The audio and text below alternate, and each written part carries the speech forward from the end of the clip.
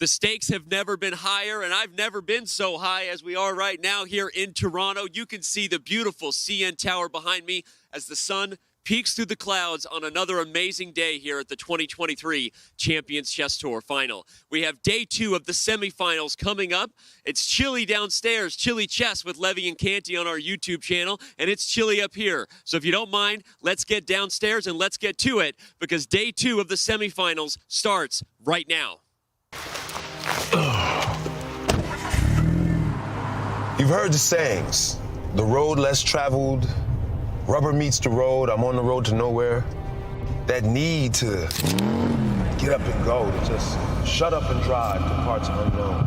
It's in our DNA. But this road has an end, and the beginning, well, let's throw that in reverse. It's over. We have a winner, Magnus Carlsen. What has this kid got in store? He might.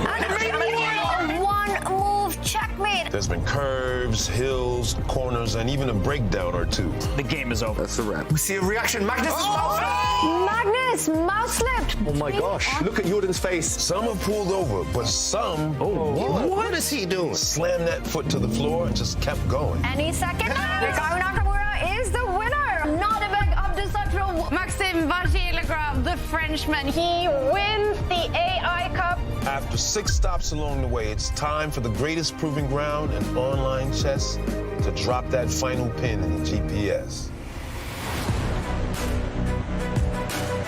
Destination, Toronto, Canada. 8 players from all 4 corners of the globe descend on the Queen City with one goal: to prove who the one true king of online chess really is. I think this is the strongest final there's ever been. I know that it will not be easy. It's nice to play in top tournament. Magnus will want revenge. It's my last tournament of the year. I'm a bit desperate to end it well. It's having the opportunity to play against the best players in the world. It's always a challenge, and I enjoy it. It's going to be a very close fight. It's going to be very exciting. Live from Toronto, Canada, this is the 2023 Champions Chess Tour Finals, and it starts now.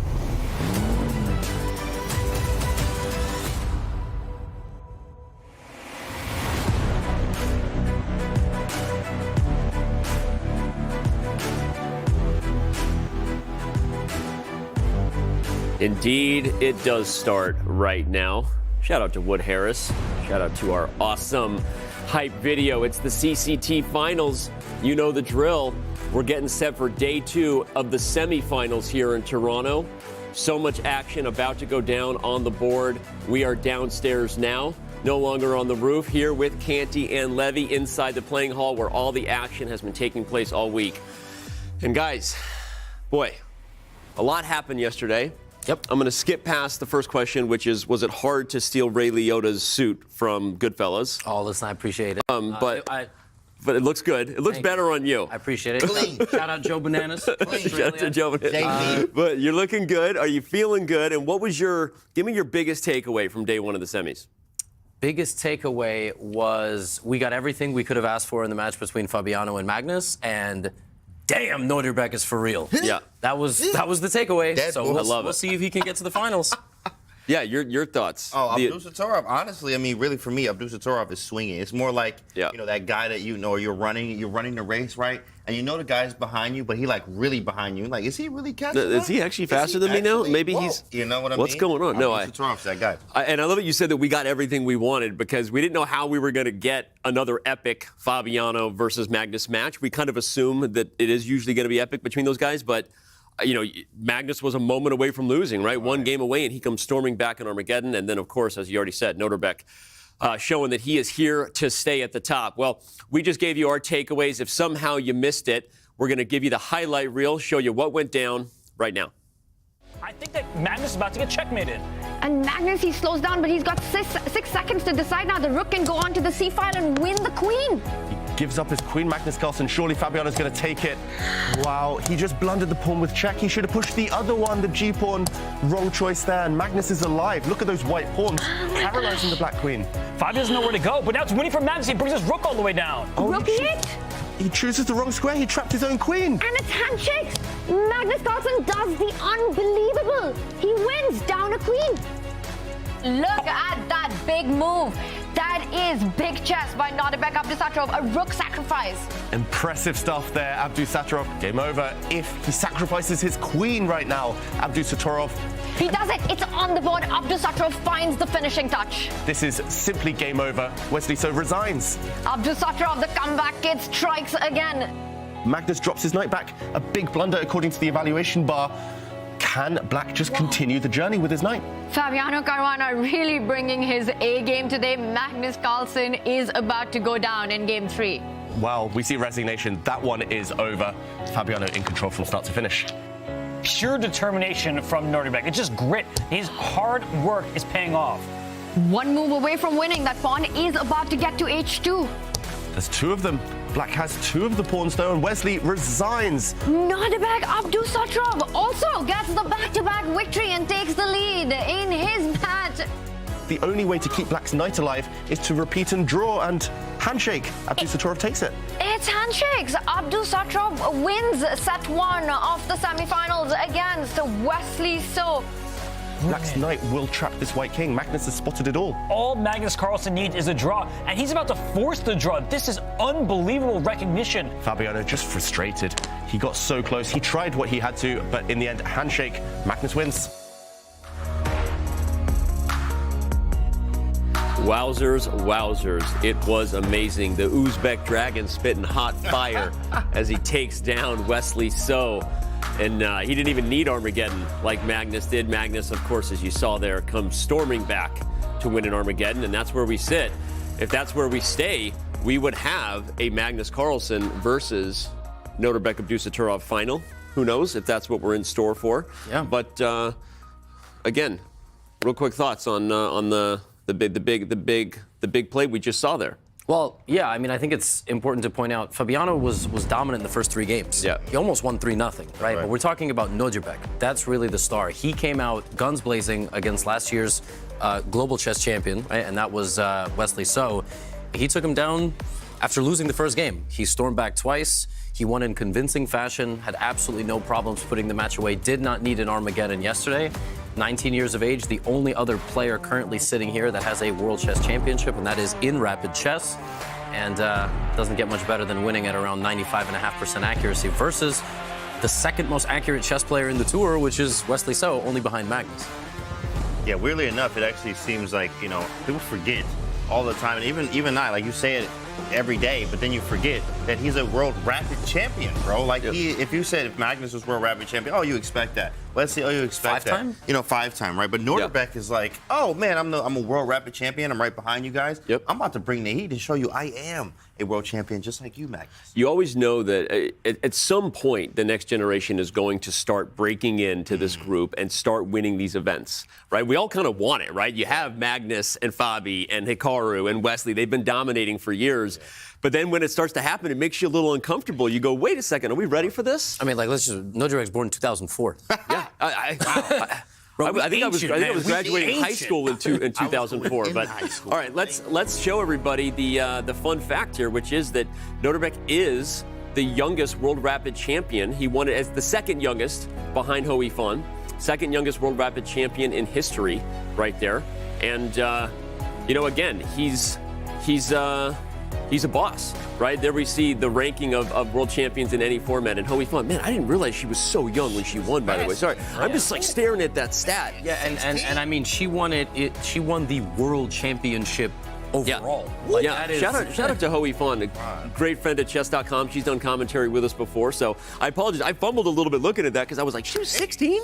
Yes. Nodirbek is the second youngest player in history to win a world championship. She won the overall women's world championship, but he won the world rapid at 17 years of age, and I think he won it in like a tiebreak versus Jan Nepomniachtchi, who's like, that's no slouch, man. That's a top 5 rapid and blitz player and classical player in the world, 2-time challenger for the World Chess Championship. Not at the time, but now we know. So, I mean, Nodirbek, he's got the nerves and he's got the skills to back it up. 100%. Well, we're going to move through talking about his opponent now. Yeah. Wesley So, the guy who dominated. We've been calling him Flexi Serrano, all the things you talk about. 100%. But Canty, despite what was the dominant storyline through the round robin portion, it could all be slipping away from Wesley if he doesn't hold on tight right now. Yeah, in fact, it was the nerves. It was something we haven't seen from Wesley all, 6, 7 matches he played here until he played Nodirbek. In fact, when he played Nodirbek there, it got a little shaky. You could tell even Nodirbek said himself, he could just smell the blood in the water as he stares at his opponent, which is very uncomfortable. Imagine I'm just, what's up, Danny? Your move, bro. Yo. Your move. Yo. You know what I mean? Don't get your makeup on my shirt.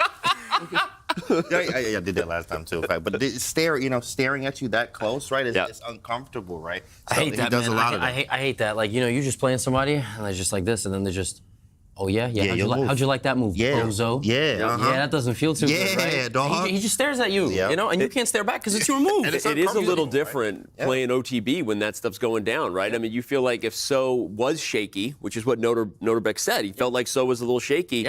Maybe something has to do with the psychology, you think, a little bit there? 100%. Probably a little bit. I mean, he doesn't stare at people because he thinks they're handsome. I mean, maybe he does. I don't know. Maybe he's like, damn, Wesley's got some nice stuff going on. He's looking at him because he's like, I'm going to bury you into the ground with my moves, not these fists, not yet. Right. And that's how he took the lead on day one. Like I said yesterday, this is Wesley's worst situation in Toronto. 2 years in a row, he won last year, and he destroyed the round robin phase, and today he's looking at potential elimination, 3rd and 4th place. So. Who said chess was not a contact sport, right? Full of emotion and intimidation, seriously, and it is something that you can feel when you're here and you can see it as the players look at each other. But all right, we also had a lot of fun with Wesley. Maybe he's feeling intense right now, but he was feeling pretty relaxed after the round robin stage, and he and I got up to some topics a little bit off the board. All right, first game we're going to play is rapid fire. All right. Basketball. Kobe. Kobe, all right. Baseball. Shoot. Well, the ones who play at the St. Louis Cardinals, they have some young players. I think was Mike Matheny a player? Mike Matheny? Yeah, I like him. Yeah. Okay. I meet him all. What about soccer? Lionel Messi, because he's very consistent. Okay. Also, since back in college days, he was already number one, and he's still until recently number one. Football. Mahomes, I watch him. I watch also his commercials. Okay. Tennis. Djokovic. All right. I love it. Golf. I guess everyone says Tiger Woods. But there's this very pretty girl, Paige Spiranac. All right, I like it. All right. What about poker? Gosh. I only know Jennifer Shahade. yeah, I only know her and Grichuk. So. You hear that, Jen Shahade? You're the GOAT. You're the GOAT of poker. All right. Chess. Danny Rensch. Okay, come on. You're the best. I appreciate it. I'm going to say Wesley So then. You said favorite, right? The favorite? Who's the GOAT? Who's the GOAT? GOAT? Yeah. Hard to choose. I'd say Fischer for now. But I suppose the right answer is Carlsen, but I'll say Fischer because he's American. Okay. Chess boxing? I'll pick my boy Kanti. Oh, I love it. Yeah, he hasn't done it yet, but I think he might be one of the greatest ever when he's done. Probably, yeah. He's pretty good. Your favorite movie? Well, say Lord of the Rings first comes to mind. Okay. Classic. I can watch it over and over again. But I like the newest Batman. Okay. 3 hours long, the latest one. So I like it. Yeah, I think it's the best Batman movie ever. Okay. Favorite book? I like his history, like World War II books, World War I. I have tons of those. Also, books about Napoleon. Like, I'm a big fan of Napoleon, although the new movie was horrific. Was it not good? Haven't seen it yet. Yeah, man, I don't know Ridley Scott personally. Like, the actors were good. They did their best. No, like Joaquin Phoenix, I think, did a good job. Yeah. But the story was not accurate at all. Okay. Yeah. You would know. Yeah, so I pretty much read everything about Napoleon. Favorite TV show? Is The Crown a TV show? The Crown? Yeah. Yeah, I love it. Yeah, okay. We're gonna go watch it right after this tournament, the latest season. I love it. That's great. Favorite author? I'd say Sam Shankland if he writes more books. Okay. Well, that's the first thing that comes to mind. Like, I really want to read Levi Rosman's book, so I'll get there one day. Well, on Levi, I'll ask you, who's your favorite chess creator? Well, Hikaru. I love his Twitch streams. Although since his Twitch websites, I've been following him less. Yeah. But when he was in Twitch, like, I enjoyed watching his Title Tuesday stream, especially. Like, yeah. Favorite chess game of all time? Okay, my game against Sergei Karyakin in 2017, Norway, was an amazing game. My win against Dingler in 2015 in Bilbao in the King's Indian was also pretty epic. Like, that was the last time he literally played the King's Indian with black. But I think you broke him. You broke him and his King's Indian relationship. I broke his King's Indian, yeah, for sure. Like, he never played the King's Indian again after that. So you guys should really check out that game. That was my most beautiful game. One of my favorite games of all time, Wesley So over Garry Kasparov. It was a blitz game, but I covered it recently in my Everything You Need to Know About Chess series. Thank you. That was a game. You did? Yeah. Thank you. That was a game right there. All right. Yeah, I wish I could play like that again. Well, what about Wesley So, Magnus Carlsen, 2023 Champions Chess Tour? Not bad today. Knight G5, yeah. That was pretty good. I made him jump. You did. That was good. That was good. I hope I can play it again. Knight G5. Blitz or classical? Classical. Online or OTV? Over the board. E4 or D4? E4. Fischer or Kasparov? Yeah, that's a hard question, but I go with Fischer at the moment. Closed or open positions? Open. Open positions. Searching for Bobby Fischer, the movie, or The Queen's Gambit on Netflix? Yeah, it's a tough question, but I go with The Queen's Gambit. Okay. Wesley is hilarious. By the way, we had to edit that down because we talked for a while. He gave a lot of answers. But we need that. We need these guys. that. We need these guys to open up, to tell us about their interests, because we need all the fans watching at home to care about them, not just their chess moves. Like, Wesley's a great interview. So thank you, Wesley. Thank you, Wesley. That was awesome. It was great. There's more coming your way. If you follow our YouTube channels, you can get into it. But we have got to get into the next match, boys. We've got Carlsen 3-2 over Caruana because of the Armageddon tiebreaker. He's getting set today for probably a very, very motivated Fabiano. So let's move over to that one. If you're Magnus, I almost called you Wesley because I'm thinking about Wesley. If you're Magnus, Levy, you acknowledge that you didn't necessarily have your best chess yesterday. You also acknowledged at this point you kind of have an issue with starting slow. Yeah. So how do you fix it if you're Magnus's coach for a second? I mean, if I knew, I would probably be up there playing as opposed to commentating. The first 3 games did not go his way. The last 2 did. Very much a tale of 2 matches within one match itself. We will see. I think Magnus is capable of adapting to whatever happens in the first game or 2 of today's match. So remember, the second set is a best of 4. If Fabiano clutches it out and wins that set, then they play a slightly shorter set, which breaks that tie. So we might have a bunch of chess today as we talk about the highest, ELO of all time, right? It's really hard to bet against Magnus. Well, you mentioned Fabi clutching it out, Levy, and let's remind everybody that these 2 guys we're watching are 2 of the 3, obviously with Kasparov, highest rated players in history. So sometimes I think we take it for granted, but they may go down as always being 2 of the top 3 together, right? I mean, these guys have had incredible careers. Their rivalry is insane. And Canty, your thoughts? I'm just going to ask, do you think Fabi clutches it out? Yeah, if Fabi does what he did yesterday and just stay in the groove here, hey, Magnus, he knows what he needs to do. Of course, Magnus is like, hey, if I'm playing at my best, if I'm feeling good, I'm going to play good. I'm one of the best to ever do it, right? But if Fabi can do what he did yesterday and just repeat and stay consistent and stay in his own lane there, he might have a chance, actually, really, as he did yesterday. I thought Fabi was going to crumble when he blew that first game, but he didn't. Yeah. He almost won the match. Right. Yeah. I think he's the guy we always say is the most stoic, the most present. You think that that's something that's really going to pay off for him today? Well, look, my picks were Carlsen and So, right? Because I just thought they were the favorites in their matchups. But I can't change that pick because now that I know the results of the first day of the semifinal. But I will say, it almost felt like Fabiano lost couple of mini matches within that match. Yeah. Right? Because he was up 2-1. That 4th rapid game with white, Magnus just showed up just vintage imbalance, creating a complicated position, and he won. And the Armageddon was very tense, but it came down to a couple of critical decisions. So you lose a couple of... Now you got to wipe the slate clean, and you have to show up today. We'll see if Fabiano can put on a good fight. Right. And I'm just hoping for as much chess as possible, so... Well, we're all hoping for as much chess as possible. We want long days here in Toronto because that means we're having a lot of fun. And all right, more ad breaks, or more ad breaks. We want more ad breaks. We want more subscribers. We do appreciate everyone, and we want more time with Kaya. We're going to throw over to her right now. Let her take it away and talk about catching up with Magnus Carlsen.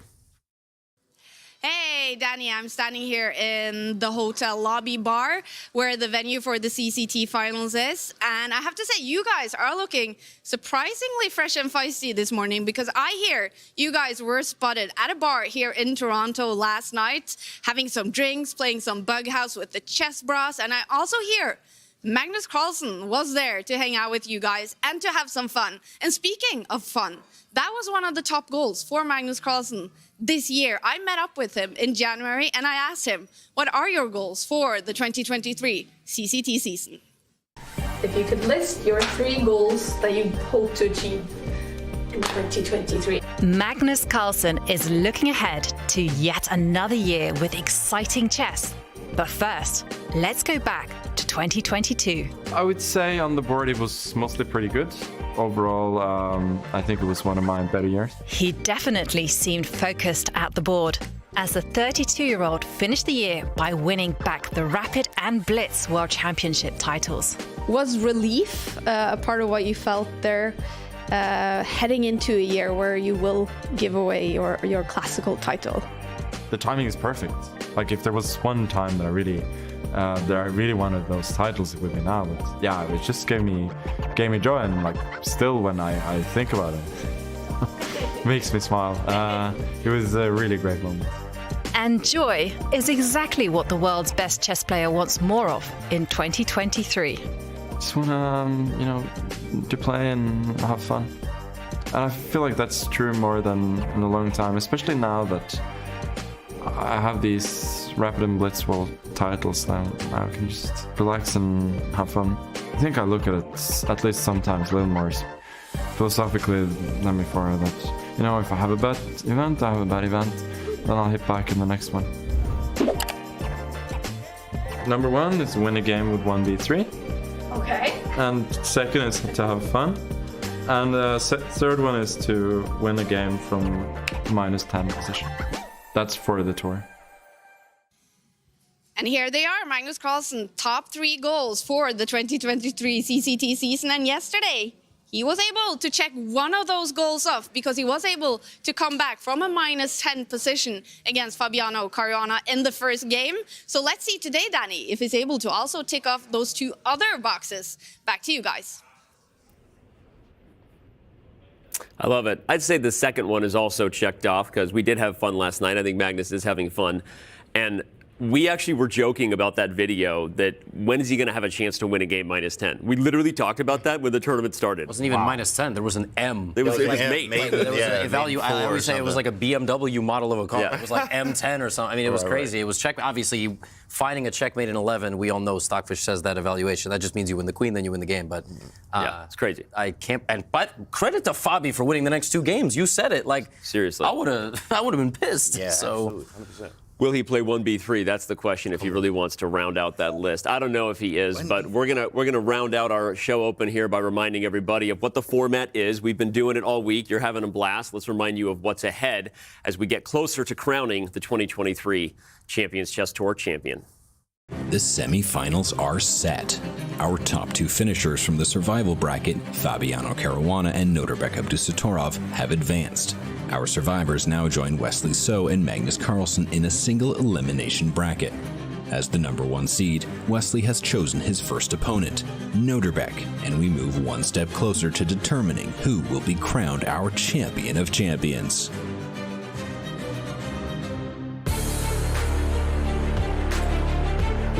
The match is rolling on. The updated most recent odds as of today. Magnus now an 87% favorite. That's, I mean, it makes sense, right? He won the first match. He was at 71 and kind of cut that in half, and now it's 13% only for Fabiano Caruana in regards to his chances. Who knows what those odds makers are really up to behind the scenes, fiddling with math. I don't necessarily believe in math. But no, I'm kidding. I think those odds. Science. We're not gonna get into I'm not gonna. I'm not so into science or math. No, I'm kidding. But I think the odds check out.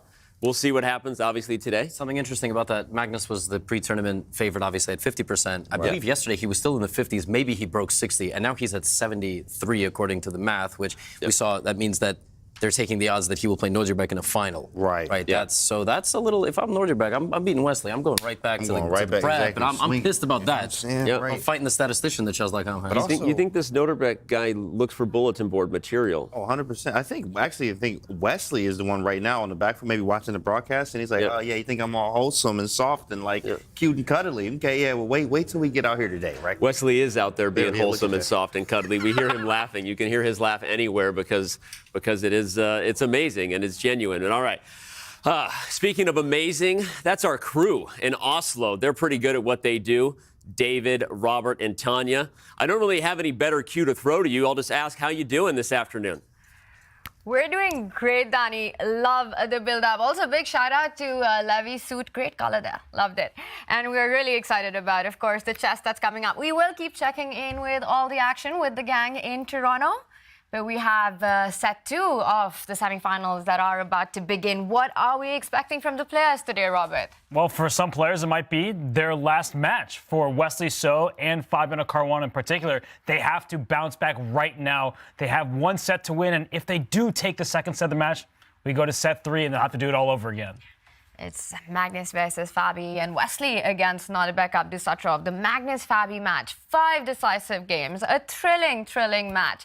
Magnus looks like he's just rolled out of the bed, shows up to the game, is down a queen, wins the first game, is down 2 games, wins the set. How do you beat someone like that? How do you get over the psychological battle?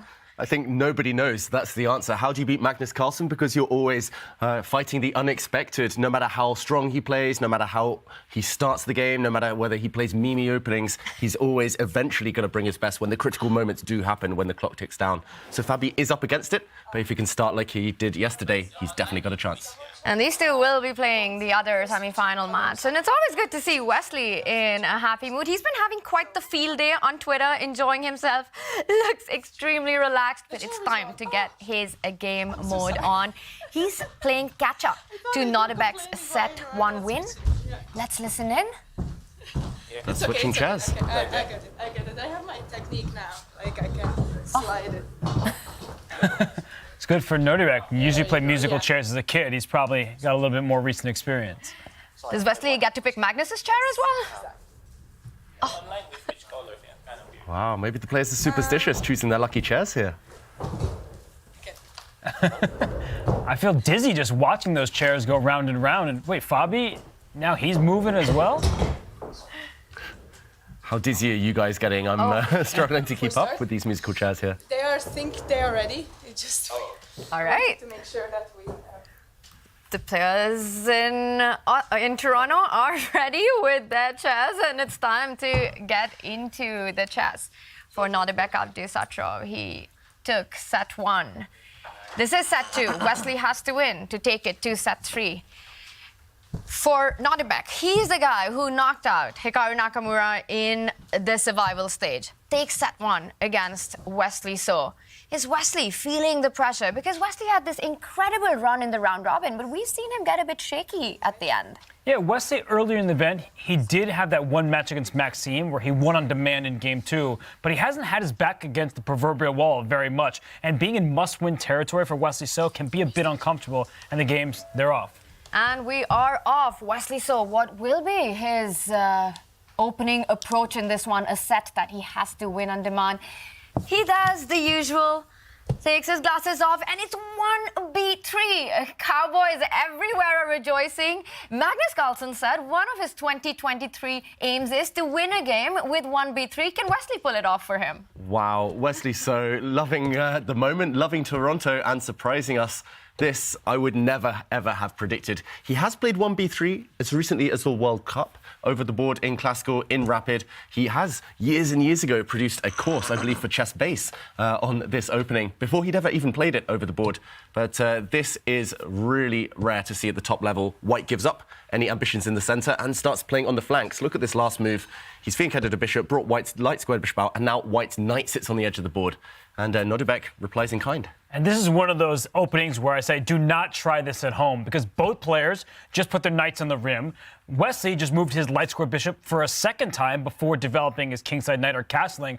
It's going to be a situation where you're like, what in the world? My coach taught me to develop all my pieces. Castle, don't block some pawn pushes so my other bishop can get out. This is wacky chess, and maybe it's what Wesley needs. Do not try this at home unless you're Wesley So. But that said, Wesley is the one who's got his head in hands already. Plays a very unconventional opening approach right here. It's the kind of opening that you want to play in this format when your opponent has little time. It's rapid play. You want to get them out of opening preparation. But so far, Nodirbek has played quickly, and this is the first move that he slows down on. What is going on in his mind? Is he trying to counter the knight jumps that are coming from white next? Yeah, Nodirbek, he's trying to just gain his bearings in this position. Of course, he wouldn't have expected 1b3 when the move came, when the time came. He will have faced it before throughout his career, though, and now he's just going back into those memory banks, that mind palace. He's recalling what his opening theory said. Maybe he's trying to get Wesley out of his preparation. Either way, this opening, Wesley here is going to look like a genius, or it will backfire. And yeah, we love to see it, though, either way, this approach. In set one, it was Nodirbek who played the better chess in critical moments. And in this matchup, there were several critical moments as well between the two highest-rated players in the world fighting for a spot in the finals. Fabi has to win this set. It starts with the King's Pawn opening. And are we going to see another Archangels by Fabi that worked so well? The moment of truth is now. Wow, and Magnus Carlsen repeating his strategy yesterday, which somewhat backfired. Yesterday, one win, one win, one loss with the white pieces for Magnus Carlsen, but both games he was suffering. It's Fabi, though, who switches things up. It doesn't put the bishop on c5, puts black bishop just on e7, so no dark Archangel today. Going back to more classical waters, Robert. And we saw Magnus look to the side because he probably was anticipating that Fabi might go back down his chessable course. He may have spent a lot of time outside of playing in the pub, watching some chess videos, seeing what Fabiano had in store for him. But this is some classical chess opening lines. And Magnus playing a quiet variation from the white side, pawn to a3. He's not challenging black's advanced pawn on the queen side over here. So this might be a longer battle. Who do you think that suits more? Normally, I would say Magnus Carlsen, but then again, Fabiano is still well within his opening preparation. And unfortunately, in this opening, the Spanish in general, there's not much new under the sun for Fabiano. He will have studied it all before, and you can see by his quick response, he's ready, he's prepared. He, with black, was the first to launch a surprise, and Magnus now the first to think. And for set one, Magnus showed up straight out of bed. But it's clear that was quite a wake-up call for him. Everything that happened yesterday, he was so close to losing set one. And today, looking sharp, playing a sharp opening as well. Despite Fabi losing set one, it just feels that Fabi just needs to do exactly what he did on day one, because he could have pretty much wrapped up the match in 3 games. Yeah, Fabi, he just needs to be maybe a bit luckier, a bit sharper when the clocks are really ticking down low. That's the only thing that stopped him in game one yesterday, but he did everything right. You talked about Magnus looking sleepy yesterday, looking a bit sharper today. Is that just because of the hair quality? Slicked back hair today for Magnus. Fabiano, meanwhile, always looks sharp. Bishop out to g5, still a new position, still a well-known position. Sorry, Robert. Well, yesterday we talked about air quality, hair quality, and today we really do need to talk about chair quality because we saw the arbiter, Judith. She was fixing the players' chairs, making sure that they were sitting in their proper seat. And right now we see that Fabiano, he thrusts his pawn forward to c5. We are seeing some trades. So by pushing the c-pawn 2 squares, the square next to it, that d5 square, is one that is accessible to white's pieces. So Magnus, he's playing for these pluses. He has the control of that key central square, and for that knight on the rim for Fabiano, I do expect it to jump back. There it goes. I feel like we're still in the framework of these two players' preparation, and for Fabiano, he is making his responses very quickly. Yeah, both players well-versed here. Just a mark of respect to each other as well, both playing pretty much their best repertoire, not messing around with any kind of surprise openings. No 1b3 in this one. It's all about playing classical chess, minimal risk. Just play your best. And right now, Magnus again thinking, surprised by this last move, which looks very natural, looks very normal. I think Magnus he'll take a pause here, 1 minute or so, decide upon a plan, which pawns to push, potentially on the queen side, and then he'll go for it. But looking very balanced in these early stages. We see Lo-Fi Girl there in the background. Some chill music. So far, a chill start to this game. And Magnus, he's very concentrated because while he may be up a set, he, of course, has the inside track to the finals. We saw the predictions beforehand, 73% chance to win it all, 87% chance to win this match. He's not taking Fabiano lightly. Fabiano did outplay Magnus a day ago in those first 3 games where Fabi did score 2 points in those 3 games, and it could have been even more had he not blundered away a winning advantage in the first one. But Magnus, he looks ready for what's about to come today. And for Fabiano, he may be shaken a little bit after yesterday's result, but he's clearly not broken. I think what's about to come on the board today in this position is Fabi going ahead with the queenside pawns moving forward. That A pawn will march up the board where the square the knight has just vacated. We can expect the B pawn to move forward. Meanwhile, Magnus eyeing a central break, trying to get D4 in. But you always have to watch out. Fabi's bishop on F6 will open up if there is a break in the center. I'm once again liking this position for black out of the opening. Who would you say has won the opening battle so far? Ooh, early days. Despite the fact we are out of the opening, normally signalled by when both sides have finished castling and development here. Pretty much most of the pieces have been developed. I'll still say that the players are aware of the middle game plans. They know roughly what they should be doing, which pawns to push, which pieces to put on which squares. So I'm going to try and hold off on answering that one for now, Tanya. I think it's the next 5 or 6 moves will dictate who has won the real battle. I don't think Fabi has anything to complain about, so I'm inclined to say black, especially after this last move. Black's dark square bishop will just drop back to g7, a nice hiding spot, the fianchetto square after all. But yeah, still maybe too early to tell. We get some King's Indian-like tendencies if that bishop is able to slide back and the f-pawn goes forward for black, because the side that controls the pawn breaks is often the side with the advantage. You hear me say this all the time. That's a key pawn break available to black. And for white, you can strike on the queen side. Maybe you push your pawn to b4. Maybe you push a pawn to a4. You have some choices here if you're Magnus Carlsen. I like that Fabi is playing quickly. Yesterday, that served him very well. When he had a lead on the clock, he also was able to dictate some of the course of action over the board. And for Magnus, he's trying to determine which pawn to push. How do I deal with this? He does play b4, and it remains level, but I like the chances that both sides have here. They're playing on opposite flanks. Yeah, maybe I'm just too biased because I like these positions with black. I play them with black, and it just feels that you managed to get the space on the queen side. You can think about expanding on the king side. There's a5 breaks. There's potential f5 coming in next. You have to watch out with the d5 knight jumps, though. It's going to be an interesting fight. It's one of those positions that starts really slow and strategic, but once you get a break in, once the pawns start disappearing from the board, the position suddenly explodes. Yeah, and it is likely to explode eventually, just judging by the way they were both playing yesterday as well. Often there would be slower starts, a bit of build-up, a manoeuvring phase for 10 or so moves in the middle of the game, and then suddenly it's just chaos. Clocks are down, tactics galore, left, right and centre, and right now this does feel like the calm before the storm in this game. And meanwhile, we might be able to switch to the other game shortly, because that one is much wilder, a very different type of game happening in the other semi-final right now. And here we go, Wesley So against Nodirbek Abdusattorov. And wow, white's pawn landing on d5. He might have started with a flank opening, 1b3, a very quiet pawn push, but Wesley has now gone to that central strategy and pushed everything forward in the middle of the board. To my eyes, just at first glance, superficially, it looks like he's achieved a lot here, Wesley So. And look at the clock. Wesley is up nearly 5 minutes on the clock against one of the quicker players. Nodirbek is the one who's often pressuring his opponent on time. And this last move, d5, it's causing Nodirbek to pause here because the bishop on b2, he started as the b3 cowboy, and that bishop on b2, it's on the longest diagonal. If black sticks a knight in front of that bishop's diagonal, knight e5, the white queen jumps out to d4. And it's not even threatening a checkmate, it's just black's pieces are a bit loose in this position, and if you have to part with your dark square bishop, if you are Nodirbek, you're not going to be happy. There's such long-term pressure on this diagonal. I certainly prefer Wesley's chances. Yeah, I'd agree with everything that you just said, Robert. And that last move, d5, black really doesn't have those many squares with the knight. The one place you don't want to go right now is the edge of the board, because you're just going to fall off the ledge. Well, I was talking about knight a5 because it just ends up getting trapped there with the move b4, David, while knight, the other knight move that you were pointing out, I think that's just not a happy move. Knight a7 has no future.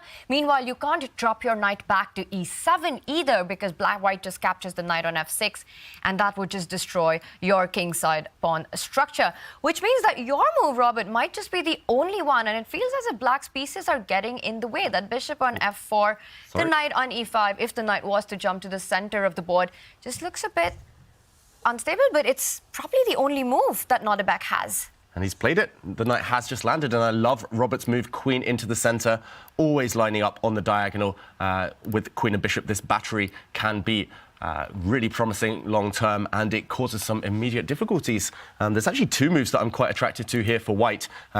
Firstly, parking the queen in the centre, also even bringing this knight to the edge of the board to develop it with gain of time, with gain of tempo, forcing this bishop to move away. But ultimately, Wesley, he's achieved everything he can hope for in this opening. If he's feeling ambitious, he'll probably play this queen move. I'm looking at pawn to d6 as well, just clogging up Black's development. That looks a bit tempting to Wesley, so spoilt for choice. I think he's achieved everything he can hope for, especially today where he needs to strike back against Abdusattorov. Somewhat amusing because White hasn't completed his own development, but that d6 idea that you're mentioning, it's a good one to just shut down that bishop before it even thinks about getting into play. So Wesley, he's a bit spoiled for choice at the moment. I think if I were him, I would try to maximize my time advantage because this position isn't going to get any simpler in the near future. If there's an imbalance of a dark square bishop for White compared to a knight for Black, that's a long-term initiative for Wesley, and I think he can use that to his advantage. And that is almost a 5-minute advantage on the clock for Wesley So, and a good position out of the opening, putting pressure on Black's pieces. Now, set one had a very different narrative. When Nodirbek managed to get good positions out of the opening, we saw him convert technical endgames. We saw him play well, aggressively, sacrifice pieces and wrap it up when it was required. But this is the first time that we see Wesley get an initiative out of the opening. And this reminds me of a term that Magnus Carlsen coined, anti-young player chess. And 1b3, do you think that's what Wesley's achieved with this? Yeah, because they prepare so deeply these days, thanks to the accessible engines, the players, they can study all of their opponent's games. B3 is not something you study in depth unless you're playing against Hikaru Nakamura, who plays it all the time online. And I do think that the top players, they come more ready for it because of all this online experience they get against these top players who do choose to go the B3 cowboy route. But in this position, I think they're both in novel territory. And I have to say that Wesley, he did the best he could, and he has a nice chance here. Yeah, it feels like both players freestyling, and this hand-to-hand combat, it tends to favour the more experienced player or the player who's more comfortable in the type of position that is achieved. And yeah, he needs to stay clear of those long kind of technical endgames. Wesley So today, Abdusattorov was just too strong yesterday. You have to learn from your mistakes, try something new, and that's what he's been doing. So I love the approach with White. Bit strange to see Wesley tank for so long right now, almost 3 minutes of thought in this position where, yes, he's got 2 or 3 tempting moves that we mentioned. He brings his queen into d4, Robert's first instinct, very powerful move, gaining time against Black's bishop. But yeah, 2-3 minutes, he could have played this instantly. It was so natural, almost automatic. And Abdusattorov now needs to think. Hopefully he's been thinking in Wesley's time. He needs to react very quickly. And in that third game yesterday, Wesley he was holding on for dear life in an end game, but with just a few seconds on his clock, it's where he went wrong. I think Wesley, he was so dominant the first 6 matches in the round-robin stage. He maybe was a little bit complacent, lost to Fabiano in a match that really didn't matter, but then he's facing off against a really hungry Nodirbek Abdusattorov, somebody who's determined in every single game he plays, whether it's in the park or on the grand stage of the Champions Chess Tour Finals. He wants it. He's always going to dig deep. So for Wesley, now he really has to dig deep, and he's doing a great job. I really like his position, control the dark squares. And I think it's the kind of position that we need to dig deep into because Black doesn't have so many options on the board. We see with that last move, Wesley hits the bishop on f4. The knight on e5 is hanging because there's no way to stay connected to that. The only 2 moves that come to my mind, David, would be that you either capture the knight on e3 or fall back with that knight on e5 to g6, defending the bishop on f4. I'm not a big fan of retreating with the knight because I feel I'm opening up the diagonal of the bishop and the queen. I'm already eyeing moves like that white knight jumping to g4, putting pressure on that black knight. Take it, please take it. Let me give you a checkmate in one. Not going to happen, but these kind of things would at least terrify me. So bishop takes knight would be my move of choice here. What would be your approach? Oof. I didn't even notice knight g4. I must admit, Tanya, I thought White would just develop, but your knight g4 would scare the living daylights out of me. And yes, maybe Black can cling on by dropping the bishop back, putting the knight on the edge of the board, but this is ugly. Really, really scary stuff, just purely due to the diagonal. So I agree. Bishop takes e3, none of that business. You take off and then ideally try to support your knight in the center next move. The problem is, after queen takes bishop, with this diagonal opening, can you support the knight? Do you have to move it anyway? It's a double attack, a double hit on your piece here in the center. The question is, after pawn to d6, can Wesley get greedy and capture a pawn? If the answer is no, but due to pressure on the e-file, then I think this is what Abdusattorov should be going for. I think this would provide at least some compensation for the pawn. Definite compensation. It's just one of those moments where I always remind viewers that we and you have the evaluation bar off to the side. The players don't. So Nodirbek would know that he has some compensation. He just doesn't know how much. Is it justified? And even if not taking that knight on e5, like let's say black does take the knight on e3 and the queen takes back and you played pawn to d6. If white plays a simple move like knight to f3, just continues the development, it's a long-term advantage thanks to that dark square bishop for white. Black doesn't have a counterpart. So for Wesley, after we're seeing these trades, I would not take that knight e5, but Nodirbek doesn't even give him the chance. Wow, dropping back, fearing that pawn sacrifice, but this knight is not well placed. Later, it will come under fire from Harry, the h-pawn over here. And also, it does give white the opportunity at some moment to even sacrifice a pawn, throw a pawn away to block in this bishop. So again, for Wesley, multiple tempting moves. Watch out for the white king even castling queenside if Wesley's feeling super ambitious in this game, because he has so much space here. He has the better bishop, the better pieces, and wow, this one is shaping up, this warming up really nicely. And just how difficult that decision to give up the dark squared bishop for Nodirbek, you can see it on the clock. He took 3 minutes between two moves to decide. It was one of the lesser evils. He is feeling the pressure. White's pawns have given so much space. The two bishops super active, especially the one on b2. And Wesley is unstoppable today. He's just going all out. He doesn't think about development just yet. The h-pawn moving forward, h5 is a threat on the board.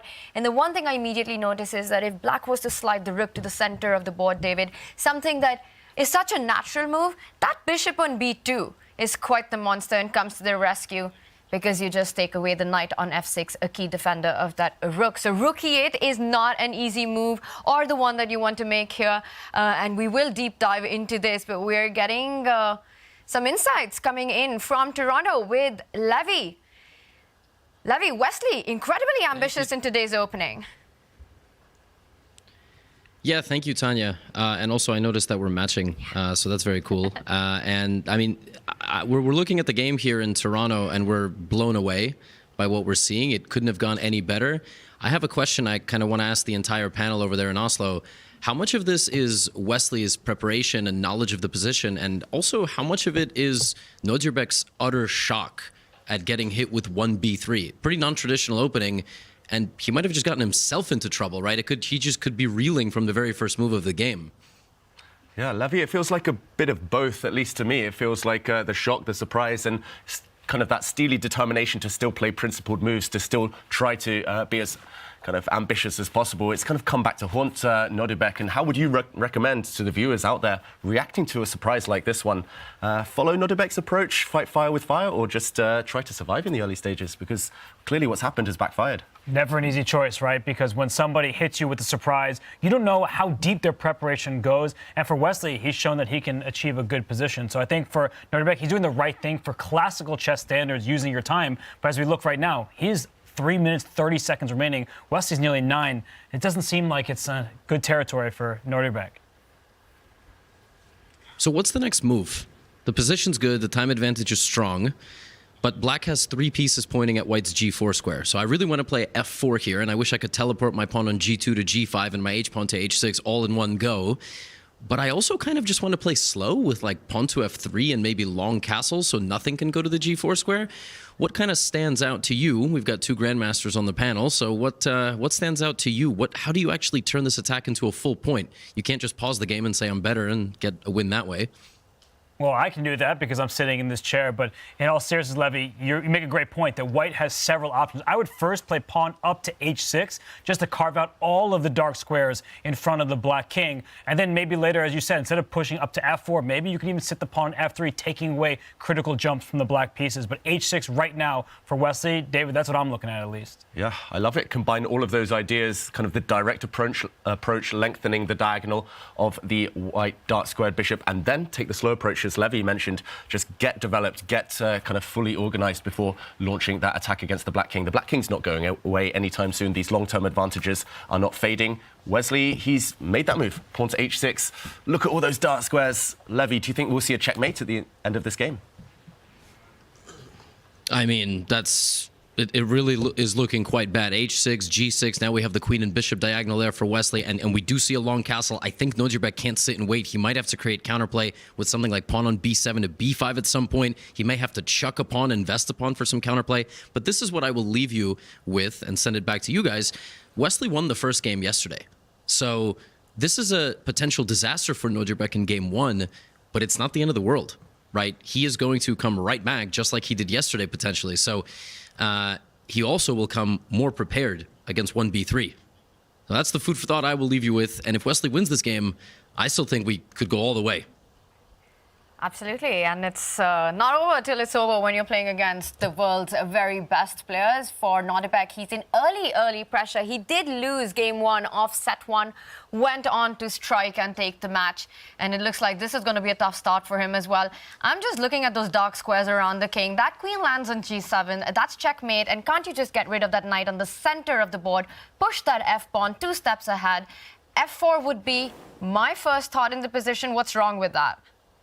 F4 for the score. I think you just win a piece. Nodirbek suddenly head in hands. I think he might have miscalculated. He's relying on a trick to bring the black knight forward to eye up a fork. b3 is loose. If you take this black knight now, whoops, a royal fork, and you lose material. But I think he might have underestimated that this pawn can simply be defended. It's not actually that easy to hold this square, but even if you drop back the queen, just to protect for one more move, this diagonal is still open. If the black knight moves, this is always going to be checkmate, just to show. And how else to keep the game going? You have to leap into the center, I guess, with the black knight. But now, you just move the queen. It's actually quite clever. Yeah, it's quite clever from Nodirbek, and that's the thing. He is such a fighter because the queen needs to stay in line with that bishop. Otherwise, no checkmate there. If you move your queen back, oh, I'm hitting your knight e5 with my pawn, your knight e4 with my queen. Now the knight moves away from the e5 square, and the rook on e8 protects the knight over there on e4. The game continues. In fact, black wouldn't even be that much worse. So this is tricky stuff from Nodirbek. Maybe Wesley, I mean, we see the evaluation bar in the live position after f4, knight c5. It still says that white is much better. Maybe it's just like one of these just absolutely brutal moves like king b1. Just like, you're not going to fork me. You take my pawn on b3. I drop my queen back to c3. And now really both knights are under attack. But I have to give Nodirbek credit. He's giving himself a fighting chance. White doesn't have so much shelter in front of his own king. That's actually an amazing resource. When I first spotted f4, knight c5 first was not even on my radar, and I'm sure for most of us it would be a difficult move to find, threatening a fork. But that's not the main thing. The thing is, it's not easy for white to actually defend that b3 pawn. So to think about just sidestepping with your king, giving it away, for Wesley, if he does the calculation, takes his time right now, and spots this defensive resource of king b1 that you pointed out, this could be a quick game then. Yeah, this would be almost over. White would win a piece. This black knight would drop. Still some work to be done to wrap it up, to convert the advantage. But I think ultimately this is the key moment. If he finds king to b1 at the end of this 2-3 move sequence, he should win with white. And he plays the first move, f4.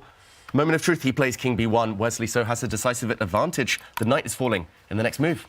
Love this style from Wesley, just playing this ambitious chess from the very start of the game. He's finding the tactics when necessary. So it's not just like Wesley only enjoys these quiet positions. And we see the position on the left-hand side. That is a very quiet position between Magnus Carlsen and Fabiano Caruana. We see that both sides have queen, 2 rooks, 5 pawns, and a minor piece. It's very even on the left side. But on the right side, we're going down that line. Wesley So has a huge advantage. And this is the Wesley that we saw in the round-robin stage. And then he lost the last match to Fabiano Caruana, and we saw him struggle on day 1. But this kind of precise chess is exactly what happened in the first few days in Toronto, and Wesley is back in form. Back in form. It feels like the beast has woken again. It's woken up from that slumber of just a couple of days off there, Wesley So. And yes, the black knight is jumping, dancing around, but white is up material. White has an extra bishop now for just 1 pawn. And yes, even if black gets another pawn for it, it's all about the black king. There's always going to be checkmating ideas on g7. And actually, yeah, I don't see too much resistance. Abdusattorov, he really needs a miracle now. And Levy pointed out that on set 1, it was Wesley who got the first win in, but it was a very different game. The entire game, it felt as if it was advantage Nodirbek, and then in the time scramble, Wesley managed to get some tricks in and win it. But this one, start to finish, Wesley has dominated from the opening stage. He takes Nodirbek by surprise, then plays energetic chess with that h-pawn moving forward, playing on the dark squared weaknesses, and now he's up material. By the way, also on the left side, we see a lot of moves being blitzed out, but I think the evaluation still remains level. There's very little material remaining on the left-hand side between Fabiano and Magnus. That's advantage Fabiano. Drawing with the black pieces, that's what you're told to do at the highest level. A very solid start for him. But on the right-hand side, Nodirbek, we don't really see him play too solidly very often, but it's not the type of game that he wanted out of the gates against Wesley. You don't want to give him that confidence because Wesley's win in Game 1 yesterday, that was from Nodirbek going too far. He had an extra pawn in an endgame, but then he couldn't hold himself back, couldn't show that restraint, ended up losing. Here, it's just Wesley blowing him off the board. Yeah, when Wesley has nothing to lose, as we saw earlier in the tournament against Magnus Carlsen in that amazing Armageddon, then Wesley just displays some incredible chess. It's as if Wesley turns into Mikhail Tal somehow, just sacrifices pieces, attacks, checkmates, and he's doing the business there. Meanwhile, back to the left-hand side of your screens, Magnus Carlsen against Fabiano Caruana. Level pawns, but things are changing, pawns are dropping.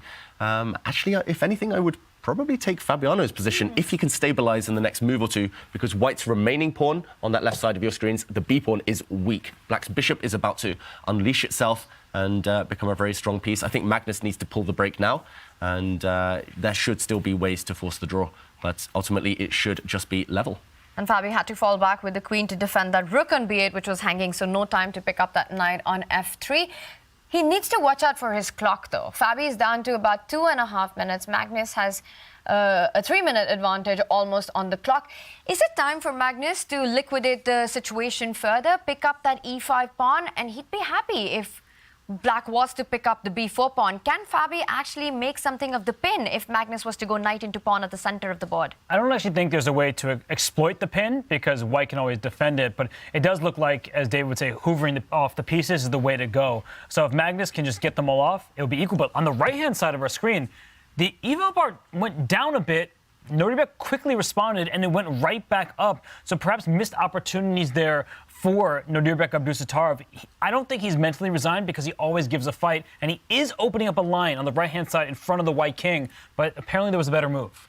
Yeah, there was a better move. Not an easy one. I think he played the most human approach, Abdusattorov. He's trying to open up White's king, which doesn't look like it has too much shelter, so still some counter chances against Wesley's king there.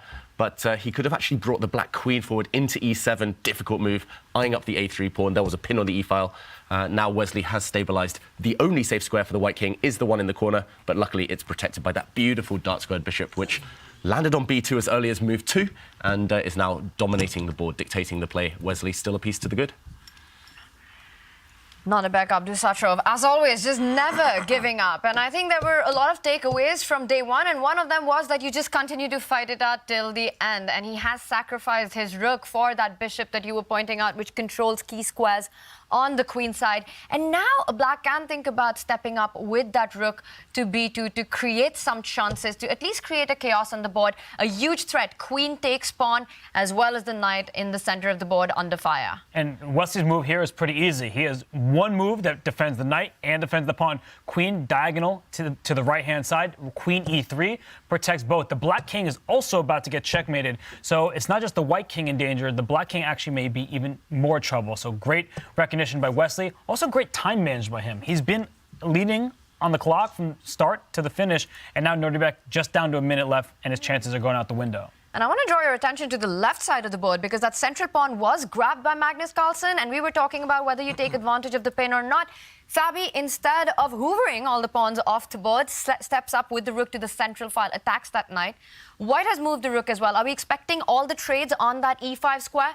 Pick up that b4 pawn, draw, agreed? Yeah, Fabiano Caruana has the chance to draw pretty much on the spot if he trades off the white knight in the centre of the board over there. If he takes it, it's a draw, guaranteed. He's looking for more. He's trying to look for options to keep the game alive, but ultimately there was nothing else. He takes. The rook's off the board as well. Black will take the pawn and dead draw. We see a handshake. Carlsen against Caruana. It is a draw.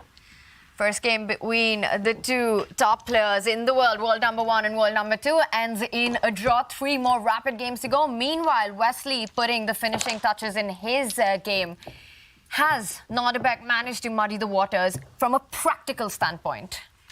Yes and no. I'm going to say yes, he's muddied it. It looks a bit of a mess right now.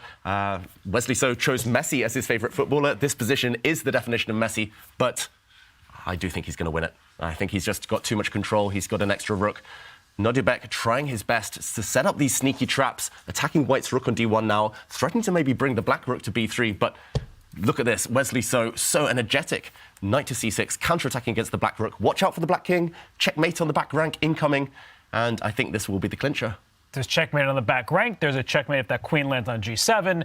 Everything is a problem for Nodirbek. He's also down an entire rook, right? It's not like he has material compensation. And I think that's the point. Even if he doesn't deliver the check and the queens get traded off, that's an end to the game as well. Where there's one check that black gets in, do not step up with that king to a2. That would be a mate on Wesley. So he blocks it with the queen. No time to pick up the rook on d1 because black's queen is hanging on f6. And that is it. It's handshakes. Wesley gets the job done in game one on his route to try to level the match score and take it to set 3.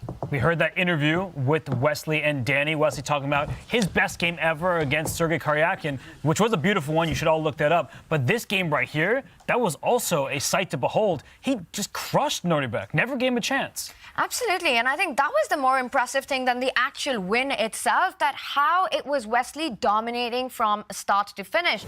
The Magnus Fabi game, which ended in a draw, was peaceful throughout, and I think for that, Fabi should be relieved with the black pieces, once again neutralizing out of the king's pawn opening, keeping everything under control. But Wesley was the MVP of this round. Yeah. This was Wesley so at his best, back to another level, and I want to show some highlights from that game, from that classy victory against Abdusattorov in the first game of today. We will get to that segment and throughout the Champions Chess Tour. The players right now are in Toronto playing over the board, but throughout the season, they have been setting up their Opera browsers and been playing some spectacular online chess. It is the world's first ever chess-themed browser with some really cool features, including a built-in VPN. You've got the Messenger on the side, and the best part, my favorite part, Robert, there's a Chess.com integrated on the sidebar. You click it, and you can start playing chess immediately. I mean, it's bad news for a lot of people out there who need to stop playing so much chess. I know some of you are playing chess into the wee hours. You know who you are. Maybe take a break every now and then, but that's really cool. Just one click away, you get to go and play your friends or anyone on the internet. The Opera browser, you've got to check it out. And David's going to show you how it's done while analyzing a key position as well, David. That's right, Tanya. Robert alluded to those chess addicts out there. I am one of them. And I'm going to show you not just how I play, but also how I analyze these games. So this is my start screen. Nothing special going on until you see the Opera browser. I'm going to open it up. This is my homepage. You see the cool background here, Chess.com integrated indeed. I'm going to go to the shortcut. This is my favorite feature. You can go there, minimize it when your boss comes round at work, if you're secretly playing some chess games. And this is how I analyze. So right now you have all the options here, of course. I'm going to go into the Champions Chess Tour Finals. And here we do see us on the screen, our broadcast. But not just that, I'm going to go into the games where Wesley So did defeat Nodirbek Abdusattorov. And this game we see, if I can maximize, which I will try to do here, we do see the game we had earlier. Wesley So did win, and it was just this one moment I wanted to highlight, the classy moment where he clinched it all the way back in the early stages of the middle game with this beautiful bishop along the diagonal. Here we have the computer moves, the accuracy, incredible, 94% and 94.7 in a complicated position. But it was here, pawn to h4, one to remember at home, push those rook's pawns, especially when your opponent has a sitting duck, a sitting target here, like the black king, and just a few moves down the line, the h-pawn was the one, the wrecking ball. It wrecked the black king's structure. There were all sorts of checkmates, and later this diagonal became the essential one. Wesley wrapped up the win of a piece just a few turns down the line, pawn to f4, and he went on to clinch the game. Opera is amazing, and the speed with which Wesley So got the job done in game one is also amazing. And before we start game two, we got a couple of minutes, the perfect time to get your Opera browser on go.chess.com/opera. Best ever chess team browser in the world. And Wesley So's got a smile on his face after that fantastic game one. From start to finish, flawless play. And meanwhile, Nodirbek Abdusattorov will be fighting it back. We will be back in just a few.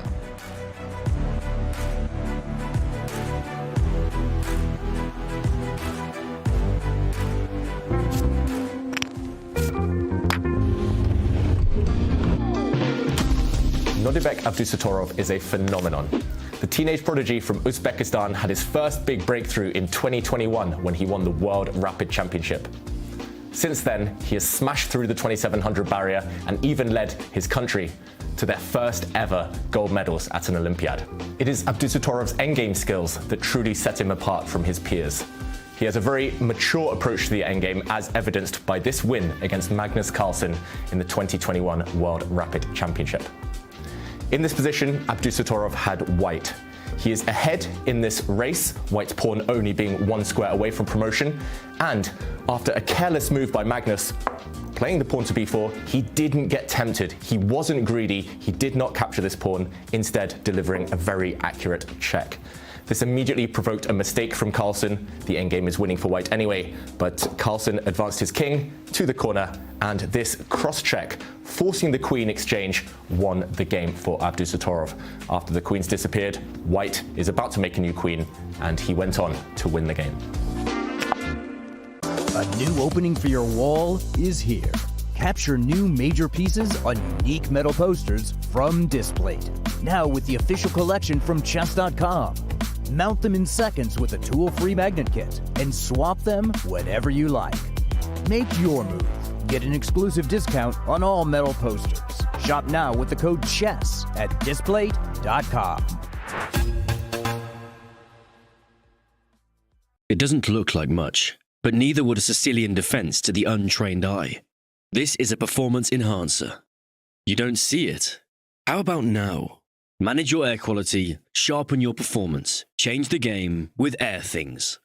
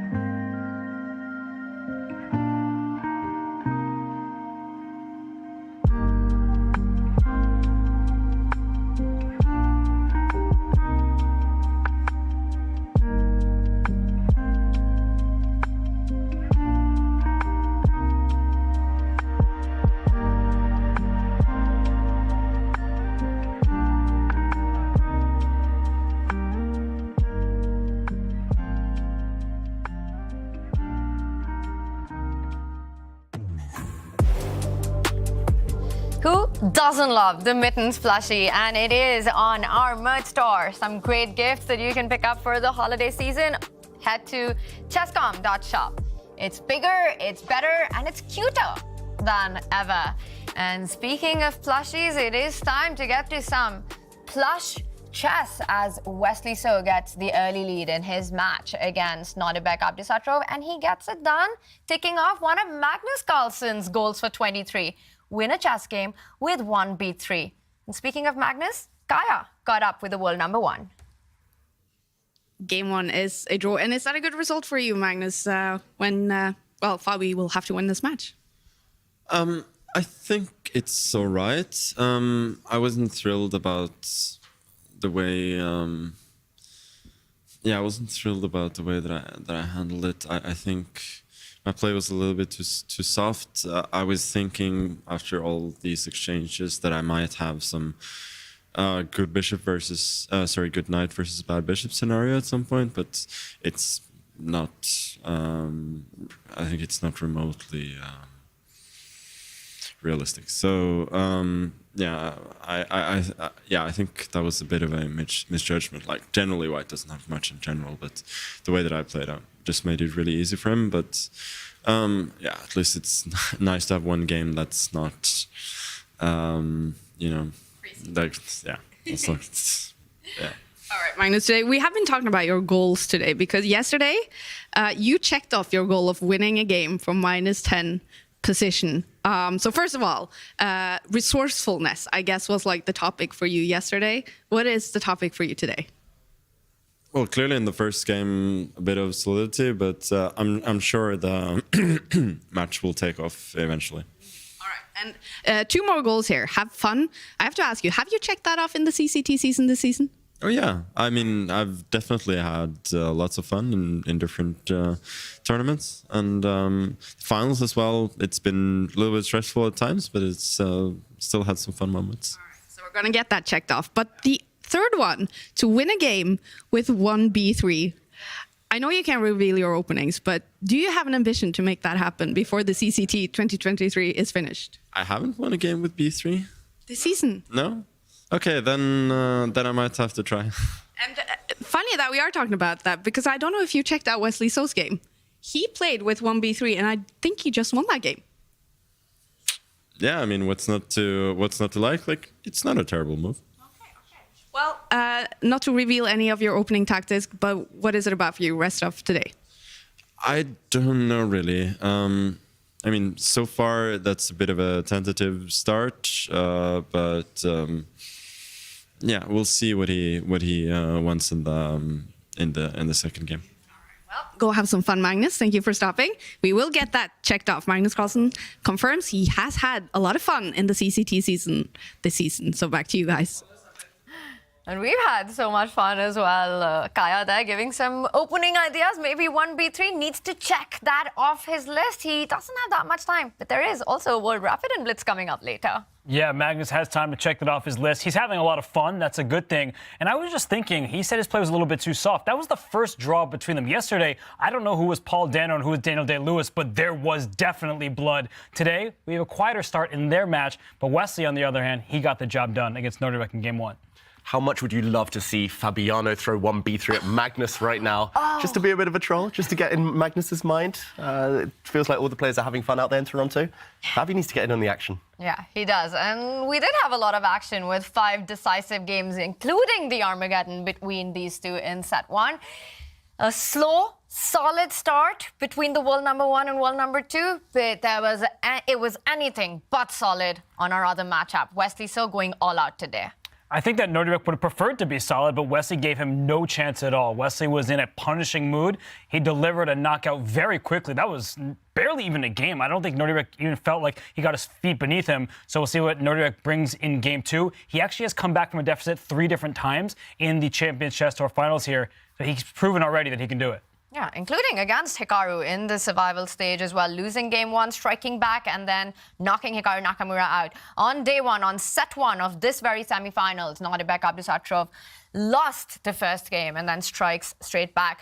What does he need to take away from those 2 games is exactly what he's thinking about. He starts with the white pieces. What will be critical in the opening in this one?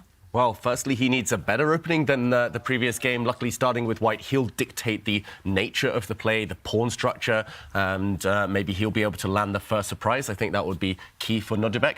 But then just do what he's been doing throughout the tournament. As Robert mentioned, he's come back so many times. His play is decisive by nature, and he's got to take inspiration from these semi-finals in general. We've had 11 games, including yesterday's Armageddon, 9 decisive results, only 2 draws. It feels like something's in the air out there. And he can take inspiration even from the first game. He got into big trouble against Wesley So, but finding that resource with knight d7, knight c5, Nodirbek is sharp. It shows that he's not going to go down without a fight, but he's playing Wesley So, and you look at Wesley, he's ready for game 2. And we are ready for game 2 as well. And in just a few seconds, we will have the first moves. Nodirbek Abdusattorov playing catch-up. He starts with the white pieces. Will it be the king's pawn opening? It is the queen's pawn opening. Wesley there adjusting the pieces. Jadup. And what is he going to start with? Knight to f6? Ooh, he lingered on his knight for a second, but nope, it's symmetry. Copycat chess, d4, d5, and the queen's gambit offered by Abdusattorov, rejected swiftly by Wesley. So going for the Slav defense, one of the most solid openings in chess. And what variation of this Slav will we see? How ambitious will Nodirbek be here? All the knights are out now. And decision time. Does black just set up more pawns on solid squares? Does he capture white's pawn? Here we go. Semi-Slav and the triangle variation, where black just puts pawns in the center. It's interesting because Wesley, in classical chess as well, has often chosen to play Queen's Gambit accepted positions where he takes that pawn on c4, but he doesn't want to give Nodirbek the center. When you steal that pawn, it is a gambit. White would control some key central squares, namely the e4 square. So Wesley, he's adopting a much more solid approach. He says that my pawn triangle, it's going to keep control of the center for now. I can develop my dark square bishop, castle my king. I think that Wesley's taken the right approach thus far. And very instructive how Wesley waits for white to first develop the bishop and then captures that central c-pawn, forcing Nodirbek to waste one move by having to play the bishop twice and immediately strikes with b5. This is still within theory territory. That bishop, the light squared bishop that Wesley has, will come out to b7. And often these positions are again about getting those central breaks in for black. If Wesley is able to get the c5 going, but right now under control, what do you make of this choice by Wesley to dissolve the center? Yeah, interesting choice. It means that he's deep in opening preparation. Otherwise, Wesley wouldn't be playing like this, giving white extra central pawns. Lovely shot there, I've got to say, with both Fabiano and Magnus. Super curious, super interested in the opening developments before they get ready for their own games. These top players, they love chess. They want to learn all the time. And, OK, they go off ready to start their match. But in the meantime, it is Nodirbek the first to slow down. Nodirbek's thinking here because he has a big choice. Does he push his pawn in the center? E4, they say, is best by test, and he can test Wesley right here to see if Wesley understands the dynamics of the pawns pushing. But I think that right now Nodirbek should be happy with the outcome, even though he's the one thinking. It will be a fight in the center with Nodirbek expanding with e4 and Wesley trying to break with c5. And meanwhile, this fight continues with Fabiano starting with the white pieces.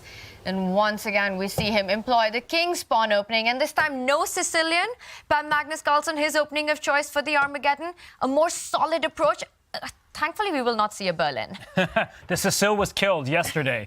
Fabiano Caruana beat Magnus Carlsen. The white side of that Rosselin was Sicilian. So now we get an Italian game. And it's a quieter start. There could have been a fried liver for those of you who learned chess as kids, where everyone's playing the fried liver, going straight for that f7 pawn.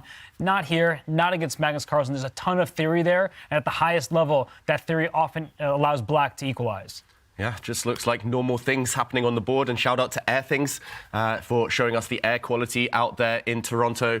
Looks like perfect conditions for the players. We see the chairs, we see the kind of esports arena we've built for them, and no complaints about the conditions. Great, great temperature. Magnus loves it warm out there. 25 degrees in Toronto. I'm jealous sitting here in Norway where it's freezing outside. But in the meantime, early days, it is the Italian opening, and Fabiano very ambitiously brings his bishop out. So he's feeling good. He's feeling ambitious in this game, as evidenced. This last move, it is risky. White's bishop could be misplaced if it gets kicked about, but it is provocative at the same time, asking black to push pawns forward.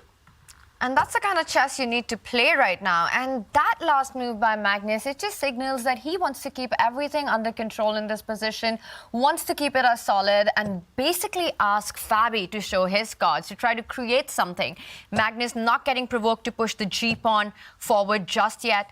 We see Fabi trying to get more space on the queen side, that a-pawn can further march down the board to a5. A technique that got him good results in set one. It did indeed, and right now I think that Magnus has a bit of a passive position, but he's okay with that. If he keeps drawing the games, the good news for Fabiano in particular, that a 2-2 tie, there are no ties with Armageddon on the line. So for Fabiano, if he just draws the next 3 games, he still have a chance in Armageddon. But Magnus says, I don't want to risk losing. I don't want to play anything overly ambitious. Why should I? I won set 1. I have the inside track to the finals. Yeah, historically, Magnus has such a monster score in Armageddon chess. Norway chess, the event earlier this year, he won 7 in a row there, only losing 1 eventually. This tournament, he's only lost one Armageddon, Magnus, to Wesley So. And yeah, I think Fabiano, it's nice to have that safety net, but he needs to strike earlier. And these pawn pushes, it does show he's being ambitious. Magnus, unsure how to react. This is always frustrating when the opponent pushes their rook's pawn on either flank so far up the board. Do you block it? Do you let it continue advancing? We've seen that backfire on multiple occasions. That white pawn could well become a queen later on. It's so close to promotion. Later in the endgame, a real ace card up his sleeve. And Magnus pausing for thought. Does he want to waste time? Even looking at the queen side, maybe he focuses on the other flank right now. And if he does that, then he's provoking or inviting Fabi to push that a-pawn even further down the board. If it's white to play, I think a6 becomes a reality in the position. You really want to break down on the queen side. For Magnus, the choice is, does he continue with development or waste that one tempo, pushing his own a-pawn, stopping the advance on the left side of the board? I would be tempted to pause and go a6 here. Yeah, it's Magnus's style as well, not to allow pawns too far, kind of too deep into his throat, into his position here. And it's actually Magnus's style to push his own rook's pawns up the board as far as possible, as early as possible. So Fabi taking a leaf out of Magnus's book. And OK, he doesn't block its advance, so white might well be able to establish a really strong pawn on a6 in the next few moves. First, a question. Light bishop trade or no light bishop trade? Fabiano has to decide what to do with this tension right now. I think he more or less has to trade the light square bishops, but does he want to actually take that black bishop on e6? And we see him just grab it now. Double pawns, they're often criticized, not seen as particularly good in the end game. But at this stage, double pawns means open files. That rook next to the black king, it's on a semi-open line. There could be an attack in the future. And now the a6 pawn, it doesn't feel as strong, because if you push it up there for Fabi, you can't really capitalize on the light square weaknesses without your light square bishop. Yeah, therefore, Fabiano just completes development. He gets castle with the white king super safe now. And Magnus needs to decide upon a plan. White's plan is simple. White's going to expand on the queen side. Pawn to c3, pawn to b4, throw pawns forward. Maybe kind of eventually aim to open the center, but just really tense right now. And wow, en passant isn't forced, Magnus. Did you not realize? Did you not get the memo? He puts a pawn on b5. We say wow because it's such a kind of intuitive move. I think we're so the idea is so ingrained deep within us that we can never allow en passant at any cost, that we sometimes forget these types of moves exist. And yeah, he's basically saying, I'm bypassing your pawn. If you don't capture me en passant right now, white's a pawn might stick out like a sore thumb. But if Fabi was to en passant, that only helps Magnus to develop his pieces without moving it even once. And that's that rook on a8 that will be very happy after the a-pawns move on to the b file. I would be surprised if Fabi actually decides to go a takes b6, the en passant that you're talking about. Natural moves like put that c2 pawn to c3. And I've got a big threat on the board. Would be something that I would consider here, David. I want to go queen b3 next, but just as I said, Fabi takes a drastic decision. He decides to go for the trade on b6. Does this surprise you at all, Robert? I am surprised because I think that this allows black to continue his plan. He's just trying to trade off pieces. That pawn on e6, it's hard to target it. It's maybe the one weakness in black's position. And Fabi, he's continuing to develop like nothing has happened at all. But I don't know where he is going to strike, because if you push d4 in the center, that eventually will allow a series of trades. Black will no longer have double pawns. So I don't think that Magnus is the least bit unhappy. And we first have to trade rook, something like that. But the point still stands that it will allow black to undouble the pawns. And that means that there's no issue whatsoever. I think Magnus, just like Fabi in game one, is super happy in game two. Yeah, Magnus described his play as a bit soft. It feels like White's play has been a bit soft here as well, not able to achieve anything much. And like you said, Robert, if you trade off rooks and then go d4, this is kind of the only kind of logical way to make progress right now, or at least the most direct path. But yeah, just a series of trades. Why should black ever be worse here? I don't see it. Black can always block the center, push a bunch of different pawns, depending on his taste right now, and looks very, very level to me. Yeah, well, Magnus Carlsen can afford to be solid. Fabi cannot. This is one of his two whites, and he has to find a way to break through, and he has to do it soon. This game looks like Magnus should be happy out of the opening outcome. No big weaknesses. Rooks getting traded off on the A file. While on our other board, to me, it looks like the kind of opening that you want when you are in a must-win situation. Well, not in this particular game, but over the match. Nodirbek has to score somewhere. We see an asymmetrical pawn structure. There is an offer of a knight on e4, but more importantly, the fight for the c5 c5 square. If white is able to control that, white does end up with an advantage out of the opening. And black can go wrong here in a number of ways. For example, a tempting move. Rook c8 is a great move from Wesley. So you don't want to push your pawns too soon. That was a lesson I was about to try to teach everybody, because if he had pushed his b pawn too early, that gives white, just hands it over the light squares, and that would be light square domination. It'd be hard for black to fight off for those squares. So I think that this is a great start for Wesley. Is he going to strike with c5? It's a question that will remain unanswered until Wesley actually plays that move, because that's the key idea. Yeah, just building up, Wesley keeping the tension. And body language, it doesn't look like Wesley's too thrilled with this position, but at least he has no weaknesses. And if he does get that kind of c5 break, we will show this on the board shortly, but if it's all about that square, all about that pawn break. And Abdusattorov, no obvious moves to clamp down yet. He still needs a bit of a helping hand, I would say, here in order to fully achieve exactly what he wants right now. White's goals to shut down that c5 break, not quite attainable right now. So really tense position, really balanced. But Nodirbek, I wouldn't say that this is exactly what he would have been hoping for. He would have maybe wanted something a bit more dynamic rather than playing for these small, kind of strategic, preventing pawn break type of ideas. But it's never easy to achieve that when you're playing against a player like Wesley. No. Tough to beat. Tough to beat. And in this one, tough to crack as well, the position that we have in front of us. Once again, it is a fight for who gets control of that c5 square. I'm looking at natural moves here for white. You know, you're playing on the white side. You want to get your rooks into the game. You want to get them onto the central file. The good news for Nodirbek right now is that because of the pressure on the pawn next to the c pawn, the b pawn, the b5 pawn, c5 isn't exactly easy to achieve for black. And black did have a free move. I think he can get away with c5 simply because the rook on c8 stares down the path towards the black queen on c2. So c5 is a huge idea, and you see that Nodirbek first trades, and he's trading some more. So he is doing everything he can to prevent the c5 push, because now if there's a knight trade again in the center, as the knight covers c5, you can't play c5 because the bishop is loose. The queen b6 for black, that's often the way to solve your problems, is you defend your bishop, you reinforce the c5 square, but white is just in time to push with b4 now and truly clamp down on the queen side. So Nodirbek's doing everything right here. He keeps posing this question, can you get c5 in? Will you be able to make it work? And for the moment, it doesn't seem that easy to accomplish for Wesley. Yeah, the big question is, does Wesley have options? Does he have to trade off a set of knights?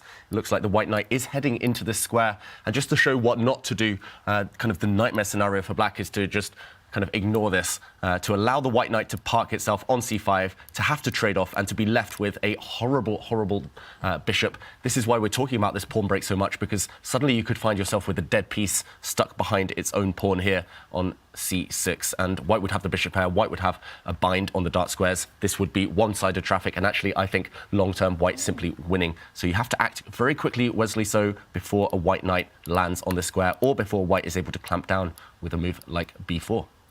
The more you're breaking this down, the more we're looking at this position. It just feels like this is advantage Nodirbek unless there's something immediate. And I think Wesley realizes exactly all these points and he's going all out for it. He makes the move c5. One thing is easy to spot, that if white was to take the b5 pawn, black captures on d4. Really good. But my question, what happens if white was going to take the knight on f6? I want to deflect your bishop from e7 and capture the c5 pawn. But Wesley's relying on a very nice tactic, the queen d5 at the end, lining up his bishop and queen to the g2 square. So you have to stop checkmate. White is forced to do that, otherwise you lose. And then queen takes c5, and there's no way black is really in any danger at this. And in fact, rook takes c5 if you push f3. I was thinking e4 perhaps instead, but just to force the matter. And after the queens are traded, b5 is defended, a5 may not be, but b2 is loose. So too many pawns are hanging for both sides to give anyone an advantage. Yeah, really beautiful tactics. And he played 1b3 in the first game. Suddenly, his long piercing bishop in this game as well, on the long diagonal, is the key piece. Look at this g2 pawn. It's vulnerable. Knight takes c5 was going to be the other move I wanted to suggest originally. But again, queen to d5 type of ideas here, threatening checkmate, and this is just really awkward to answer. How does white kind of block this checkmate threat? The answer is, if you push your pawn to e4, you might just collapse on the c-file. This would be disaster town. And if you push f3, suddenly look at these white bishops lined up, skewered on the d-file. So Nodirbek correctly did avoid this. He went for the other option, as Tania mentioned, but already Wesley so throwing the tactics out there, hidden kind of gems there from Wesley, the tactics, and bishop takes. I'm assuming he's going to appear on the board. Is he really contemplating taking with the pawn? Oh my gosh. Oh, that would be ugly for the black king, but maybe not objectively bad. Maybe the black king will shuffle out the way. The black rook would land on the g-file later. Wow. Wesley, so he's paused for a reason, and when the top players stop, when there's natural moves, it means they're thinking about something a bit crazy, a bit spicy, but he does go back with the bishop and take. Do you think if he drew the first game instead of having won, he might have really considered g takes f6? There's no need to risk it, but the engines, they approve of it, and Wesley was legitimately thinking there, so you know that he kind of wanted to play it. Yeah. But bishop takes knight, given the mat situation, such a good human approach here. And for me, it's also so impressive, just this excellent understanding that the top players have, the grandmasters have, of these critical moments. We were looking, just to stop, we were looking at queen d5 instead another way, another tactics to actually equalize the position. Yes, white can take the bishop, thank you very much, give me your bishop on d3, and I think then black will be attacking the c5 pawn. But just understanding these critical moments, that you need to break out now, or you pass over the advantage. Wesley sensed it. He sensed that moment and energetically played c5.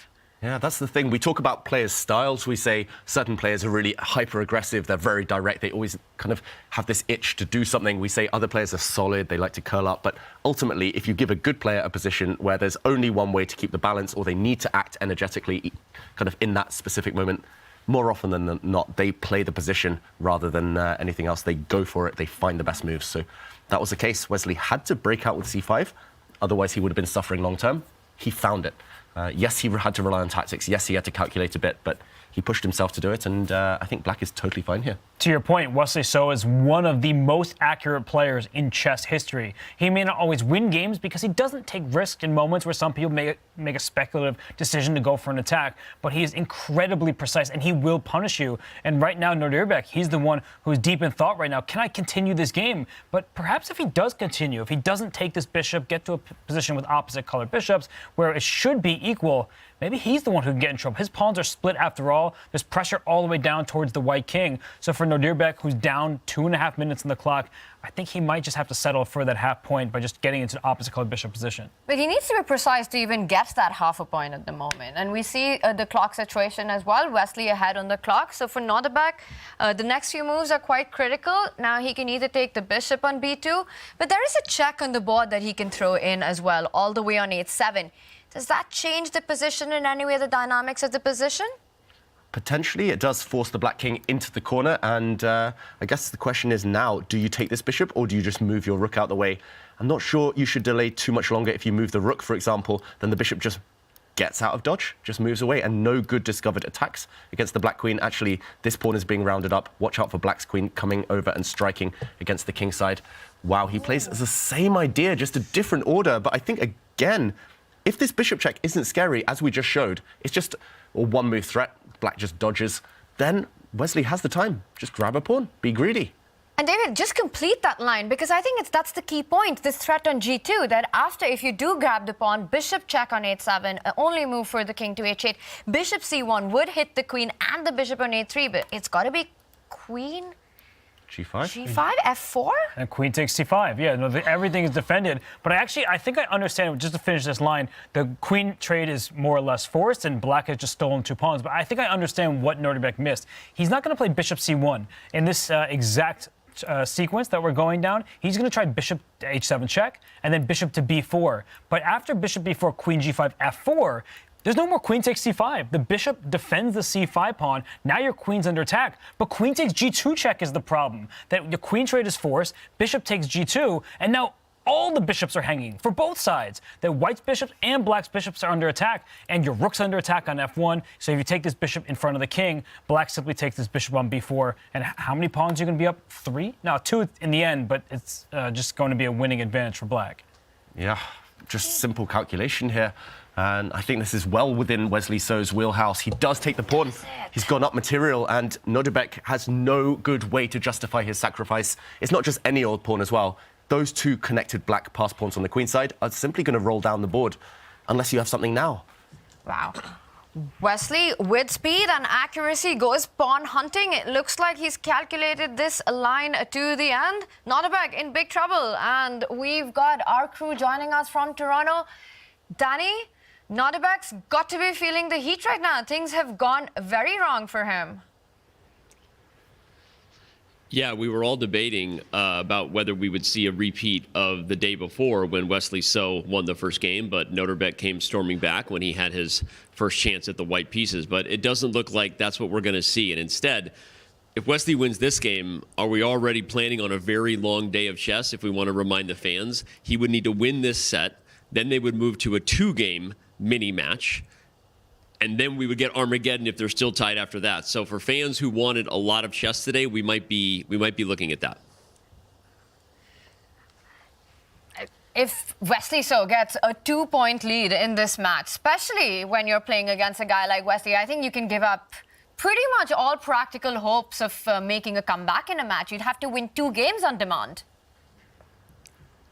Yeah, I mean, I don't know that all practical hope would be the case, and he is young, right? And what is the saying? Too young to know better, right? I think that Nodirbek plays 1 game at a time, and I wouldn't bet against him winning 2. But yes, I mean, you only need 2.5 points to win the set of 4. So at this point, we're looking at 2 passed pawns on the queen side. I'm listening. I can tell when Robert's voice is to him, and I can tell he's getting nervous right now. Sorry, what am I getting nervous about, Danny? I just had one question for you on a serious note.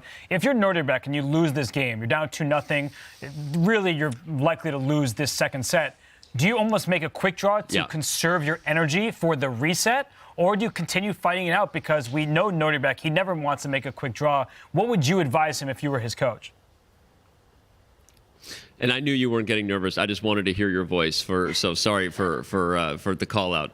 You took the bait though. Now we're having a conversation because I miss you. I don't know that Nodirbek would ever think like that, Robert. I think he's going to play 1 game at a time, and I think that's what you should do, right? Because it's still chess, no matter what. At the end of the day, I think Magnus Carlsen has led this generation with that mindset where we've seen him push for wins when he only needed a draw, right? Or you don't complete epic comebacks by not winning 1 game at a time, right? So I don't think that'll be the case. I think he'll be focused on the next game and deal with what comes, if I had to guess. Yeah, and Danny, at the start of the show, you mentioned that Wesley's been in a good mood. We saw his interview as well earlier, and despite the loss in set 1, it looks like his spirits are high. He's enjoying himself in Toronto. Have you been feeling that as well, that despite what happened in set 1, Wesley's feeling good? I think the spirits have been high for everybody. I almost feel bad because the conversation that happened out in the lounge after Nodirbek lost the first game was all of us debating on what his nickname should be. I said, this is really serious work because you're going to be dominating chess for a very long time. What is your nickname? We got to figure this out. And that was literally what we all engaged in. I'll keep it hidden as far as where we're landing on that so the fans can await with bated breath. But no, I mean, honestly, everyone's having a good time. Players are hanging out. I think it actually helps their mindset to really feel relaxed and casual. Yeah, we'll see how Nodirbek's feeling if he loses this game. He might not engage with us on the content that we're doing for Uncovered. For those who haven't checked out Fabiano and Christian Chirilla's podcast and the things he's doing here, it's actually pretty cool stuff. So shout out to Christian's YouTube channel. Sorry, I don't even know what it is off the top of my head. The C-Squared podcast. Go check it out. And Danny, I want to pitch in my idea for the nickname. It should be No Dear Comeback, and because I think he will come back later. But on a serious note, what about the other matchup between Magnus Carlsen and Fabiano Caruana, which is much more cagey? What do you make of that? Has it altered your predictions in any way? No, I mean, I guess my overall match prediction was that we will have a Magnus Carlsen playing in the final. I think he's the favorite. Although I did talk to Fabi, I was like, man, get us Armageddon today. Let's go. So rooting for him to get us all the chess he can. This position actually looks pretty tame, although we did just see Fabi play f4. That's new since the last time I looked. And the first thing that jumps out to me is that Magnus is also down significantly on the clock. So, okay. Maybe this is the start of Fabi pressing, and you have to get aggressive against Magnus, right? Wesley sacked a piece against Magnus. That's how you beat him, right? You got to swing at the king and don't miss. So I think putting pressure on Magnus with white. Look at this. I'm liking it. Danny, we see the advantage growing here, and Magnus down on time. Danny, you get a Wood-Harris video, and suddenly you're just going to be quoting the wire the whole time. But, you just said that he has to come after Magnus. And what would you make of Fabi's play yesterday? And not just what would you make. Did you speak to him? I know he lost set 1, but how was he feeling considering he beat Magnus 2 games in a row? Yeah, I mean, I think we can say this now. There was day 2 of this event. Fabi was actually feeling pretty under the weather. And if you remember, that was a day that he did not play well. He started out 2-0 and then went 0-2 on day 2 of the round robin. Didn't want to talk about that, especially if Fabi didn't recover. But he said he's feeling much better now. He was sipping some tea and he seemed in good spirits. And I think that from an athlete's mindset, right, you're always focusing on a narrative that can get you to perform at your best. And I think Fabi knows he lost, but he lost to Magnus Carlsen, who is known for doing things like that. But objectively, did Fabiano play just as good a chess, if not better chess than Magnus in a lot of the positions, right? I mean, it was topsy-turvy. Fabi kind of beat himself too. So yeah, I think he did play well, and look at this now. I mean, he just, actually, as I'm talking about the mindset, I don't think it's going to matter. I mean, I think he's just about to blow Magnus off the board. Is knight f5 coming? How do you stop this? Danny, Fabi's about to blow Magnus off the board, and it looks like Wesley is about to blow Nodirbek off the board. Crazy, crazy action going on. We're going to deep dive into this and check in with you really soon. But guys, take this away. Over the last couple of moves, beep has hit the fan. Sorry. Yeah, a lot has gone down just in the last few moments. Magnus Carlsen has lost control. I don't want to say blunder because it's been a series of small inaccuracies from Magnus Carlsen, but he's allowed White's rook to penetrate, to infiltrate to the 7th rank. On the left board on your screens right now, look at that white rook. It's got the black king in its sights. It's got the black queen in its sights. The bishop is pinned. Knight and f5, as Danny mentioned, is just lights out. It's unstoppable, pretty much. Meanwhile, on the other board, Wesley So's given up his queen. What has he got in return for it? He's got a rook, bishop, and 2 pawns, and it's the power of those 2 pawns. But I'm going to say that actually the Wesley So board is far from decided for now, because a queen is a queen, White's queen is active. And there we see the evaluation bar rising up slightly. Abdusattorov not dead yet, but Magnus, I think he's busted. Still some life for Nodirbek on the right-hand screen, although Wesley is in the driver's seat. But I think Magnus is busted because he had to break the pin towards his queen. And now that allows the white queen to slide into the e6 square, and those light squares in front of the black king are... And all 3 white pieces are attacking, and black, I don't think, is going to be able to fend it off. Yeah, we talk about it all the time. Queen and knight combo, the most devastating attacking duo out there. But he has a rook as well. And queen, knight, rook. Black's king is bare, not going to survive. Whew, I've never seen Magnus get knocked out this kind of smoothly. Fabiano hasn't even done anything too special.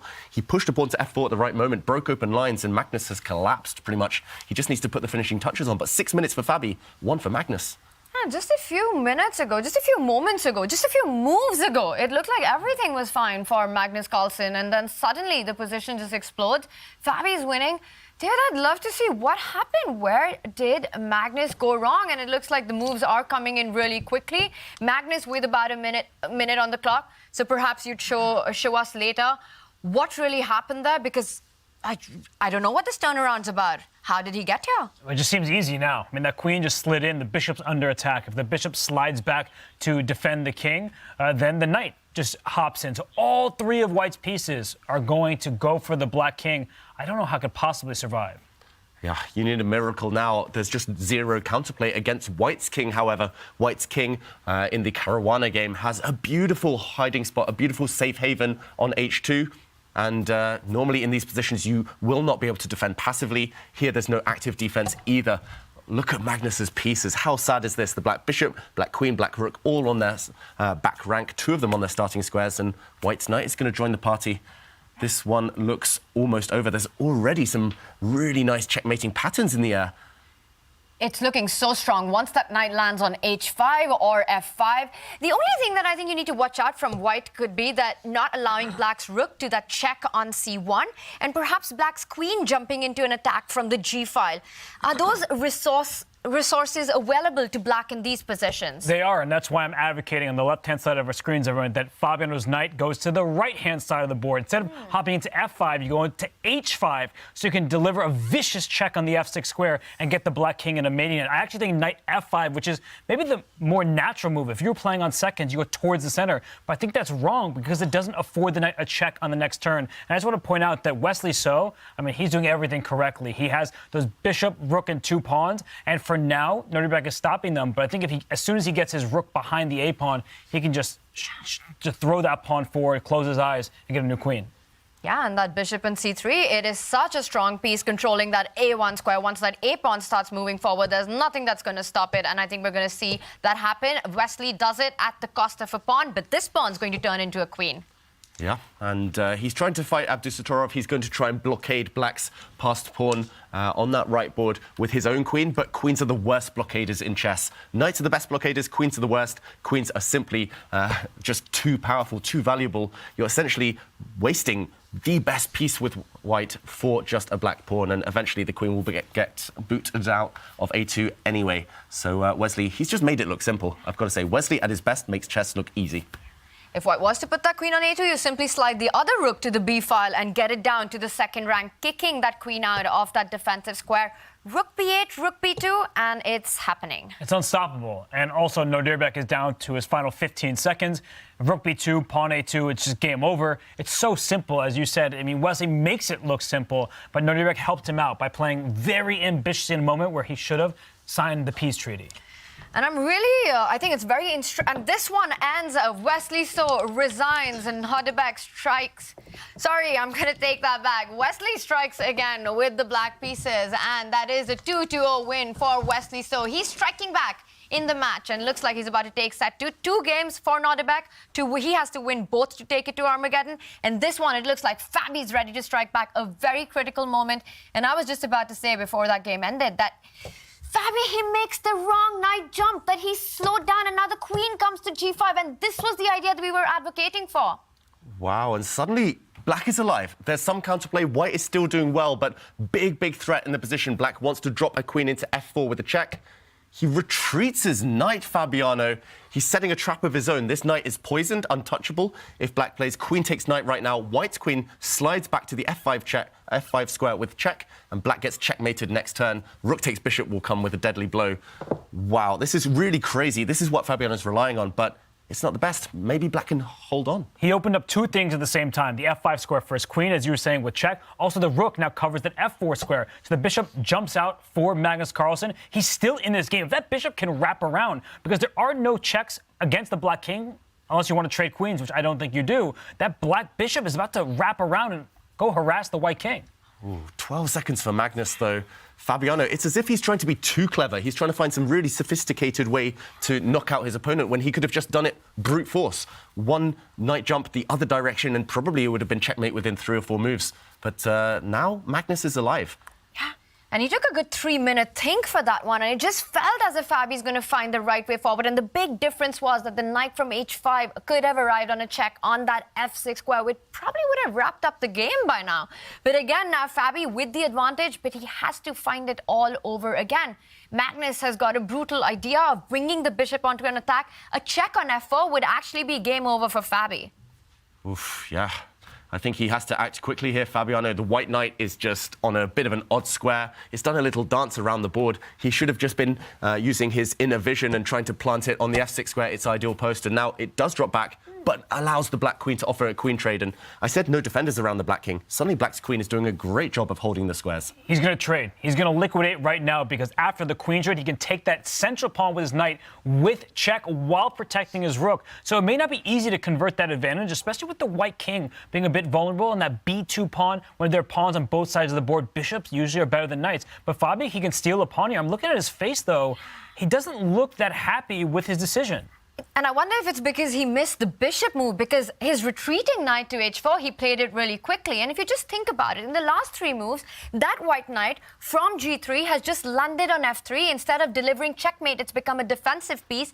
Now Fabi's best chance is to go into an endgame with an extra pawn, but he'll have to show some good technique, when in fact he could be checkmating Magnus right now. Yeah, that's the thing. He knows he would have had an inner feeling. He had 3 attacking pieces. He knows he could have got close to checkmate. Now an endgame against the world's best ever endgame player. Yes, he might have an extra pawn, but it's not a stable extra pawn. Black's rook is so active, Black's bishop is active. White's b2 pawn over there on the queen side might well drop off in the near future. And rook and bishop do kind of a great job against rook and knight in general. So I think it's momentum Black right now. And look at the clock times. From 6 extra minutes, it's now almost level. I was about to say that before, Magnus was playing bullet while Fabi was playing blitz. Now we're about to be in a time scramble. Fabi, he needs to be careful here. He should take that queen, take the pawn e5, and try to work that endgame magic because he's really spending so much time at this stage. He's about to hit 30 seconds. And he needs to make a decision fast. And when queens are off the board, your decisions can be more intuitive. But if he decides to keep the queens on the board, he'll have to rely a bit more on calculation. And he doesn't have time for that. He finally takes a decision he should have taken in seconds, grabs that pawn on e5. All right, Fabi, blitz out the move now. Yeah, there's a big threat. Black's bishop is actually trying to slide back to d6. The white king, white knight are on the same dark square diagonal, so he has to stop it. He does. Brilliant move there from Fabiano Caruana, but again, he's looking a bit slow with his decisions when it's pretty much forced moves. And Magnus creating counterplay. White's b2 pawn is weak. It's going to drop off. It might become a race.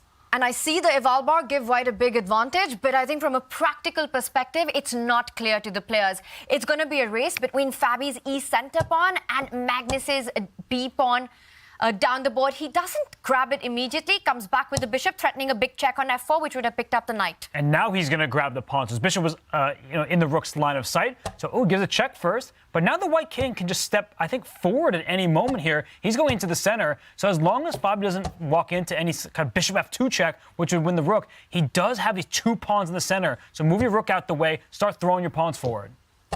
Now it's level material. White has two connected pass pawns in the center, but they take a while to mobilize. One of them's running up the board now, but Black's b pawn looks like the quickest of all. And, OK, the white rook stops it advancing for now, but the bishop drops back. This one is anyone's game. Yes, the evaluation bar says winning for White, but Magnus, he's saved a far worse position. This feels like the best he's had in a while. But it is even material if we just count the pawns. But White has two unopposed passed pawns in the center. And look at the eval bar. It's sky high. How do you actually stop these pawns? He brings the king out of the pin. The knight now is free to move. And he pushed e5. And now both of the pawns, they're rumbling down the board. One of them is going to become a queen. For a chance in this match, Fabi has to finish this job. He is so close to a game win, which will put him in a great situation to make a comeback in set 2. And he blunders with the most natural-looking check on h4. Wow, now Black can give a couple of checks from behind, and the white e-pawn was actually dropping. Wow, Magnus even gives a check with a pawn stronger, perhaps. He gives another check, and White's pawns are collapsing. Fabiano, has he blown the win? Oh, my gosh. Fabi with the knight moves. It's just all gone wrong, and now Magnus grabs the pawn on e5. White's king can take it, but Black's rook takes the knight. Instead, he's threatening to queen. Magnus comes back with the bishop, defending the d8 square. And for Fabiano, he needs to be careful not to lose this game at this stage. If somehow he drops that d pawn, that would be a disaster. And Magnus, he's pressing for some winning chances of his own. He's pushing his pawns up the board. This is so reminiscent of their game one. Fabi with the white pieces up a queen, lost in the end with the black pieces. With this one as well, he was winning throughout, and now it's him who's fighting for a draw. Yeah, White is fighting for his life, but White does have a threat. White is threatening a rook check on b5 and then to slide the rook across to d5 to block the black rook. Magnus's king dodges. Fabiano living on the edge here. And, OK, Black sacrifices a rook for the pawn. Can White's rook stop the black pawns? This should now be a draw, I think, but... Barely, because Magnus is playing for it. Yeah, Magnus is playing for a win, but White has a check at some moment. So it looks like the black pawns are unstoppable. You push the h pawn off the board, but he gives that check right now. So the black king, it can't go to h2. It's shielded by its own pawn, but the pin along the second rank. And if you go king h1, rook check, and promote, the white king is just in time to scoop up that final black pawn. It looks like it will be the case, but Magnus makes Fabi sweat. He doesn't go for the direct draw line, as Robert was pointing out, pushes the pawn. But now White's king is in time to pick up the last remaining pawn. And a king versus king. What a fight. Even Fabi can't believe it. Both players with a smile on their face. That was an up and down battle, and Magnus survives against Fabi. The match stays level. Wow, their heart rates must be sky high right now. Fabiano feeling frustrated, disappointed. For most of the game, he was dictating things. We saw a bit of a raised eyebrow from him there. Magnus, he might not be showing it, but he is relieved. And there was a smile, but it's like that meme with the guy in the corner, and he's smiling on the outside, but it's a mask. Inside, he's crying. Fabiano Caruana has had so many chances in yesterday's match and today against Magnus Carlsen. But as Fabiano himself said, unless you put Magnus away, he will fight to the bitter end, and he just salvaged a half point. And this is the fight to get to the finals. It is the final day of the semifinals. The players need to make it to set 3, and it means that Wesley So has to win his match. Meanwhile, Fabiano Caruana has to strike against Magnus Carlsen to take it to that final set. It's going to be a tough one. What matches we've seen thus far. Wesley So, he's become Flexley So once again today. He's back, but for Fabiano Caruana, he needs to somehow put Magnus Carlsen away when he's ahead. That's a completely winning position. He wins that against anybody else in the world, but Magnus Carlsen isn't anybody else. He's the #1 player, and he has been for over a decade. Wesley So with a 2-0 lead in his match against Nodirbek. It looks like that one is most likely headed to the set 3. But David, Fabi was so close to getting that win, and it all came down to finding the right knight move. Exactly, and I'm going to highlight that one moment, Tanya. It was all about one move. It was a golden opportunity, but Fabiano, he went wrong. It was a coin flip, he flipped, and he landed the knight on the wrong square. It was here he could have knocked Magnus out on the spot. White's rook, supremely strong on f7. White's queen, supremely strong on the e6 square. It's just improving the remaining piece, bringing it to join the attack. He actually leapt towards the center, which 90% of the time is the right idea. A knight on f5 normally does thrive. But here, he needed to go towards the rim. The idea is that this is the quickest route towards the black king. This check is potentially deadly. If, for example, black tries to preemptively dodge the check, then white can renew the threat by moving the queen, putting pressure on this black bishop, pinning black's pieces to their bishop's defense, and knight f6 is pretty much unstoppable next turn. For example, no matter what black does, say makes a move, knight into f6, threatens checkmate, you cannot take this knight because of this kiss of death, and therefore you have to sacrifice the black queen. This would have been winning for Fabiano. It's so sad because, as Ben Feingold likes to say, a knife on f5. Unfortunately, that choice may have been a dagger to Fabi's chances because Magnus Carlsen was able to survive. It's 1-1. Magnus gets white once again, and Fabi, he's going to be kicking himself. Get those puzzle Russian. It's all about tactics. And Wesley So was also so sharp getting his tactics in for that win against Nodirbek. Wesley So, once he got an opportunity, he leapt on it. He was decisive, he was brilliant with his calculation, and he even sacrificed his queen.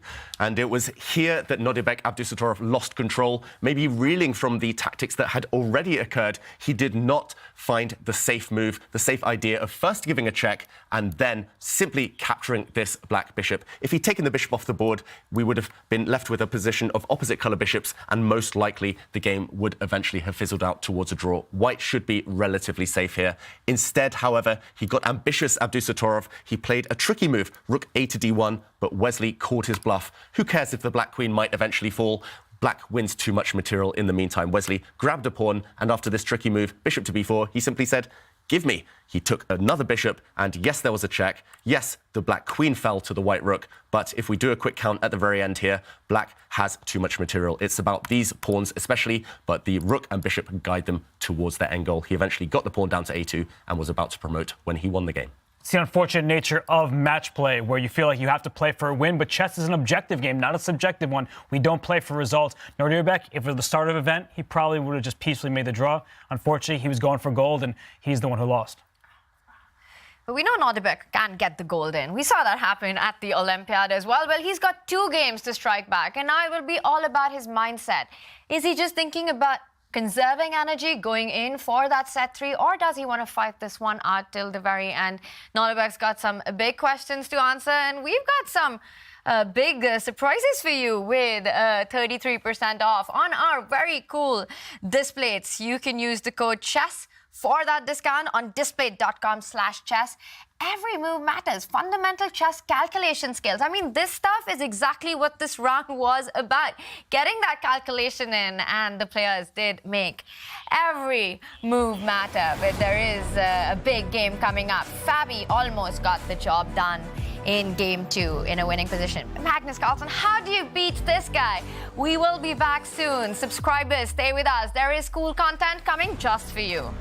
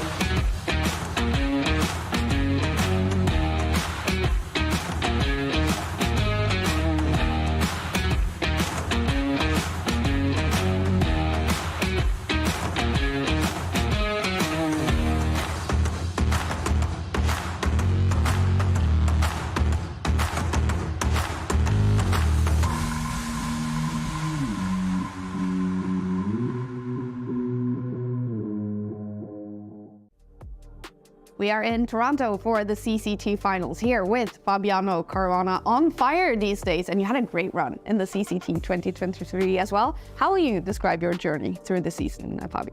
I was really motivated from the beginning, so I played all the events. I think I was one of the few players to play all the qualifying events, and it was a bit up and down for me, some disappointments, but overall, a lot of really close ones. I think they were all close. I don't know if there were any washovers one way or the other. And some disappointing ones because when you lose and it's really close, that also is a bit painful. Now we are here with the top 8 players in Toronto. What makes you excited about being here now?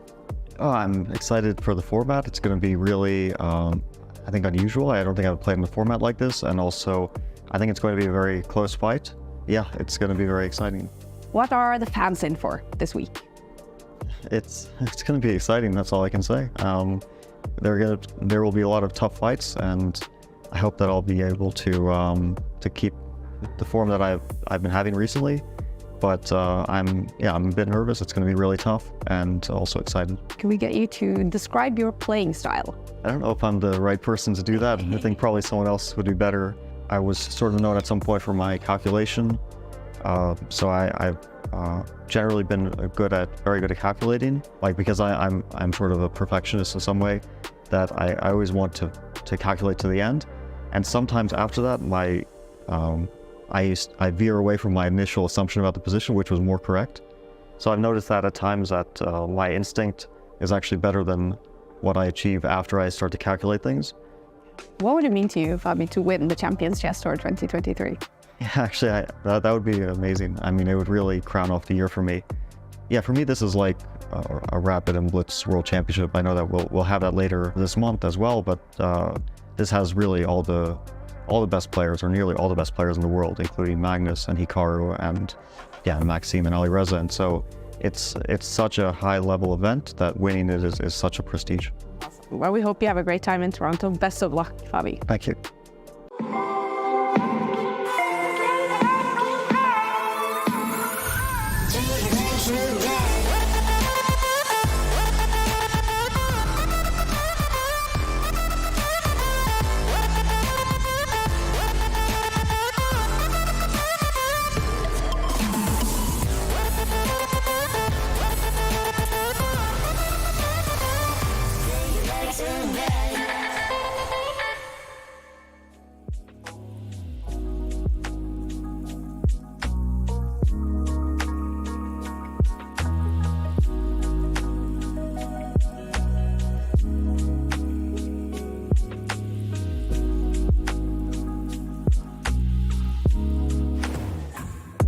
Fast and furious chess action continues after the Champions Chess Tour Finals. It will be the FIDE World Rapid and Blitz, where Magnus Carlsen will try and defend his Blitz and Rapid World Championship titles. It starts on 26 December. Mark your calendars. And Robert, you will be calling out the action. It's going to be the Dream Team, you and Peter Lecko on the World Rapid and Blitz. What are you most excited about? It's such a fun tournament. The action never stops in the chess world. So we go from here to the World Rapid and Blitz. I'll have the call with the legendary Peter Lecko, who himself almost won a world championship title against Vladimir Kramnik. So I'm super excited. Fast-paced, energetic play, and so many worthy contenders. I don't even know who's going to win. Well, 3 out of the 4 semi-finalists are going to be there. Magnus Carlsen, Nodirbek Abdusattorov, Fabiano Caruana, amongst others, the world's very best. So that's one that we're really excited about. And one player, Wesley, he may not be playing at the World Rapid and Blitz, but what chess he is bringing to the board today as he takes the 2-0 lead. And Kaya caught up with Wesley. Wesley has just come out swinging today, up 2-0 now in this match. How are you feeling? Well, very happy because yesterday he was playing like a total computer, just like perfect chess. Like he didn't give me a chance. So now at least I got some chances. Like I thought the first game was very good. He probably made like 1 or 2 mistakes in the opening, but I was very pleased with how it went. And the second game, he just blundered. Bishop takes a3, which is nice. So it's good to know that Nodirbek can still blunder. Well, how are you mentally been able to come here and play like you're doing today after losing the match yesterday? Well, I'm good. I'm fine. I mean, I'm a Christian, so I let God let his will be done in all things. It's a job. I love playing chess. I'm not the best at it. I had some hopes in the past, but I love showing up, giving my best, and just putting in some work every day. And I don't really. I really appreciate that they have a large prize fund here, so I'd like to take the opportunity to thank the sponsors, which many, especially the Scheinberg family, and also Puma. Many others too, but I really enjoy the shoes and the clothes that I got from Puma, so it's much appreciated. Yeah, looking very cool. Game 3 here. You're only going to need a draw to take it to a third set. So what will be your plan for that game? To look for a drawish line. But the match isn't over until it's over.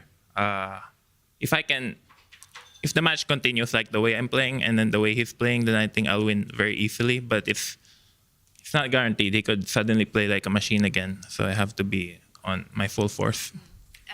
I hear you keep saying that he's playing like a machine, playing perfect set. What everyone is talking about in chess these days.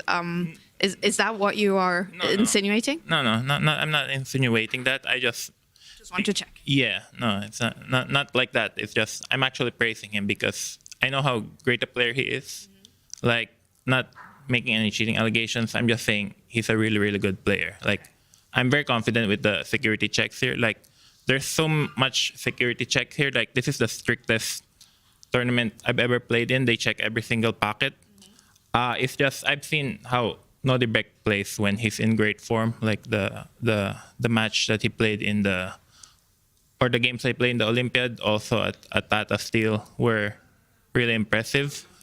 So it's nothing like that. He hasn't reached his full potential yet, and he's a great player. But hopefully I'll win today. So I appreciate you saying that, Wesley. And finally, okay, something more fun. So this board shows Magnus Carlsen's top 3 goals for the CCT this season. One of his goals was to win a game with 1b3. He hasn't been able to so far this season, but you have won a game with 1b3. And actually, I hear that's only the second time in your rapid career that you play 1b3. When's the first time? Something with Levon Aronian. Could it be CCT 2021 season? Oh, interesting. Yeah, but how cool is that to win a game with 1b3? Yeah, no, I've been practicing a lot. Yeah, I know Adiban made the course on Chessable. Well, I actually didn't see it, but I've been analyzing some 1b3. I played a lot in Title Tuesdays, especially. First 1b3. Also, I played in some Blitz games, Berlin, and then some rapid games in the Ilya Levitov tournament in Amsterdam. So I've been practicing it a lot. I didn't think it would work. I just wanted to, E4 hasn't been working well at all. I don't wanna lose with with white, so I decided to play something else. And also in the second game, I don't usually play the semi-Slav. I just thought I'd play some new opening, and it seems to be working well. If I had a bigger repertoire like Magnus, maybe I could play something different every game, but we'll see. Fantastic. Well, congrats on your performance so far today, and good luck in Game 3. Yeah, a lot of games to go. Yeah, thank you for joining us, Wesley. So he won a game today with 1b3. Amazing. That was quite an amazing finish after the Cowboy opening. And indeed, we do have a lot of chess to go and potential set 3. Potential Armageddon's coming up as the players are fighting the semi-finals battle on this board. Only one of them will survive to move on to the finals. And for Fabiano Caruana, he was so close to getting that comeback victory in Game 2. And now it's back to the black pieces. How much of this will be about getting out of the opening without any trouble? Well, that's always step one in any opening, especially when you have black. You just want to survive. You just want to ensure that you reach a healthy position. Step one, you equalize, and then you start to outplay the opponent later. But meanwhile, we'll try to get those moves on our electronic board very shortly. I don't think it's 1b3. I'm just looking from the side angle of the board here on the camera. But, OK, we want those moves as the players, they're really rattling them out now on the board. And here we go. It is, wow, the Berlin of 1d4, as they call it, Robert. That's a really good way of putting it. And Magnus himself has been known to compare openings to one another if they may have a mirror image. And we see that the knight jumps into e5 in this game. And I thought that knight usually heads to the g5 square so that when the light square bishop slides out here, you'd be able to capture it. So I think that Magnus is the first person to deviate from the main line, the main continuation here. But is he going for some aggressive intentions with a queenside castle with check? The black king, after all, has moved. That last developing move by Magnus definitely signals that he wants to put that king on the left side of the board, bring that rook out with a check on that black king on d8. Meanwhile, Fabi still has to finish his own development. The bishop from f8, the knight from b8 needs to come into the game. That white knight on the center of the board would be the thorn for me if I was playing black, and I would start thinking about ways of trying to trade it off with either knight coming on to c6 or to d7 at some point. And Fabi goes into a think. So he's the one taken by surprise here? Yeah, I feel we need to just forget the moves for now. We just need to talk about the psychology. This is one of the most topical openings in chess. Seemingly everyone pretty much plays this opening these days. And Magnus forces Fabiano to think this early, brand new move. Whether it's good or not is another question. Advantage Magnus in the mind games. Advantage Magnus, and it feels like objectively, whatever it might be, it's worked for now. And can Nodirbek make his moves work against Wesley's king-pawn opening? And he starts with e5. No more b3. I'm disappointed. I wanted to see Wesley continue with that strategy, but here we see the Scotch game. Another rare guest at the top level. A Scotch is basically a trade of pawns in the center this early on, and Nodirbek, bit of hesitation there, but he gave a check with his bishop, dropped it back, giving white a free move, essentially. But that free move is white having a pawn on c3, blocking a nice development square for a knight. So I'm not sure exactly what Wesley so had in mind in the main lines of the Scotch. Nodirbek is trying to choose a less explored territory here. Smart decision from Nodirbek, because those main lines of the Scotch, if you look through the top players and their history against one another, very often you'll see half-half. They draw all the time in that variation. It's well studied. Bishop b4 check, it looked like a mistake because you allow white to push a pawn. The bishop has to move a second time in a row. But it takes away that square from the knight, as David was saying, and that does not allow Wesley to go forward with his typical development. So Wesley likely will develop his dark square bishop to protect the central square. But black now has a chance to muddy the waters because Wesley's not in familiar territory. He's the one thinking first. And David, you spoke about psychology in the Magnus-Fabi matchup and the opening approach there and how that would affect Fabi. What about in this one? Now, Nodirbek is trailing 0-2. He's down by 2 points. He has to win this game on demand. He has to win the next game on demand. What is going on in his mind, knowing that his shot against perhaps the hardest player to beat? Is this essentially over? I'm not sure. I think psychology is one of Nodirbek's strong points in general. He just seems unfazed, unbothered, undaunted. I can't even remember the quote right now, but he is the Iceman. Nerves of steel, Nodirbek Abdusattorov. And I already feel like he's tricked Wesley in this opening. Wesley chose the Scotch, and black has 3 or 4 main variations there. Nodirbek says, no, none of that for you. You cannot rely on your homework, your opening preparation. I'm going to play a rare variation. And as far as I know, this knight move is a bit dodgy. I've played the Scotch my entire life as well with white. And this last move has a bit of bad reputation for Wesley. So it feels like Nodirbek has surprised his opponent and might be able to profit. We see the pawn push. It's a pawn sacrifice, a pawn given up with check. This is brilliant from the Uzbek youngster.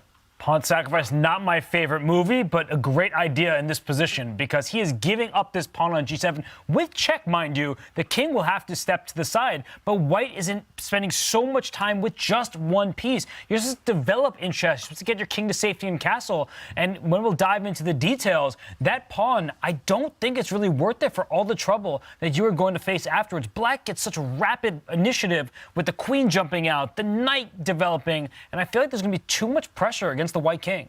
So easy to feel that when you're playing against a player like Wesley, you're down 2 games in a match. How do you make a comeback? But it looks like Nodirbek already creating a bit of chaos on the board, exactly what he needs to do with the black pieces. And if Nodirbek is able to get this game win, I know it's really early to talk about any score, but at least he's been able to create a chaotic position right now, asking Wesley questions. If this he gets in the bag, then we've got a proper match on our hands. Anything can happen in game 4. And what Nodirbek does best is when he has a lead on the clock, he uses that as the 17th piece. Our buddy James Canty loves to say the clock is the 17th piece. And he did it against Hikaru Nakamura. It looked like Hikaru was stabilizing, was finding the way out, but he didn't have enough time, and he had to play some moves quickly when thought was required. So I think that Nodirbek, with a about 2-minute lead coming up on the clock, with a better position, more development already, I love his chances right now in game 3. Wesley So has to be so careful right now, and he's also been the victim of the death stare. I keep seeing Nodirbek's eyes just kind of stare off. Imagine Superman with his laser vision there, just peering deep into the opponent's soul at this point. And Nodirbek, dream start, and Wesley takes the bait. Is this pawn poisoned or not? Wesley's a pawn up, but yes, the Black King has had to move. That's irrelevant. It's all about the White Knight now stuck on the edge of the board. The Black Queen comes out, threatening checkmate on the F2 square. Wesley So is in huge, huge trouble unless he defends accurately, and he's already living life on the edge. The Knight makes yet another move. 1, 2, 3, 4, 5, 6. 6 Knight moves in the first 9 turns for White. This is crazy. Look at the black pieces pouring out. This is trouble for White. This is like an actually good Stafford Gambit. So Eric Rosen, yeah, don't play the Stafford Gambit, but play this. This is a dream come true. Look at all your pieces develop. That knight on f6 is about to come out to g4 with more of an attack. So Wesley plays his bishop out to e2, and now the pawn on e4 can be captured. And once that pawn is gone, it's material equality. That rook on h8, it could slide 1 square over on any turn, just to put pressure against the white kingside. If you think you're castling there to safety, not so fast. So I think that Nodirbek, he can restore material equality and they can continue his initiative from there. And look at that focus of Nodirbek.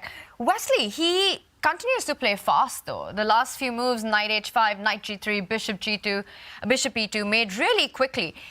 Is Wesley, do you think he knows what he's doing? Or it's that, okay, I'm in trouble out of the opening, at least I need to just play fast to put the psychological pressure on? Yeah, I think Wesley's just using all of his experience to kind of bluff his way through here just to survive. Wesley is one of the best players in the world when it comes to defense, when it comes to just stabilizing positions, manageable kind of control type positions. So he won't get checkmated, at least not yet, but he is having to give back his extra pawn. I'm just counting the pieces. I mean, it's just so many active pieces for Black. I think he's actually done everything wrong on the board, Wesley So, but the fact that he's actually survived quite quickly, he's only 1 minute down, despite being hit in the opening by this surprise, it means that he's got good prospects if he can survive and weather the original storm. Yeah. I'm looking at this position and the idea that you mentioned, right? You equalize the material. You pick up that pawn on e4.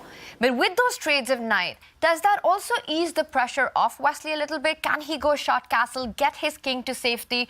Also look at a move like bishop f3 as a defensive resource, the knight from b1 jumping on to d2, developing with tempo. And is this the reason why Nodirbek has slowed down, not immediately capturing on e4, trying to figure out another way to keep more tension on the board? Yeah, he doesn't have to take this pawn. He can instead be down a pawn, and he does just that. He brings another piece forward. He did not have to just say, let's let my opponent castle. And as you said, Tania, bishop to f3, I think there would have been a second wave, but why not keep the first wave going? There's no rush to capture this pawn. And if white castles now, oh goodness, the knight's coming to g4, and you could take it once, but a second knight replaces the first, and then you can play h3, the only way to stop checkmate. We saw something just like this yesterday. I don't remember which game it was, David, but taking on f2, queen takes g3 to follow, Black is winning material and just winning the game. Deja vu, Robert, you said that exact sentence basically about another game, you're right. The exact same motif. I'm trying to recall as well which one that was, but either way, it's a decisive attack for Black. This is going to be checkmate and or a material gain. The Black rook is going to join the party as well. This one is over. So do not castle. You're only worsening your king's prospects on the king side right now. But if you don't castle, what else? I'm already kind of seeing this idea being powerful in a bunch of variations. If, for example, you try to bring your knight to the rescue, again, knight g4, collapse on the f2 square. It's already really, really kind of critical for Wesley. So 1 or 2 moves and it could be lights out. He could be knocked out on the spot. And the only way that you could say, oh, let me take away the g4 square, playing h3, but then bishop takes f2, hits you where it hurts. You take and knight takes e4 now, 2 pawns to the good. I'm getting my sacrifice piece just right back. Your king is going to be checkmated. I don't actually know what Wesley should do here. I see the Eva bar still in the middle, but the players are probably looking at this like white might just already lose a miniature. And Nodirbek made a similar mistake against Hikaru, actually. I remember that first game they played where Nodirbek allowed attack on F2 and he couldn't safely defend it. I really like this idea by Nodirbek of going knight e5, keeping the tension, a big threat on the board. You said you need to stop that g4 square, take it under control. h3 was a suggestion. Is f3 also on the cards right now to try to make sure that black at least doesn't get in the knight to g4? And I see the eval bar luckily doesn't react, though I hate making this move, simply activating that black bishop and making it a monster. Yeah, now you can never, ever castle kingside. That square is protected. The black rook could add itself to the party. The black knight can come to put pressure under the white knight that's suddenly self-pinned along this diagonal.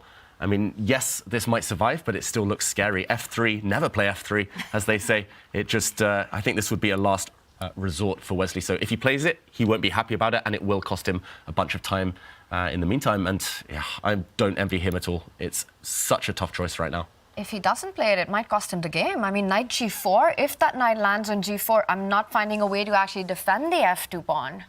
I would just resign, I think. F3, yeah, maybe you get away with it. What is the idea, though, after rook to g8, threatening this knight? I think you might be forced to run with the white king, and this is just too big a threat. The knight is attacked due to a pin on the h-file. Only move here, as far as I can see, king d2, run for the hills, hide on c2, but how tough is this, first of all, to just imagine? How tough is it to come up with this creative concept of running with the king? And how happy are you about it, even if you do see it? A beautiful line, though, that the king can actually run out of the center towards the queen side. Black's forces are concentrated over on the king side. That's a lovely line here. If Wesley plays this, he certainly deserves to win this second set. It's not going to be easy playing f3, opening up a diagonal for that dark square bishop. It looks too dangerous. And I'm looking at the clock as well. The attack will rage on. And Nodirbek, I said it before, I'll say it again. He punishes people when they're nervous, when they're down on time, and when he has the initiative. So this is the exact type of play that Nodirbek wanted. And f3 on the board, Wesley, so he's bang in form in Toronto. And will we see that king march? The white king running to d2 to c2 next. He's pretty much obliged to. He's committed to it right now. Black has 4 attacking pieces, maybe a 5th with the black rook joining, but white's king will hide in plain sight. Yeah, and you could tell Wesley hated making that move. He played f3 and just shakes his head. Once again, head in hands, and it looks like Wesley is in big trouble. And also not just on the position and on the clock as well. He's going to be needing a little bit of chilling out to do right now. So good news for him that we've got a lo-fi collaboration, and I'm sure he's been listening to some of the lo-fi girl music, and you can check out all the cool tunes that you've been listening to at the start of the stream, at the end of the stream, when you decide to play some chess. It's a great playlist, a great tracks to play on your favorite platforms, YouTube, Spotify, and SoundCloud. Robert, do you have a favorite lo-fi girl track? Ooh, putting me on the spot. Maybe Sandpaper? Ooh, yeah, I've actually heard that one, and definitely check out the tunes. And talking of Sandpaper, it looks like Nodirbek is quickly removing all of Wesley's defenses here. Rook g8, I love it. Rook takes knight. It's a move that, David, you pointed out, putting more pressure, getting another piece into the attack, Robert. I'm just thinking of how, Sandpaper, I could listen to that, but this position feels like Sandpaper, honestly, where it's going to be rough. Wesley's going to have to run away. If he plays king to d2 here, it just shows the type of form he's capable of. He's lost his match in the 7th match of the round robin to Fabiano Caruana. He lost the day yesterday to Nodirbek, who he said was playing all the best moves, and that was meant as a compliment. I do actually want to talk about just that very briefly. Historically, when you say someone's playing like a machine, it was meant as a compliment. Now it's taken to mean something else. I know Wesley meant well when he said that about Nodirbek, and King d2. How is he playing like this? This is incredible. How does he find these defensive resources? I think he had to in that position out of necessity, otherwise he just had to resign. Black was threatening rook takes knight, so the idea behind this is actually for the white queen to protect her rook in the corner on h1.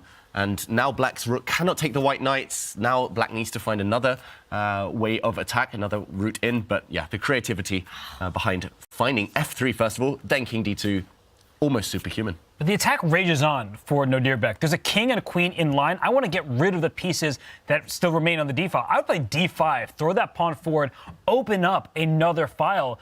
I'm still worried about Wesley's king. He'll probably move his king on over to c2, but files, diagonals, lines, they're all going to open up, and the queen side for white is completely undeveloped. The rook, the knight, and the bishop on their starting squares. I just can't imagine a better looking position for black, and yet the eval bar is completely unimpressed. It's right there in the center. Nodirbek's player, abrasive like the sandpaper, as you said, Robert. But David, you said that it is out of necessity that you find these resources. But I just feel 99% of us, it would be still so hard to make this move king d2 on the board. I see your threat, rook takes knight. It would at least take minutes to find it. But Wesley played f3. You only play f3 if you have seen the idea of marching up the board with your king. Yeah, exactly. And this is when the top players are there backed into a corner. They find the best moves. If you give them a narrow path to survival or narrow path towards winning a game, 99% of the time they do find those critical ideas. Even if they look counterintuitive, he's sandpapering over the cracks here with this last move, but he's surviving. He's still alive for now. He is alive and surviving a very difficult opening, and some more critical decisions are coming up for Wesley So. And at this critical moment, we've got Danny joining us from Toronto. Danny, were you having FOMO about this madness that we're seeing on the board and wanted to jump in on the analysis? Yeah, well, I was listening to you guys break down this game between Wesley So and Nodirbek Abdusattorov, and I wanted to give a little bit of the opening breakdown, or at least give some pause or question as to why Wesley maybe chose the line that he did. David, if you bring up the analysis board, Wesley actually chose a line that is a little dubious to begin with when you start with this knight f5 move instead of bishop to e3. As someone who plays this opening and admits that the Scotch can at times struggle, I'm surprised that Robert hasn't already made fun of me for that. For Wesley to play this line not that often in his career and then to go knight f5, Nodirbek, to his credit, was ready, because the main move here is g6, which then white can transpose with this move bishop to e3, which is actually probably what Wesley was hoping for. And the idea is you can't take the knight on f5 without the bishop on c5 falling, which means that black will trade on e3, white will recapture with the knight retreating, and in this position, white actually has a very comfortable position. That's the line that white usually hopes for if we're talking about a line that can give white a draw. And if you back up a couple moves, that line is normally reached with white playing the move bishop to e3 instead of knight to f5. And this is probably what I guess I'm saying now in hindsight Wesley should have done if he didn't want to give Nodirbek a whole bunch of fighting chances. But after knight f5, shout out to the kid who somehow guessed the opening maybe that Wesley might play. He was ready to play the d6 line, which again isn't the most popular, but actually is the engine's favorite line these days. And this variation we're now seeing play out on the board is actually perfect for black to get exactly what you need in a must-win situation, right? Nodirbek has to win this game, or it's already moving on to the next round of tiebreakers. So anyway, just interesting anecdotes I wanted to give, because rarely is there an opening on the board, I guess, that I have some knowledge or insight about. Self-deprecating international master over here, and just wanted to say that. And again, I'm a little puzzled as to why Wesley chose this line, especially if he wasn't prepared in it, I guess, is my point. Yeah, I was going to mention, actually, Danny, that I remember you being here in Oslo with us a few months ago, and this Scotch came onto the board. So, yeah, we got the expert with us just at the right time. Thank you. Danny coming in with the updates there, and we really needed that, because this opening, I think for many of us, is such a new, fresh position that we have in front of us. It really breaks down what happened in those first couple of moves. Wesley, meanwhile, has managed to sidestep with the king, so opening up that bishop, vacating a square for his own knight to jump into, but he's delaying development further. He pushes the pawn on b4, hitting that bishop. It really looks like only Nodirbek is playing like he's been taught to play chess, because white is not developing any of his pieces. Finally, we see the dark square bishop go out, and as soon as he gets that bishop out, you see the eval bar plummet. It's an amazing position for black. We knew that, but there must be something concrete here. I think it's what you were alluding to earlier, Robert. Just blow open the center, pawn to d5, explode the center. White's king still a target, white still behind in development. But we'll check back in as Abdusattorov tries to build that second wave of the attack. He's managed to get all his pieces out, but let's not forget that Abdusattorov has sacrificed a pawn. So it is all about getting to White's king, opening up those files. He can't play slow here. Give White a couple of moves, give him time, give Wesley time to take out the knight, develop it to d2, develop it to b3, and White will be up a pawn. So Wesley, momentum is key right now. And he needs to make those decisions fast, forcing Wesley to take difficult decisions with less time on the clock. But the move seems very straightforward for Nodirbek. Pushing your pawn in the center, your rook typically wins a stare down with the enemy queen and trying to open up more files and lines towards the white king. The one bit of good news for Wesley is that the rook on d8 is not protected for the moment, but that doesn't matter. Nodirbek, he holds nothing back. He strikes with d5. He might strike and win game 3, and then suddenly this set isn't over. Now we've got a match on our hands. If Nodirbek Abdusattorov gets the job done in this one, and so far with the black pieces, he's done everything right. We will check in with this as Wesley has a think. Meanwhile, there's a very different dynamic on our other semi-finals matchup. We see an endgame where White has a bishop pair, Black's pawn structure a little bit loose. We see 3 pawn islands for Black, 2 for White. In general, having the bishop pair in an open position, you feel it's better. But to me, the lack of development in White's pieces would compensate for that. I'm just hating that pin on that knight on f6. Yeah, Black needs to break the pin. That's the most urgent factor in this position. Look at Fabiano, his body language right now. It looks urgent in itself. And it looks like he knows this is a critical moment. He needs to get rid of White's dark-squared bishop. You need to kick it away, simply. Black's knight on e6 cannot take it. There's a pin on the e-file. There's a pin on the diagonal. And therefore, move one of the rooks across or use a pawn. Use the black h6 pawn to kick away White's piece. And if we do see a bishop for knight trade, if White's dark-squared bishop has to trade off on f6, Fabi will breathe a sigh of relief. He needs to act quickly, though. I'm looking at the clock. I'm looking at the position. It's definitely momentum White right now. It is, and I'm with you that you have to get rid of the dark square bishop. And even after that, it's still better for White because the healthier pawn structure that Tanya mentions. The opposite colored bishops, when there are no other pieces remaining, often it's going to be a draw, even if one side has an extra pawn. But with rooks and a knight on the board as well, we could see an attack, especially if that black king is drawn out to the f6 square. So advantage Magnus on the clock, advantage Magnus on the board. It's going to be an endgame grind. Will Magnus his way through this one, even if the bishop pairs are gone, as Robert, you're pointing out, and David, you as well, that White will be able to get that second rook into the attack from the f-file really quickly once Black's king is pulled forward after the trade. So this endgame, it might look level for now. The eval bar says it's level, but it does have more poison than what meets the eye. It does, certainly. Fabiano did not make the decision we were talking about now on the left board of our screens. He moves the black rook across instead, but this only encourages White's king to park itself on a much safer square, and I'm assuming that Magnus Carlsen on that left board will shuffle the king closer to the corner. White's king will step to b1, and then it's a quick comparison. White's king safer than Black's king. White's pieces more active than Black's pieces. Advantage Magnus Carlsen. And in the meantime, on the left board of our screens, Abdusattorov throws another pawn into the mix.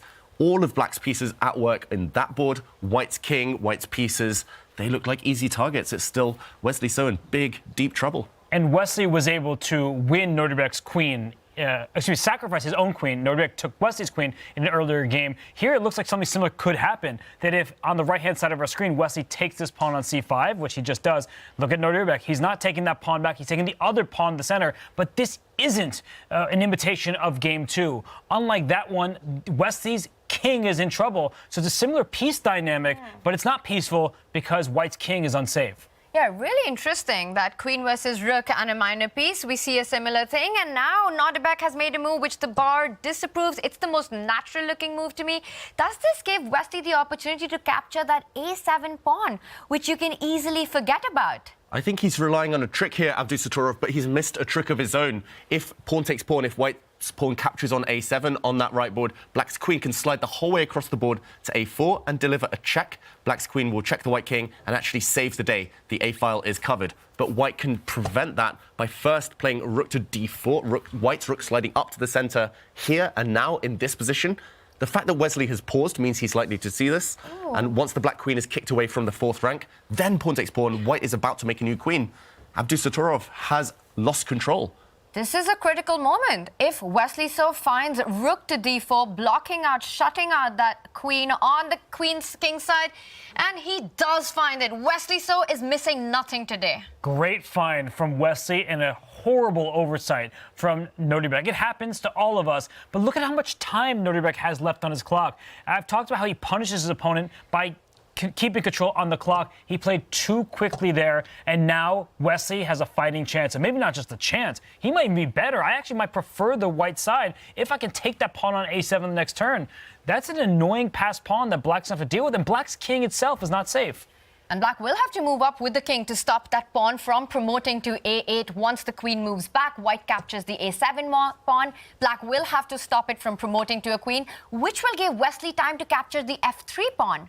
Yeah, Abdusattorov, this is his biggest strength, but maybe also once more weakness in his game. He relies on calculation. He backs everything up concretely. He always wants to play the most active, ambitious moves. He didn't need to, though. He'd already pocketed Wesley's queen. He could have just simply captured that white pawn off the board, the white pawn that now sits on b6, that's about to go closer to promotion. He could have taken it 2 moves ago. We would be arguing about the same position, but with Black in full control. Instead, we're talking about Wesley about to make a new queen, about to promote, just as he did in the previous game. And a material breakdown. White has a rook, White has a bishop, and White's about to have the strongest pawn on the board. Yes, Black has a queen, but that's not the most important factor anymore. Abdusattorov inside, he's going to be kicking himself. And Black's king will not be safer than White's on the right-hand side of the board. Wesley's king has been running. Now it's hidden. It has some shelter. The Black king will not receive so many pieces in front of it because you've already traded off many. And on the left-hand side of our screen, we just saw a trade where Fabiano, he gives up his bishop for a knight. So it's an advantage for Magnus. Healthier pawn structure on the left-hand side of our screens here, where Black has those 3 pawn islands, isolated pawns in the F and H files, and the light-squared bishop that can start poking at him. I've seen Magnus win countless positions with a small strategic advantage, better pawn structure, better minor piece. Magnus in control. It's what we would call a 2-result game. Really flashy move here. Magnus on the left board, moving his rook up, swinging it across. The rook is untouchable because Black's knight in the center is pinned. Magnus, he's having all the fun. If Fabi defends well, it's going to be a draw, but almost 0 chance of Black winning that one. And with that rook lift, what Magnus wants to do is try and provoke more weaknesses on the queen side by sliding it all the way across. Fabi preempts it, makes the move b6. Meanwhile, Nodirbek still in the think. It's clear that rook d4 was missed by him. Yeah, not a doubt. Abdusattorov took a long think there. The Black queen has moved away. The only Black queen remaining on either board right now. And Wesley is about to establish a monster pawn. Look at that White's a-pawn now, the new a-pawn, about to promote, about to land a touchdown. Black's king has to move. But the problem is, no matter where the Black king moves on the right-hand side board, that the king is walking into a dark square diagonal, that the bishop on b2. It's been a bad piece all game, but it is going to have its fun, because if you go to g7, we have a full diagonal from that bishop on b2 all the way to a king on g7. But no, he gives a check, and the evaluation bar is going up, up, and away. Why can't White just move the bishop and block that check? Oh, maybe the answer is you can move the bishop, even if you sidestep the king. I'm not sure what Abdusattorov is aiming for with this check. Wesley So doesn't have too much time, under 2 minutes, but he has, for the first time in this game, a superior position. I mean, I'm just thinking about what you said. Abdusattorov, what does he have in mind? If the bishop does move forward, he's threatening to queen on the next move. He's attacking Black's queen on the other side of the board. The only trick you can set up is of discovered checks by grabbing that bishop with your own knight and relying on the tactics that when White promotes, and I think we're going to see this play out, knight takes bishop, White promotes the queen, move up with your king, attack the White queen, and you're threatening discovered checks. Wow, Abdusattorov might have tricked Wesley So, he lured him in with the bait. White has made a new queen, so I said there was only 1 queen remaining on either board. Suddenly White has a queen on that right board, but the queen is attacked in the corner on a8 by Black's rook, and the threat of this discovery against White's king could be terminal. Wesley's new queen drops back, walking into the firing line here. Something is lining up. Look at that White king. It's about to be checked left, right, and center, but Wesley, is he surviving? Big question. Wesley on the right-hand side is up a rook at the moment, but that knight can actually deliver a check on f2, and then the queen hits the king, the knight hits the rook on h1. So I'm just trying to keep count of all the pieces on the right-hand side. And quick note on the left-hand side, as Magnus just made his move, Fabiano is defending this perfectly. Every square that Magnus puts pressure on, Fabiano has it covered. The h5 pawn is defended, the e6 knight is defended, so Fabiano is doing everything correctly on the left-hand side, and he still has a minute on his clock. But Magnus is going to continue to try to squeeze water out of stone there with the bishop versus knight complex, pawns on both sides of the board. He's going to play this on Fabi down to a minute. He needs to keep those defenses up. Can Nodirbek find the big check here? And he decides to go with knight f2, attacking that rook. First question, where are you moving with your king? You've got to slide to the right or you've got to slide back. And he slides back to c1, a safe square, and white's rook disappears in the corner. I've got to say, all the drama is happening on the board between Wesley So and Abdusattorov. It's one of the craziest games you'll ever see. New pawns promoting halfway through a game, rooks disappearing in the corner. We do a material count. We see suddenly it is almost level. White is up a pawn after all of that mess, but the attack continues against the white king, potentially. And the black king is really not that safe either, because if you can imagine the c3 pawn on the right-hand side of your screen, if that was thrown off the board, that bishop on b2, it's just lurking back there, and there could be threats. But I think that Nodirbek can just take this knight on g3, the pawn will recapture, and the queen can take that pawn. It's becoming messy, the material will be even, but I like Nodirbek's clock the most. Whoa! No, that was a DGT error. There's no way Wesley would push a pawn instead of recapturing. That sometimes happens. And look, that bishop's alive. I love that last move by Wesley. He pushes the c-pawn. It doesn't aim at queening or moving forward, but it's all to activate that bishop on b2, which to me is a very scary piece. I don't care what the eval bar says. That bishop on b2, eyeing that black king on g7, I'd be worried in this position. Yeah, Wesley forgot to play b3 on move 1, fearing kettling his dark squared bishop. But finally, now on move 28, he's activated that beast, that monster, that archer, that sniper from afar. That white dark squared bishop is the most valuable piece right now. But it's all about the checks. It's all about the mutual attacks. And black's king steps forward, hiding out in the open on a light square. And Wesley drops back with his rook. Whose king is weaker? It's so difficult to tell. The players are now down under the 2-minute mark. This one is chaos. It's going in any direction. What a move from Nodirbek Abdusattorov. King up to g6. I was not at all looking at that. I think he can just steal this pawn on f3, and then he can always block a check on the g-file with his knight. So I believe that Nodirbek can take the pawn f3, get a bit closer to the white king, and what a brave decision by him. He gives a check instead. Did we see him move? That was Magnus Carlsen. I think he's still thinking about it. I was thinking give a check and get the queens off the board. Your king is on g6. If Nodirbek Abdusattorov, he can grab a pawn, he can give a check, he chooses a third option. He doesn't care. His king is up in the open. He's going for the c-pawn. Wesley rightly sidesteps any checks on the c-line, moves away, and Nodirbek goes pawn hunting. No queen trades. He's a pawn up. Nodirbek here adds black.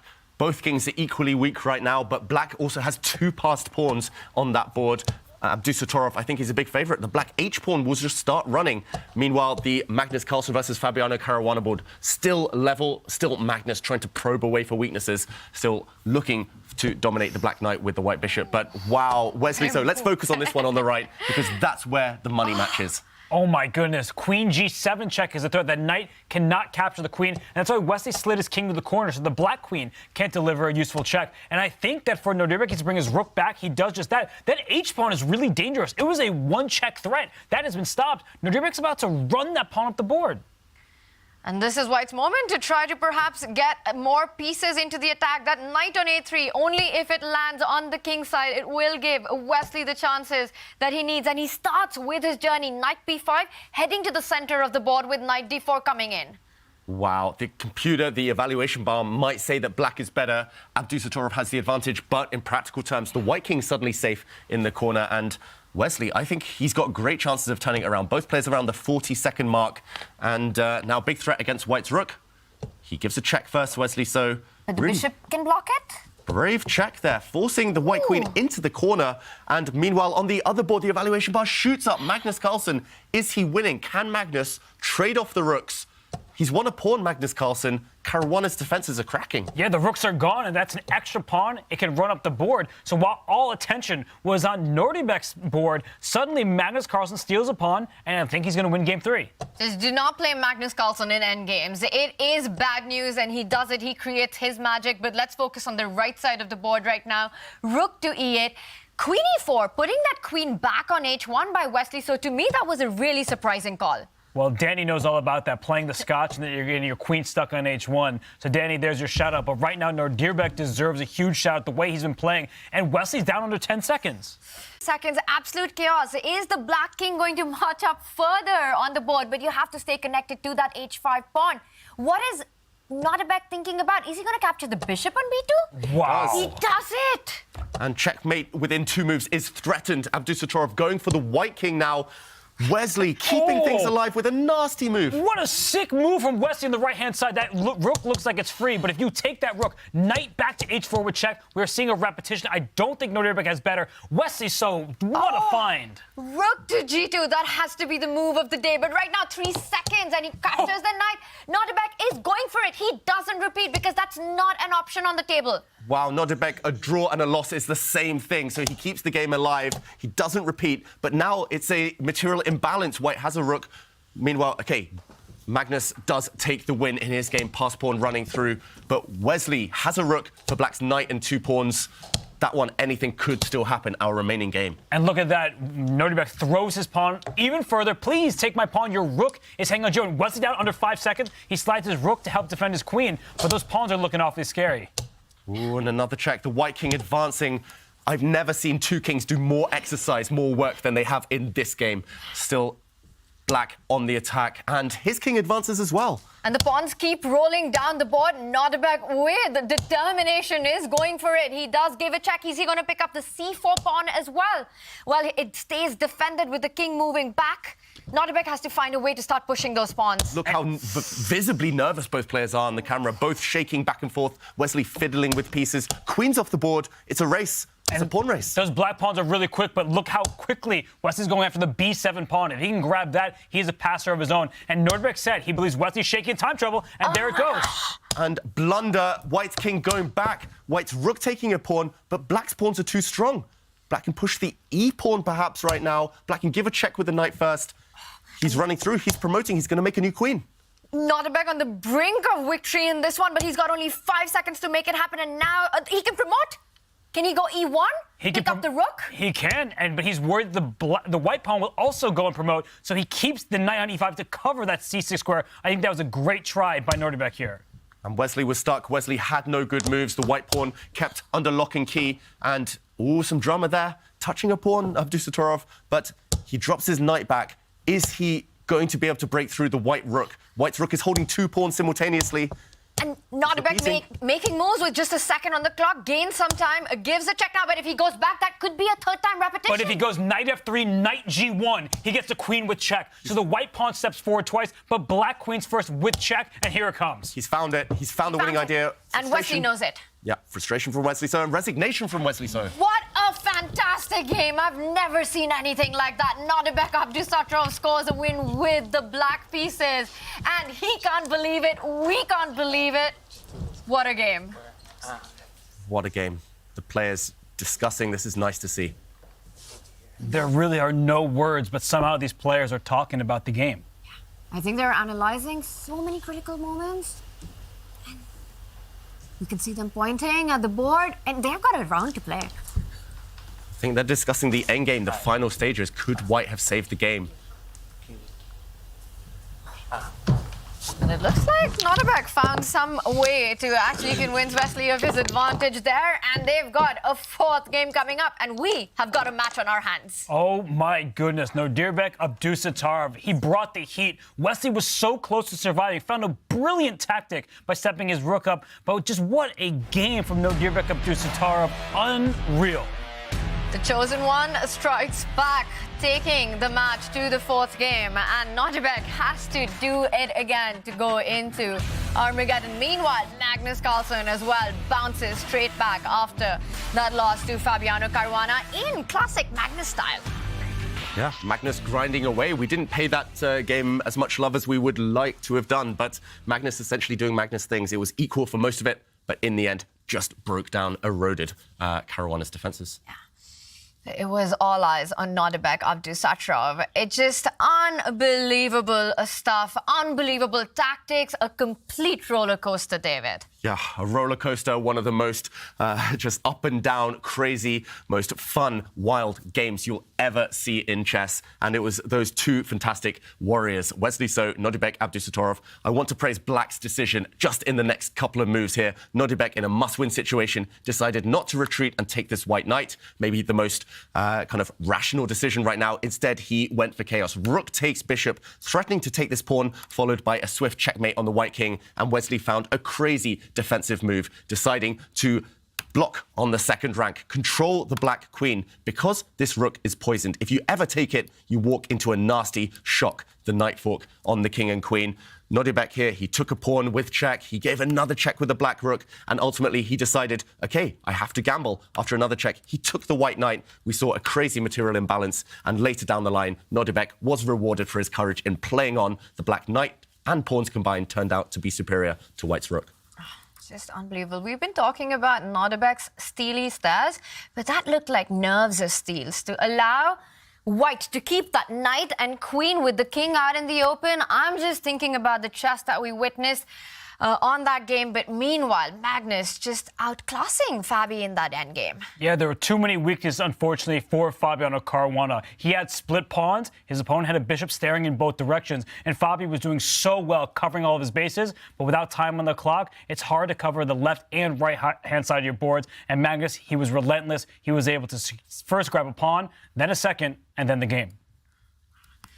And he did just that, and with that, he levels the score, which means Fabi has to now do it all over again to take it to set 3. Fabi needs to win the final rapid game. He does. It's going to be difficult to come back from that. But if we just dive into the specifics of that game that we just saw, Magnus Carlsen, he did his vintage stuff. There's a pawn on b5 that's under attack. There's a pawn on h5 that's under attack. The knight can't go in both directions. It's not a bishop. If that knight were a bishop, then it could actually defend both of the pawns. Unfortunately, the knight has to choose where to defend. If it defends the queen side, then the rook slides right back over across the board to h4. It picks up the h5 pawn. That's what happened. And Magnus first won the h5 pawn. And unfortunately for Fabi, he was not able to recover. This is beyond hope at this stage.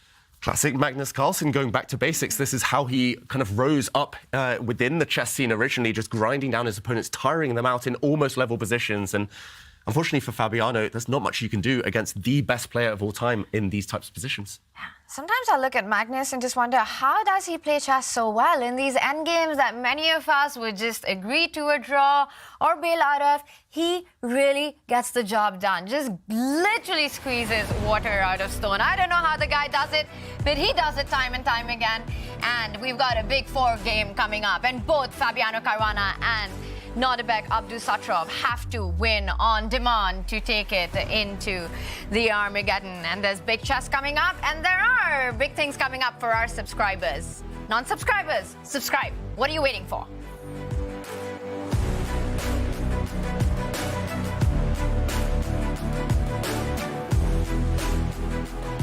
I'm here with, well, 2 of my favorite people in the whole world. This is baby Max, attending his first ever chess tournament.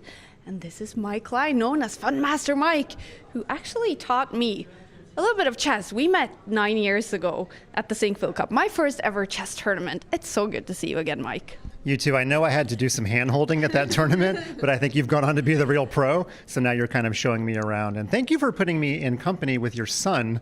I don't think I'm quite equal to him, but I'm glad to see the next generation. Yeah.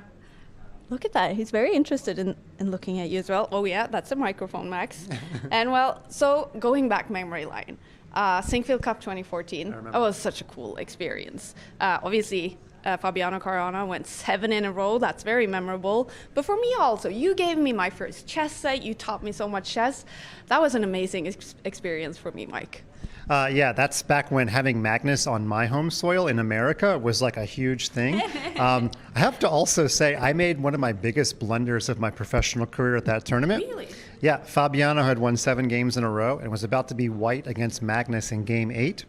And while interviewing Magnus, in my brain, I wanted to ask Magnus if he felt like maybe an underdog. He was playing a guy who was 7-0, but I think I accidentally called Magnus an underdog. That did not go well. We've patched up our relationship. We all make mistakes. Yeah, I also did my first interviews with Magnus back then. He didn't like Fabi winning 7 in a row there. Are you peeking at the camera? Yes. And well, now, Mike, you're known as Fun Master Mike. It's all about teaching kids chess for you right now. Yeah, I've kind of moved on from the chess journalism world and mostly retired that, except for a couple of gigs. I'm now mostly the face and the content creator and the biz dev guy for Chess Kid. In fact, I see a potential marketing opportunity here. Can we get Max his own little Peshka? Oh. That's for you, baby Max. No, that's not squeezable. This is much more fun. Do you have grasping yet? Now, I know you're teething. Yes. I have no frozen waffles, but I do have this.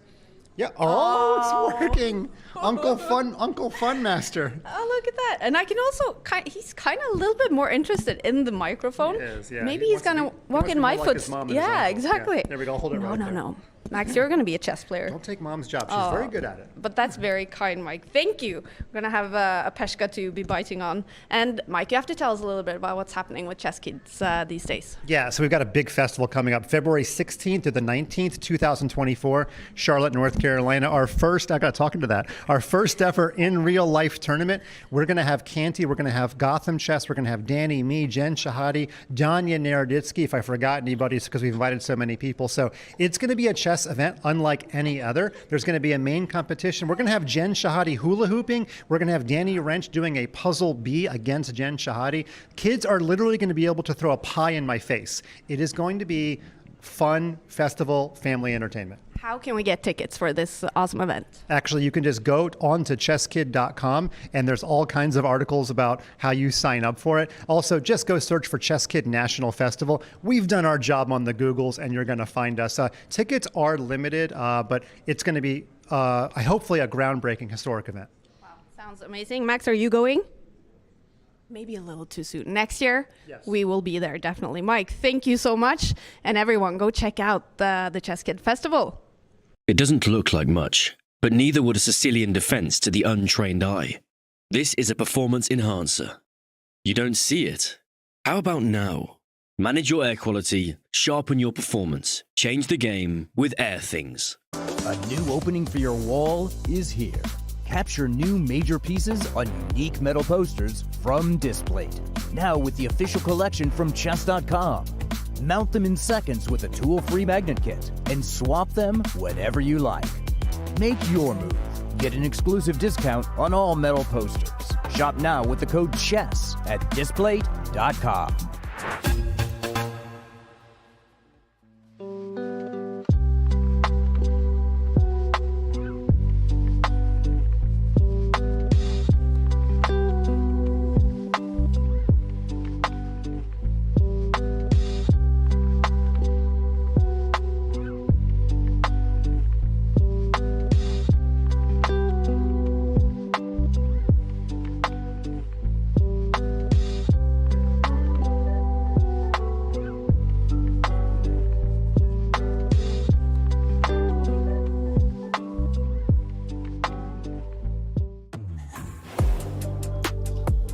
And we are celebrating the holiday season. It's time to get smart, and you get a very, very cool 20% off until December 31st for the Chess Kid Gold. Go to the website, go.chesskid.com/CK20. It's all up in front of you. Use the code. Use the command CK20 in chat for all the details, and you get a 20% off. And that's not all we're celebrating. We're also helping you decorate your walls with these very, very fun posters that we've got. And there are so many of them on display.com/chess. You get a 33% off with the code CHESS. You got 3 in the studio. Which one's your favorite, Robert? You know, I want to get a COE display. Is there a calculation over everything display with James Canty just flexing out there, I would get that in a heartbeat. Right now, it's the Champions Chess Store Finals over everything, as we've got a big Game 4 coming up. David, I also know there's a grind like a Grandmaster displayed. There is. Go out, get it, everyone. You get my face on your walls. What more could you want? I must admit as well, I haven't yet shopped for my friends or my family for Christmas, so I know what I'm taking home later after the show. Well, you can get yours on display.com/chess, so check it out. And right now, we're going to check in with Magnus Carlsen, who's taken the lead in his set 2 against Fabi. Magnus Carlsen is getting very close to the final now. And Magnus, did you feel confident throughout this game? Not really. I felt good about the opening. It felt that I had a slight but stable advantage, but I think he managed to activate his pieces, and then for a while I was just moving around. But I was hoping that his expansion on the queen side would only lead to weaknesses for him. So I was sort of trying to provoke that a little bit at some point, and then eventually I managed to win one of his pawns. Even after that, it was not easy at all, but managed to pull through. How are you feeling about the way you're playing today? Actually, not too bad. Even the last game where I was completely outplayed, I didn't feel that bad in general. He just played well, I think. And this game, it was nothing special, but I think it was okay. And a Game 4 now to secure your spot in the final. So what can we expect from that one? Well, it's an Armageddon game where I have 15 minutes and increments, so that's something good. You expect this to go to Armageddon? No, I'm saying that this is an Armageddon game where I have 15 minutes because I just need a draw. But we'll see. I haven't managed to be so solid so far, so I'm sure it won't be easy. Good luck in the next one, Armageddon. Thank you. Thank you, Magnus. That's back to you guys. Thanks, Gaia. It won't be easy, but that endgame, Magnus did make that look easy, and he takes the lead in his match, which means that Fabi, with the black pieces, like an Armageddon, which white has to win on demand.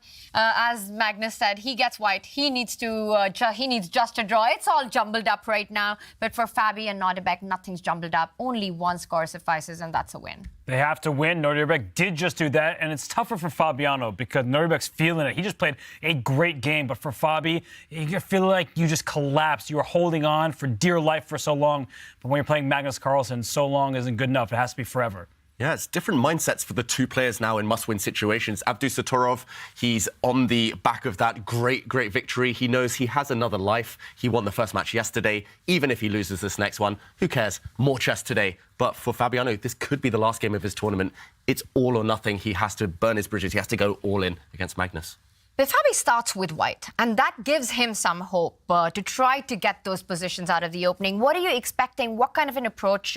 Is he going to go solid, wait for Magnus to make those decisions, or will he go all out from the start? Whatever he did in Game 2, do that again, because he had a winning position against Magnus Carlsen. He couldn't convert it, and I think that's been the theme of his match yesterday, set 1, and today in set 2. He's had winning positions. He's outplayed Magnus, but Magnus will not back down. He will fight on forever, and he will not lose unless you punish him and beat him. And Danny there with Wesley and a little mascot. Wesley.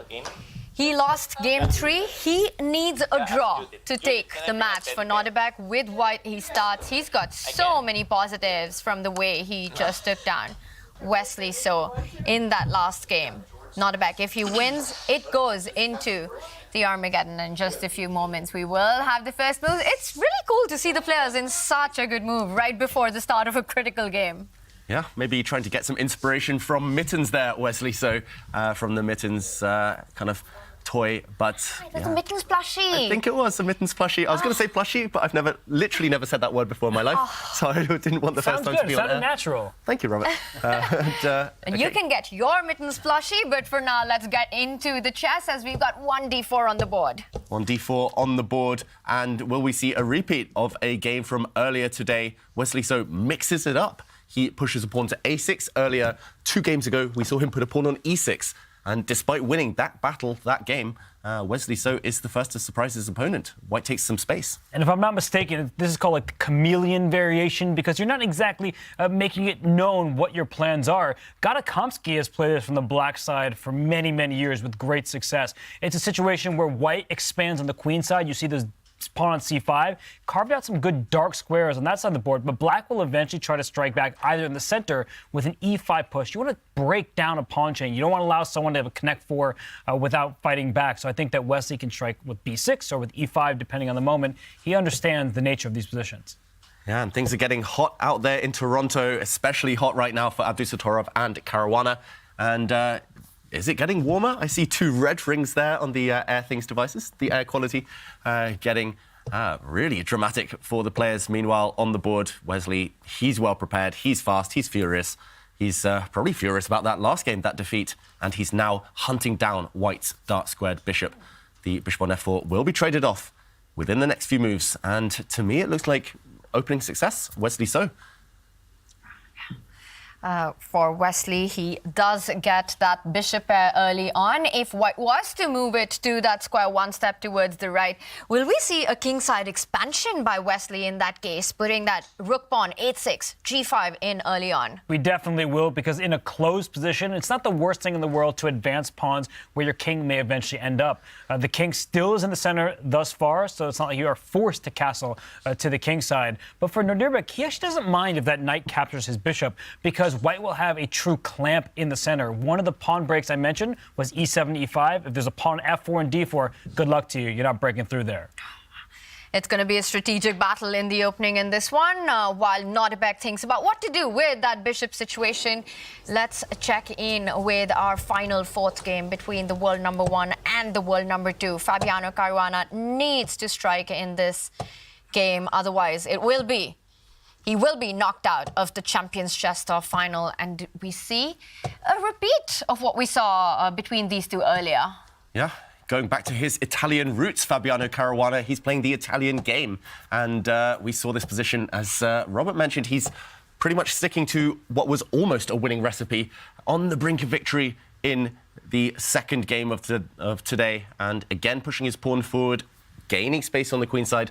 It's onus on Magnus, pressure on Magnus to switch things up because it went wrong for black very, very quickly. And here we see Magnus still sticking to this tried and trusted kind of idea of trading off bishops. I really fear for Magnus Carlsen unless he's got something up his sleeve. And this is the moment that Fabi stopped and he went shot castle. Is he going to switch it up? Is this when we get a new move? And we're talking about their game 2 action. We had this identical position. I think Fabi's going to play a new move now. Well, I'm a bit surprised that he goes down the same exact path and now is the person who's sitting and thinking, because Christian Churla, his good friend, maybe he looked at this and gave him a little bit of advice. But Fabi, he's going down the same path, and yet he's not the one who's seemingly prepared. So either he's just trying to recall something, or he's just going to change it up on the fly. There isn't much time between games, to be fair to the players, but Fabi does not castle. He plays that pawn push to c3. And creating a threat as well on the board. The queen from d1, if it arrives on b3, you will put pressure not on one pawn on b7, but 2 pawns, the one that has just been doubled up as well on the center. And Magnus literally doesn't care. He plays b5 anyway, an idea we debated in detail earlier today. En passant or no en passant. It does look like it's forced in some positions, but here White can very much maintain the tension if he desires. But why not just queen b3? I'm attacking b5, I'm attacking e6. Because the b5 pawn, Magnus is saying, is a bit untouchable, because even when you capture, let's say the white queen grabs that pawn on b5, the black rook will slide one file over, hit the queen and the loose b2 pawn behind it. So this pawn can be won by white. Black will have to defend the e6 pawn, but in doing so sets up a rook b8, so the pawn on b5 is actually protected just tactically rather than directly. And we were surprised with this move b5, which happened in game 2 between these two. Not in this exact same position, but a similar one. It looks like this is some kind of a preparation by Magnus, that he's just decided to go into this opening with this thematic idea of b5, and he's sticking to it. What must have happened is that in the break, the players, they don't have too long. They have a few minutes here and there. Magnus got on the phone. He called up his good friend, his second, Peter Heine Nielsen. What should I do? And Peter's saying, do the same thing. Yes, you had a bad position later, but your mistakes weren't to do with the opening. And just stay loyal, stick to what you know, don't burn too much time on the clock. And here we do see the switch up. This exact variation you mentioned with queen to b3. Probably in that phone call, Magnus discussed it with his second. And it's Fabiano deciding now whether to go and grab the pawn. As Robert mentioned, queen takes b5, white's queen going up, taking the b5 pawn would walk into a skewer on the b file. Black's rooks would switch across, switch focus, kick the white queen away, and who knows who that profits. Fabiano has to work that out. I think it's a little too direct, and I don't love what we're seeing here from Fabiano. He's going down the same exact line. At the first time, you can be surprised by this b5. Now that it's happened before, I'm going to expect it every time it's available. Black can play b5. And what it really was doing is then knight on b1. It wants to dart out to d2 and then up to c4. It's saying you're not even going to get there. So Fabi brings his queen out, attacks a pawn, doesn't take it, instead castles his king. I feel like Magnus can simply defend the pawn, and he's doing just A-okay. And we see a decision there with the kingside castle, Magnus on the think. We are going to go to our crew in Toronto. Levy is joining us for more insights. Levy, we got a very similar opening as the one we saw between these two players in game two. Fabi, a must-win situation. What do you think about what we're seeing being played out? Will Fabi be able to create his chances in this one? Well, it's not a matter of will he be able to. He doesn't really have a choice. It's just, is he going to go for a long positional out grind type of game, or is he going to get frustrated at some point and lash out? But the truth is, in these e4, e5, these rues, lashing out could just be punished, right? I mean, we're looking at the game right now. Magnus applying some pressure with his knight there on the king side. I don't know. I'm no expert in e4, e5 positions, but if you tell me you have to win this with white, it looks like a bit of a struggle. I don't know. What are we thinking? We thinking he's going to try to push d4? Is he going to try to reposition his queen off of b3? It's nice where it is. It's pressuring e6, but it's tough to add pressure. I do believe he's brought his rook. So is the idea knight f1, guys, and then reroute the knight to the center?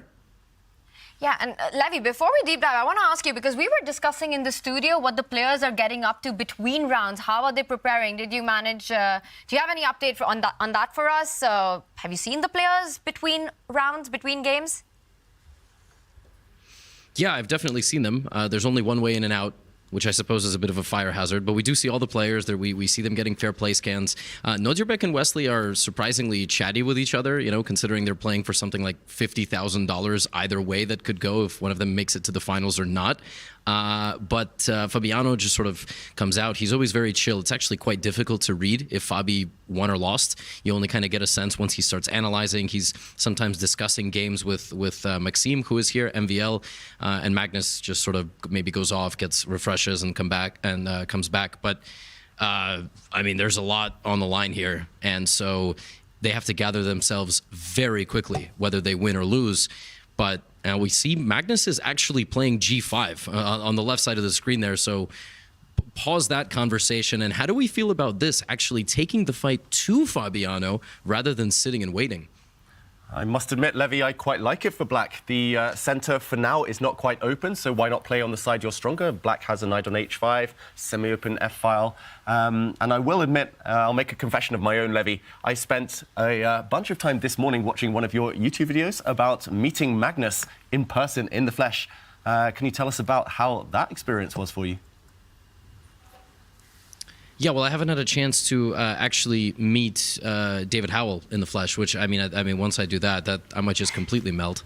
So we gotta set that up at some point, David. No, it was super cool, and I tweeted about it earlier today, or posted on X, or however we call that nowadays. It's sublime for me because, you know, 4 years ago I was just a chess teacher in New York City, and okay, I don't want to just, you know, undermine that profession, just the chess teacher, but I was watching these tournaments as a spectator and a fan, and that sort of never goes away. Also much taller than I thought, and if anybody chess boxes Magnus, they are going to have a serious issue. I get where all the hype from and the athleticism claims come from, so that was pretty cool. Got a little bit of a Gucci cologne smell. No, I'm just making things up at this point. Back to the chess, because, you know, we got to focus here. We've got a hanging knight on h5 in the Wesley So game, and meanwhile Magnus put his knight on the f4 square. So both these matches are great, I just have to say. A lot of tension, totally locked position on one side, and on the other side, we've got, I don't know, we got Magnus coming in with an attack, I guess. Sorry, go ahead, David. I was going to say, if you had to pick right now which player you prefer on both boards, Levy, who would it be? I really like Wesley's position. I generally don't like being cramped like the position Nodirbek has, because you have to time a counterattack, and that's not a skill that I have at all. Plus, you have to play on the queen side in Wesley's game if you're Nodirbek. And I really don't know how I feel like being under kingside pressure. And, well, if I apply that same logic to the left side, I would rather play black, obviously, because you have the open F file, close center, good attacking chances. What about you guys? Yeah, Levy, I was going to say on the left-hand side of our screen here, Fabiano, at least he has an opportunity to initiate a pawn break. And I often say the side that controls the pawn breaks is the side with the advantage. Black has some pawn breaks of his own. For Magnus Carlsen, he can push his G-pawn to create more threats in front of the white king. But I'm with you that I feel like Nodirbek, that position's too closed for my liking. And Wesley seems to be having all the fun over there on the king side. Oh, absolutely. Actually, why don't we pop over to that game? As Fabiano has to make a decision there with Magnus's rook on f4, we can take a look at Nodirbek versus Wesley. So that match has gone, I mean, it's been a crazy back and forth battle. So Nodirbek has just moved his knight. We see Wesley has a critical decision to make. It's a weird position, guys, right? Because Wesley has to basically not lose this game. That's the reality, because he's up 2-1 in today's set. So the position, however, is demanding violence of the highest order. Isn't that a really difficult tightrope to cross, right? Because you know white is going to play a4, b5, as we see these beautiful blue arrows drawn there from Oslo. I am not doing that. Look at that. f5, f4, very, very tense position. Who do we favor? I know computer says black, but computer's like 800 points higher rated than the highest human. So how are we feeling? Well, the computer normally loves connect 4, I was going to say, but the e4 pawn suddenly gets traded off. En passant, apparently it's forced, but e takes f3. Well, I'm not so sure about this one for Wesley. So as he clears his throat, rook takes f3, pawn takes, bishop takes. Oof. At least he's broken the head of the pawn chain. No, you couldn't pay me money. You couldn't pay me money to take with the pawn, but bishop takes, yeah, now a knight is coming to e4. I mean, once again, I'm just saying it's a situation where Wesley has to not lose, but he's taking the fight to Nodirbek. I mean, someone's probably going to lose this game, and there's a chance it could be Wesley, and then it's 2-2, and then we have to play an Armageddon for today's set. So, but anyway, I will let you guys live broadcast in Oslo take it away. Great listening to you. Thanks for checking in with me. Thanks, Levy. We will check in with you again soon. And I agree with him that, you know, in this game, Wesley needs only a draw. But he's going all out. There's no backing down from this position. Once you've advanced those kingside pawns, you've already declared war. With g5, f5 on the board, there's no way to go solid or passive in this position. And even if Wesley, it's advantage Wesley at this particular moment, that's also in some ways good news for Nodirbek, because he knows that the position will open up. There will be opportunities for both players to go wrong. Yeah, well, The Power of the Dog was a great movie from Jane Campion. I think The Power of the Knight has been the theme of this match. We just saw Nodirbek Abdusattorov win by blocking a rook with his knight so he could promote. Here, that knight on d7 for black, that's going to hop right into the center. Knight f6, knight e4. You have forward progress allowed for that knight. He started the queen e8. You have an open diagonal because the f pawn has been pushed. So I feel like white's play a4, b5, this kind of attack on the queen side, it's really slow and it might not amount to much, whereas black can actually throw pawns forward as well at f4 or g4. You have to time these things correctly. But with the knight maneuvers, with these pawn pushes, I certainly like black's chances. I've got to agree. The top players in the world, they like space. They like having access to weak squares, and that's exactly what Wesley does right now. And yeah, I'm loving your knight maneuver, Robert. I would take black here every time. And also ahead on the clock as well. For Nodirbek, it will come down to having those extra seconds, because this position will get very demanding and will require a lot of calculation at some point from both these players. Wesley looking really relaxed and chill right now. We've been talking about Wesley from the start as being this extremely solid player, as the hardest to beat in the circuit. Doesn't take the fight, but waits for the fight to come to him. When you give him the opportunity, he takes it. But this event, the Champions Chess Tour Final, from the very start, we've been seeing a very different Wesley. We've seen him get aggressive without being provoked. Well, here I think he was provoked a little bit because if he sat passively, he understands at this high level that if you kind of just wait for your opponent to do something, you don't have a plan of your own. So he created some plans. He pushed his pawns in front of his king to force White's pieces back. And if he had given Nodirbek all the time in the world, we would have seen an avalanche on the queen side. That hasn't even started yet. There's not even a snowball over there. And in the middle of the board, you see all of Black's pieces and the knights coming to the king side. I really like his position. And, the position is one where he kind of had to react, and he's reacting perfectly and quickly. That's maybe the most important element here. Yeah, you can tell how uncomfortable Nodirbek is here. Just his clock consumption here, his use of the time. It's really uncharacteristic. Normally we see Nodirbek, when he's confident, when he's on form, just blitzing out the moves, hustling his opponents on the clock, happy to play kind of not the best move, but wanting to play it quickly. And here, he's down 3.5 minutes. He's retreating his bishop back where he came from. I think regretting the decision to take on f3 with his bishop now. He wants to park it on d3, but either way, Nodirbek is suffering. If you give him the chance to turn the board around and take Black's side, I think he would every day of the week. So Abdusattorov right now needing a miracle to win this game. He puts the bishop on d3, but Black's knights are coming in, Black's pawns are coming forward. Kingside, the right half of the board, Black is dominant. Well, swapping colors isn't an option, so Nodirbek has to try to create something out of what he's got right now. The one positive in the position for White is that there are still a lot of pieces on the board. Very few trades have happened. Very few things have been simplified so far. And even if Wesley is in driver's seat, I'm going to say this again, that this position, when it does explode, because Wesley has expanded the king side, I think it does have potential to go in Nodirbek's favor as well at some point. It does, and I think if Nodirbek can successfully push his pawns up the queen side, that's how he gets chances. He's got no play, no activity, no threats until he does just that, and we know he will, and that's why Wesley, he just can't sit around all day. He's going to try to improve his pieces. Maybe he's going to push his h-pawn, like David said. Maybe he'll just bring his knight up to that e4 square that was vacated when he took en passant. But no matter what, he needs to play in the center of the board here. I don't believe in the queenside pressure. Like, even if you get a4 and b5 in for White, it just feels a bit slow. And let's remind everyone, if Nodirbek wins this game, this match goes into Armageddon. If it ends in a draw or in Wesley's favor, Wesley gets the set, and we will move on to a set 3 between these two players. And of course, there's also Fabi, who is fighting to stay in the Champions Chess Tour final against Magnus Carlsen. He needs a win in his game, and he plays with the white pieces. This is the current position. And at first sight, you see that Black's rook, Magnus's rooks have lined up on the f-file. And whenever that happens in these Spanish, in these Italian positions, there's always this sacrifice on f3 that comes into my mind. You're always thinking about rook takes knight, blow open White's king. All of White's army is on the queen side. Very few defenses.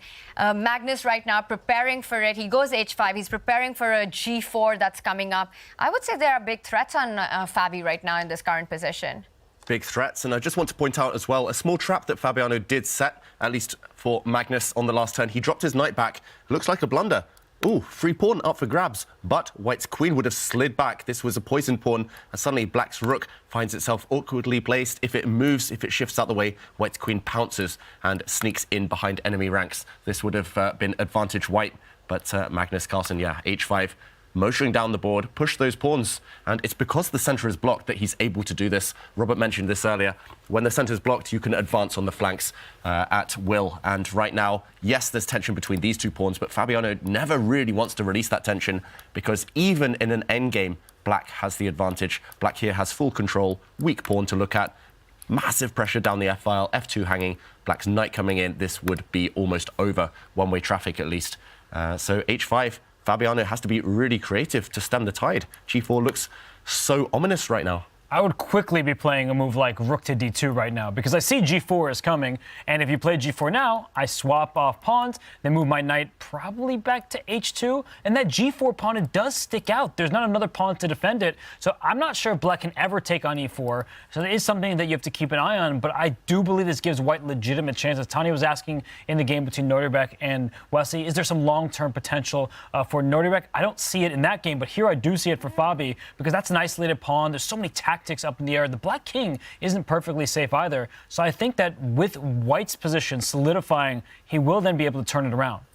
It's really interesting to me that Fabi is almost touching the 2-minute mark, because as we've been pointing out, g4 is such a big threat on the board. You can't possibly give up that f2 pawn. You have to defend it. But are there some tactics? Is there another creative way to go into the offense? Because if not, rook d2, you play it really quickly. Yeah, maybe this is just symptomatic of Fabiano not being confident, not liking his position. I've been there so many times in my career. I hate my position, even if sometimes there's a forced move or one move that's clearly superior to the rest. You just sit there kind of wallowing, a bit down, philosophizing, and he has to just speed up, play rook d2, defend this pawn. He did. Okay, he plays knight to e3. Wow. Provoking g4. He's actually going for a similar idea to you mentioned, Robert, there. Knight to h2. He wants to actually forfeit this pawn in return for the g4 pawn to activate his knights. And actually, I quite like this idea. If in the current position, black ever allows a pawn capture and the white knight to pounce into d5, suddenly there's actually access squares. So Fabi spent a long, long time in that move, maybe too long, but he did, in the end, find a creative idea. And I like the fact that it's not too submissive either. It's not reacting to black's threats. It's trying to leap forward with his knights. I prefer his move for sure, not just because he's the person making it, because it's ambitious. And he's just trying to create an imbalance in that g4 push that we keep talking about. White does lose a pawn very close to his king, but he actually steals a pawn that's getting closer to the black king. And with lines opening up, with pawns being removed from the board, we may just see this very variation, that with pawns being removed, that means that there are more open lines, more chances to trade some pieces. And if you take this g4 pawn, white has the outermost pawn. And why that's important, as we get fewer pieces on the board, having a distraction, a decoy, and far away from the other flank, that can be very, very useful in an endgame. Yeah, really nice move there. Creative idea from Fabi. And I think this wasn't on Magnus's radar. We were struggling to see it as well, but he's found a creative way to keep the balance, but by playing actively. Often, if you have a choice between active, passive moves, if they both look roughly level, play the active one, put your opponent under pressure, surprise them. And one more move by the white knights, taking the black g4 pawn off the board. Serious threats against the black king. You can tell on the body language, Magnus a bit frustrated and just a bit bemused, perhaps, because he must have loved his position until this last little sequence. Fabi has definitely dragged Magnus into complications in this one with this creative resource that you were talking about. Very difficult to find, but we've seen him do that time and time again in this match. Moves like queen b4 earlier in their set one, and Magnus is going for it. He takes the f2 pawn, he's giving the g4 pawn. The one thing in Magnus's favor is that it's very difficult on that left side of our screen for Fabi's major pieces, the queens and the rook, to transfer over to the king side. So he's got some time to try to get harmony within his own pieces before the queen and the rook. I think c4 is a big threat for white. It absolutely is. We're talking about the left-hand side. He takes you with the e3 knight. That's actually a bit counterintuitive. Usually you like to capture with your less active pieces closer to your own territory, but he's opening up the third rank for Tania's c4 push, and the queen sliding on over to g3, ignoring the queen side. So watch out. Magnus Carlsen in some trouble on the left, and the right-hand side, it's more of the same. Wesley he's played a perfect game thus far with the black pieces. He's just opened up a diagonal from his queen towards that e3 pawn. He's blasting open the white king side. Nodirbek down to 2 minutes, 24 seconds. Tick, tick, tick, tick. He just doesn't have time, and you see the EVA bar all the way up now. Wow, Abdusattorov's position is collapsing in front of our very eyes. Simply the white king on the right board there is going to come under heavy fire. Wesley, so quick, so confident, retreats black's knight. Two monster threats. Firstly, to eliminate white's bishop in the center of the board. Secondly, to attack white's h-pawn. Nodirbek is not long for this world. His dark squares are falling apart. Wesley playing aggressively, but also keeping all the strategic points under control in this position. Nodirbek in big trouble on the position with a big threat of losing that h4 pawn, also down on the clock.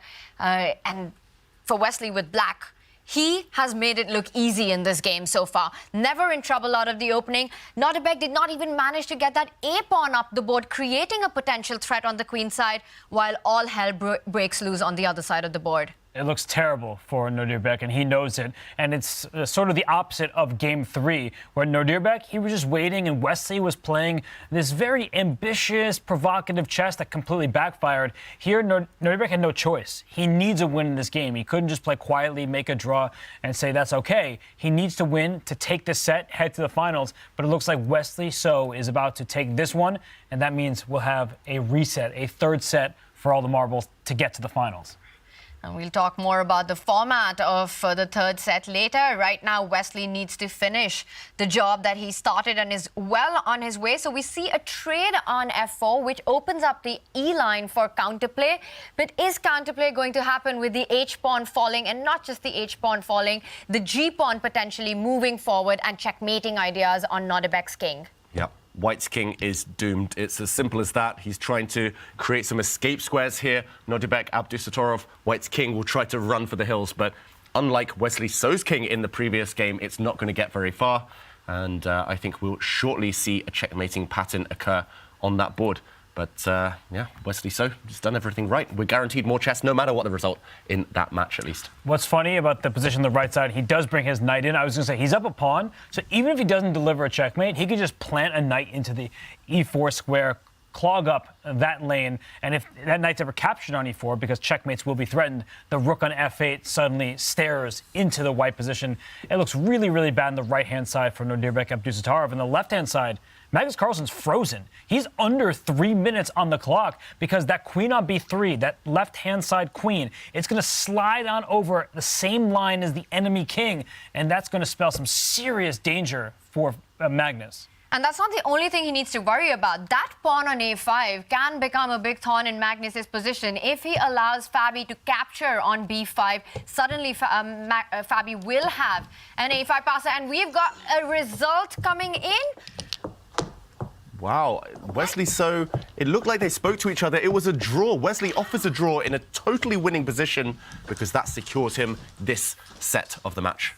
And Wesley gets it done. There was no hope in Nodirbek's position. He accepts the draw with this g-pawn moving forward, with Nodirbek's king under fire. He takes the draw, which means there will be a set 3 between these two players.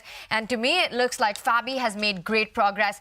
Robert, you pointed out that the queen's sliding on from the queen side to the king side. I'm looking at that a5 pawn.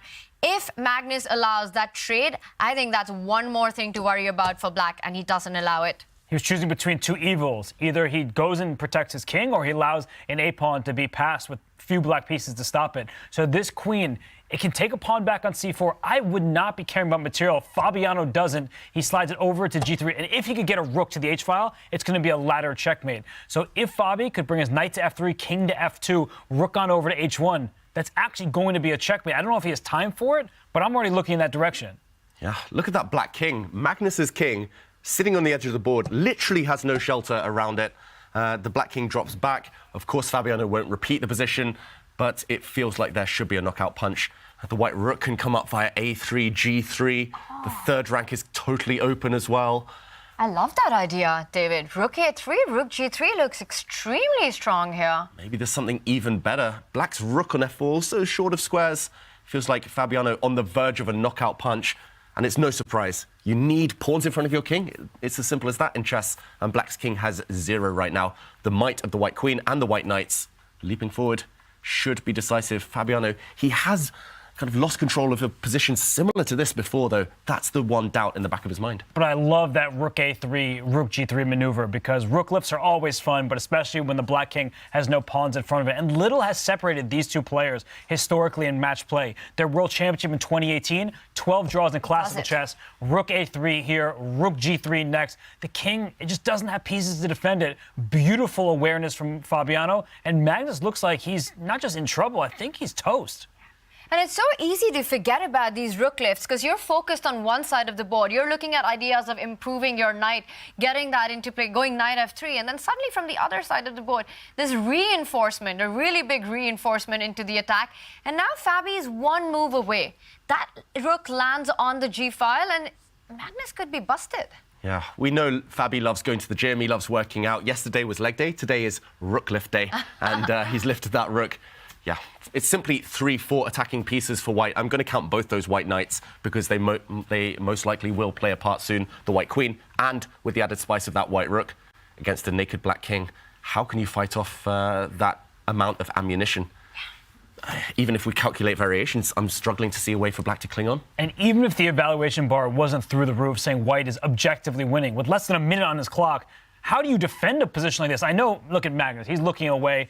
He's pretty much giving up. He's shaking his head. He knows he is lost. Oh my gosh.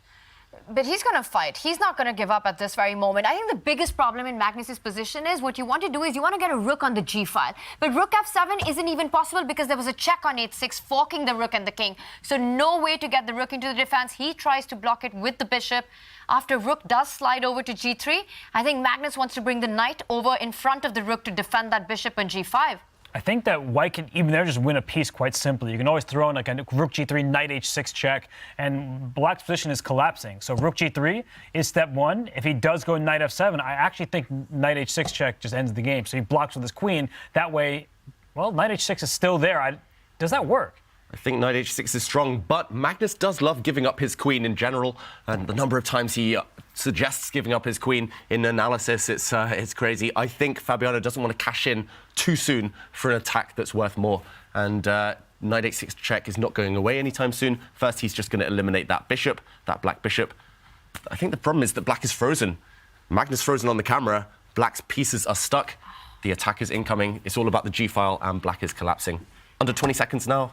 He gives up material to fight against the threat on the g-file. He's trying to run away with the king, but the threats on the g-file continue because that bishop on g5 is still on the pin.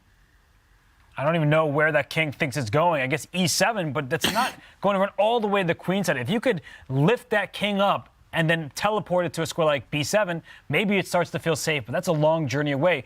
Magnus doing the right thing, though. His rook on f8, it could slide on over to the h-file, and maybe the white king could feel a bit of the heat. For now, Fabi has everything under control. He's also doing really well on the clock, and he just needs to put Magnus away, which he couldn't do 2 games ago. Yeah, and he has to be careful about that because exactly with the white pieces in game 2, in a winning position, there were a few imprecise moves made, and Magnus was all over in that game then. So for Fabi, he needs to still finish the job. He's up in exchange. To me, it would make a lot of sense to just draw back with the knight and try to capitalize on the pin along the g-file. Knight f2 would be the move of my choice here because I also stopped the check on e3. Is there another way to probably just with a stronger blow here right now? I like it, Tanya. You've done the hard work. You've won material. White is up, a rook for bishop. So why not just create smaller threats? Why not regroup your pieces? I think you don't actually need to do anything too special. There might be stronger moves, might be more direct moves. But ultimately, Fabi needs to play quickly. The only time it's gone wrong for him is when it gets super messy. He loses a little bit of control and he has no time on the clock. So just keep the time advantage. The win should be relatively straightforward if you play moves such as knight f2. He's about to decide. He reaches out for the knight and it's on the board. And one thing I'll note that if the queens do come off and maybe queen h6 for black, at least you're not getting checkmated for Magnus. You have a bishop and 1 pawn for that rook. So there is quite a lot of material. And he's, I think, about to go for this. I don't think the task is that simple for Fabi if the queens come off. And the thing when you're playing against Magnus is you have to be so precise even when you're ahead in material. We've seen Magnus turn around in this very match itself, in this against Fabi itself. And it looks like this is a big blunder. Can he... Is there... I was going to say rook takes bishop, but queen takes rook is with a check. Yeah, the problem is there's a pin on the g-file. Black is also collapsing on the other flank. Fabi's now going to infiltrate on the c line. And actually, the e6 pawn is hanging with a check.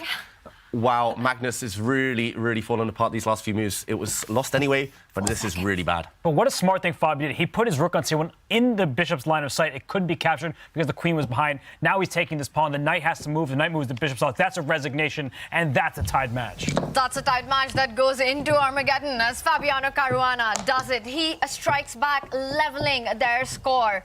And this one goes into sudden death, which Fabi needs to win to stay alive, to take it into set 3. But he will be feeling confident. Fabiano Caruana right now, he is one of a kind, beating Magnus Carlsen so many times. And did you see that, David? Magnus, he was so angry on the screen.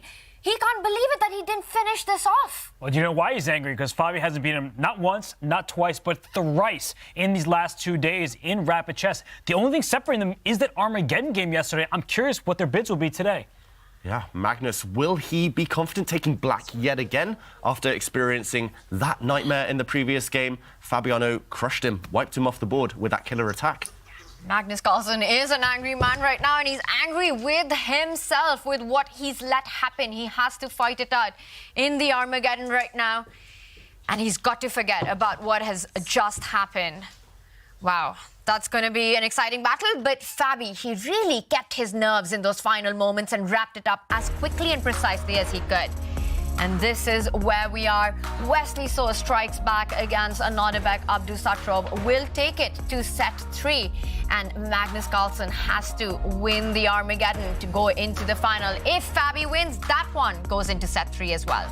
Fabi needs to take this one in Armageddon. I think the reason why Magnus, he's so just displeased himself is not because he blunders, because Fabi's just outplaying him. And Fabiano may be the only player in the world right now who can take down Magnus in these series of games like this.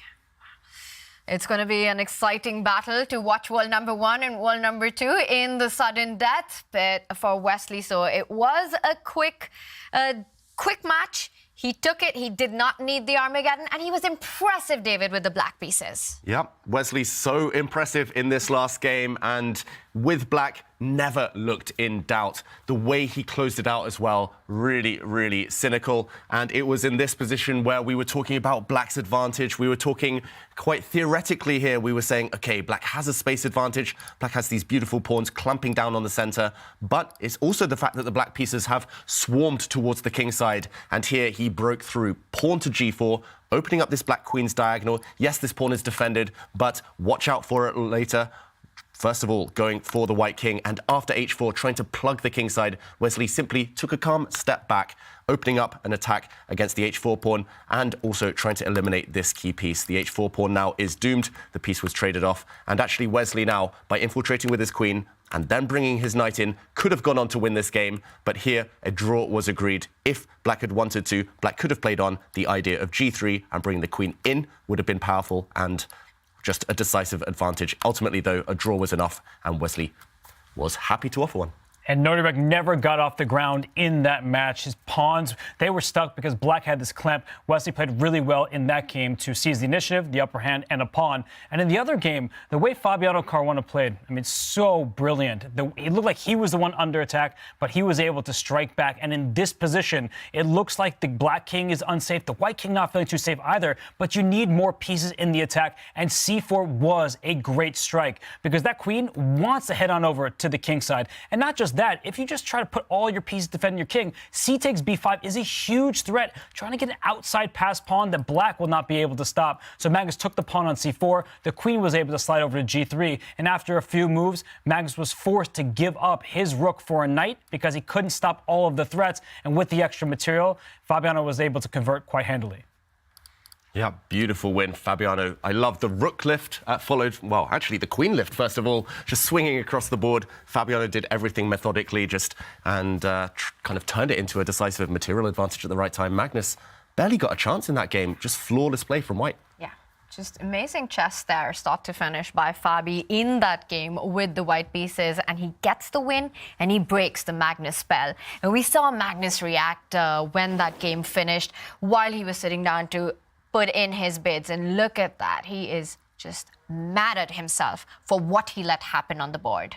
David, how's your Norwegian? What do you say? I will not say it. It's a kid-friendly show here, but it wasn't nice what Magnus was saying to himself there. Yeah. And he's frustrated. More chess for him is not what he wanted. Yeah. And if Fabi is able to get the job done in the Armageddon, it will go down to set 3. So we've got a big, big fight coming up between these two. You don't want to close your eyes. You don't want to miss a thing, as it is sudden that it is the Armageddon. And Fabiano Caruana, can he finish the job that he started with his win in round 4 against the world number 1? These two face off in Armageddon.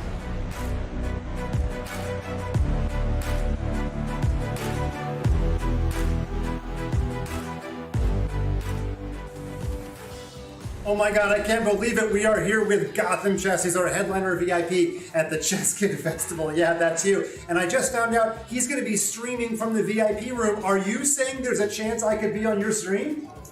No, not you. But the kids can be on my stream, Mike, and that's what's important. Oh man, I guess I got too old for this event. I'll be there, but if you're a kid in elementary or middle school, you get a chance to be on the biggest stream in all the land. Gotham, are you worried any of these kids are going to come for your job? Maybe one day, but I have over 4 million subscribers, so you guys got to start today. Practice up, chess kids. You may just get to be on Gotham Chess's stream. Sign up for the Gotham Chess VIP package, and we'll see you at the Chess Kid National Festival.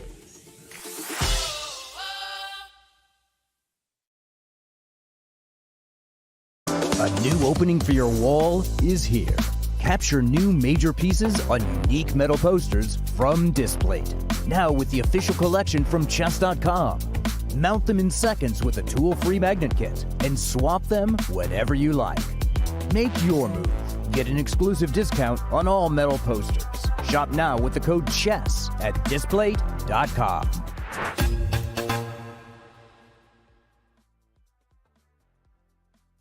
It doesn't look like much, but neither would a Sicilian defense to the untrained eye. This is a performance enhancer. You don't see it? How about now? Manage your air quality, sharpen your performance, change the game with Air Things. Another one of the VIPs from the Chess Kid National Festival. We have the OG Papa Bear here. I am Danny Wrench, and he's going to be starting a very innovative concept. What do you got? Yeah, I'm going to be facing off against women's grandmaster Jennifer Shahade in our first ever Puzzle Bee. We've actually been excited about doing this for years, and I think it's going to become something special. So solving puzzles against Jen, let's go. And what Danny doesn't know is that we actually have a new prize. We have a golden Peshka. We've been working on this, and the winner gets this Peshka. I wanted to hold that. The guy, whoa, yeah, it's real gold. What is going on? It's real gold, my friend. Was this in the budget? I don't know. So it's worth a lot. Come find out who wins the very first golden Peshka.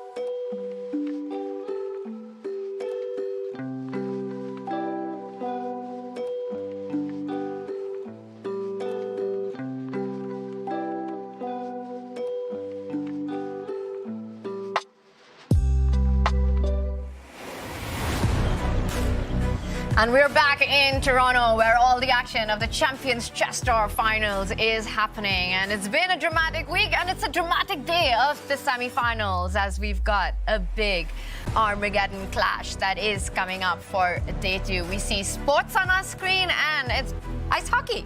And there is going to be more chess coming up as well, as sports fever takes the city. Right now, it's Armageddon fever that's on, and Kaya is with Fabi and Magnus revealing their bids.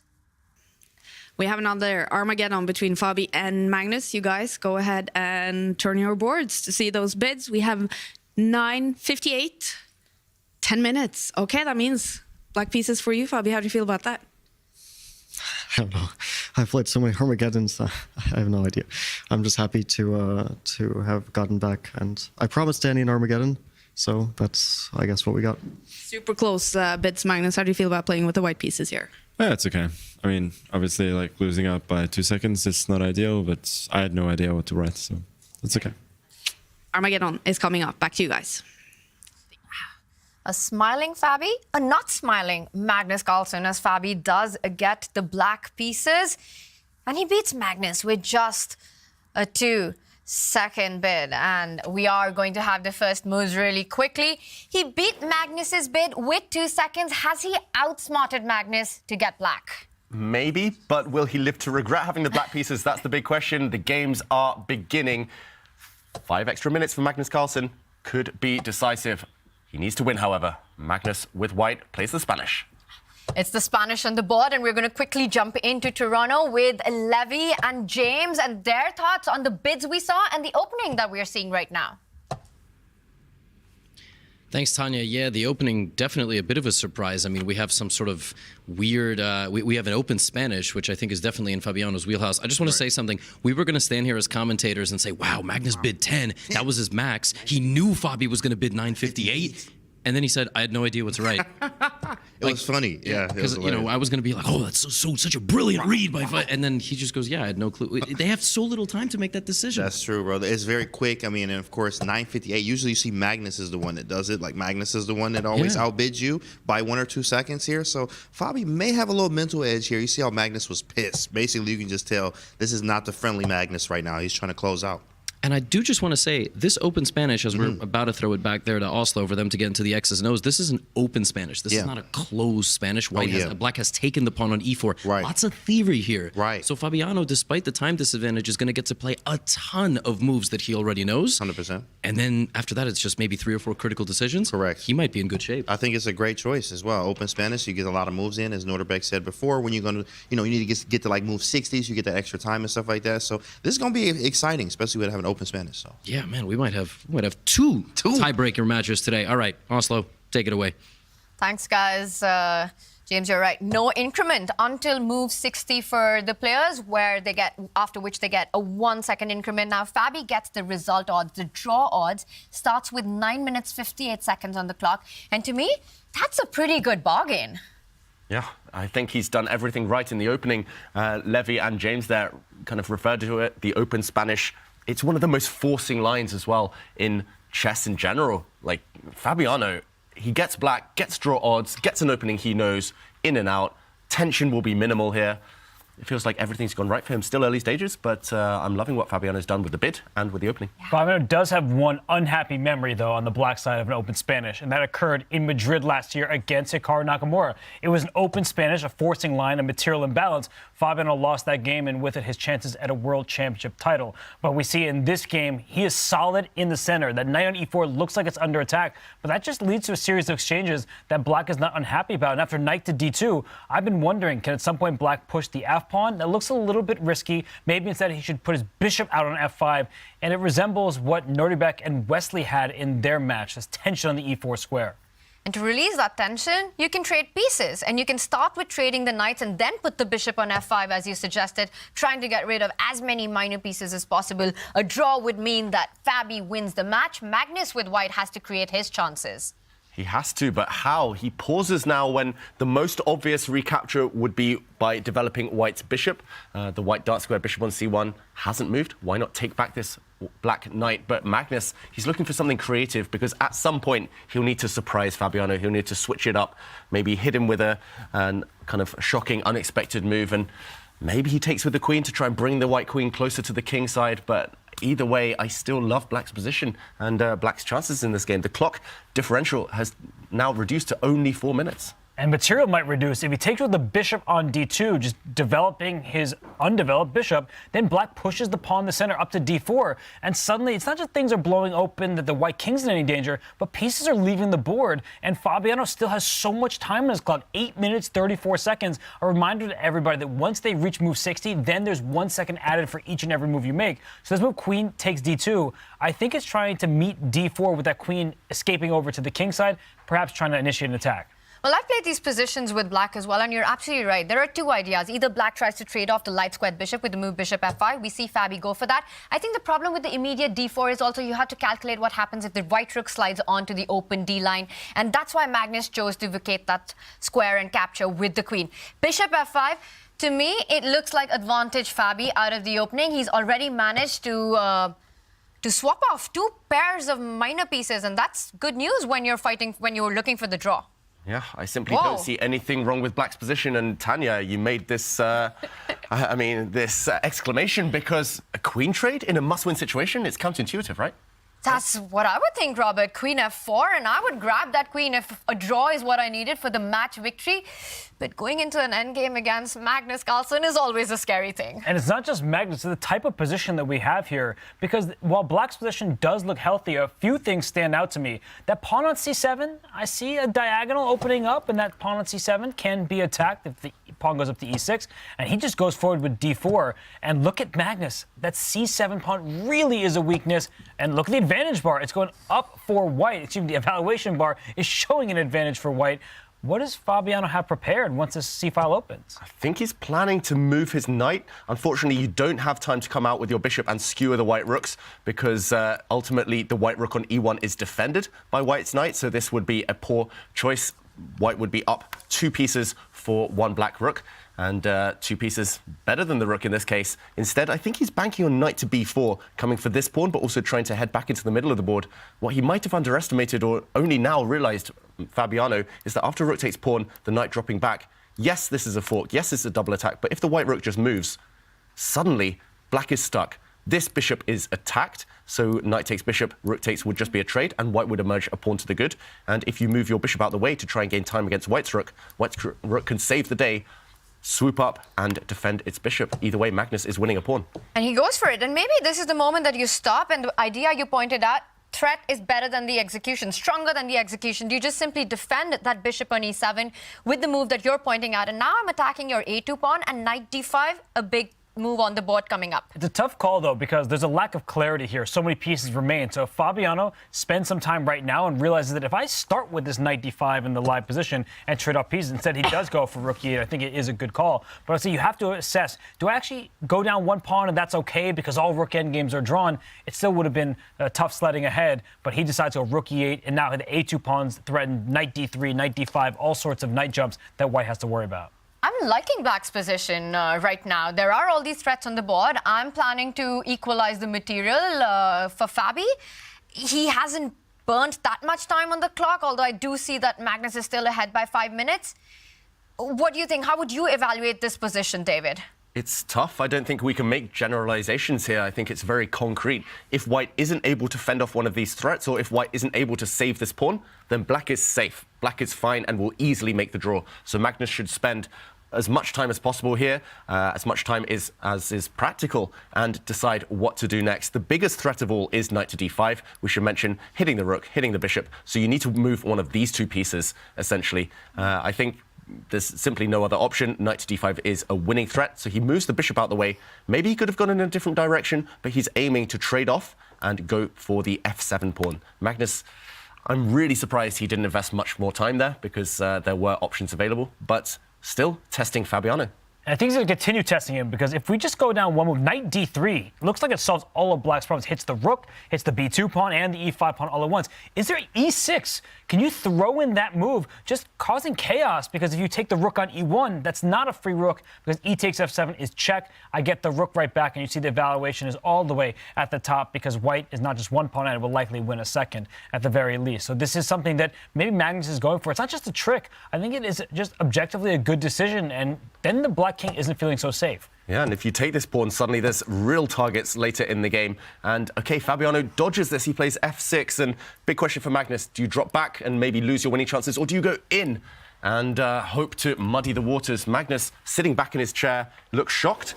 He's reaching out, and he does go in. He's going for the aggressive approach. The rook on d8 is hanging.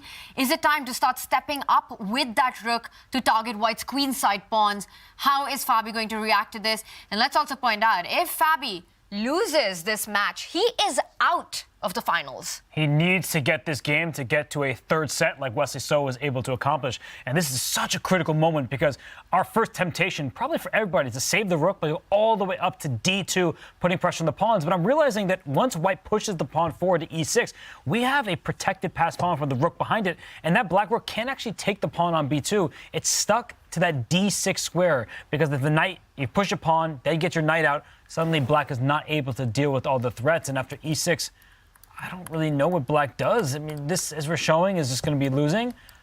I don't know how Fabi holds on here. I think he just simply forgot that Magnus could keep the e-pawn alive. He wanted to trade it off at all costs, but he didn't have enough time, Fabiano.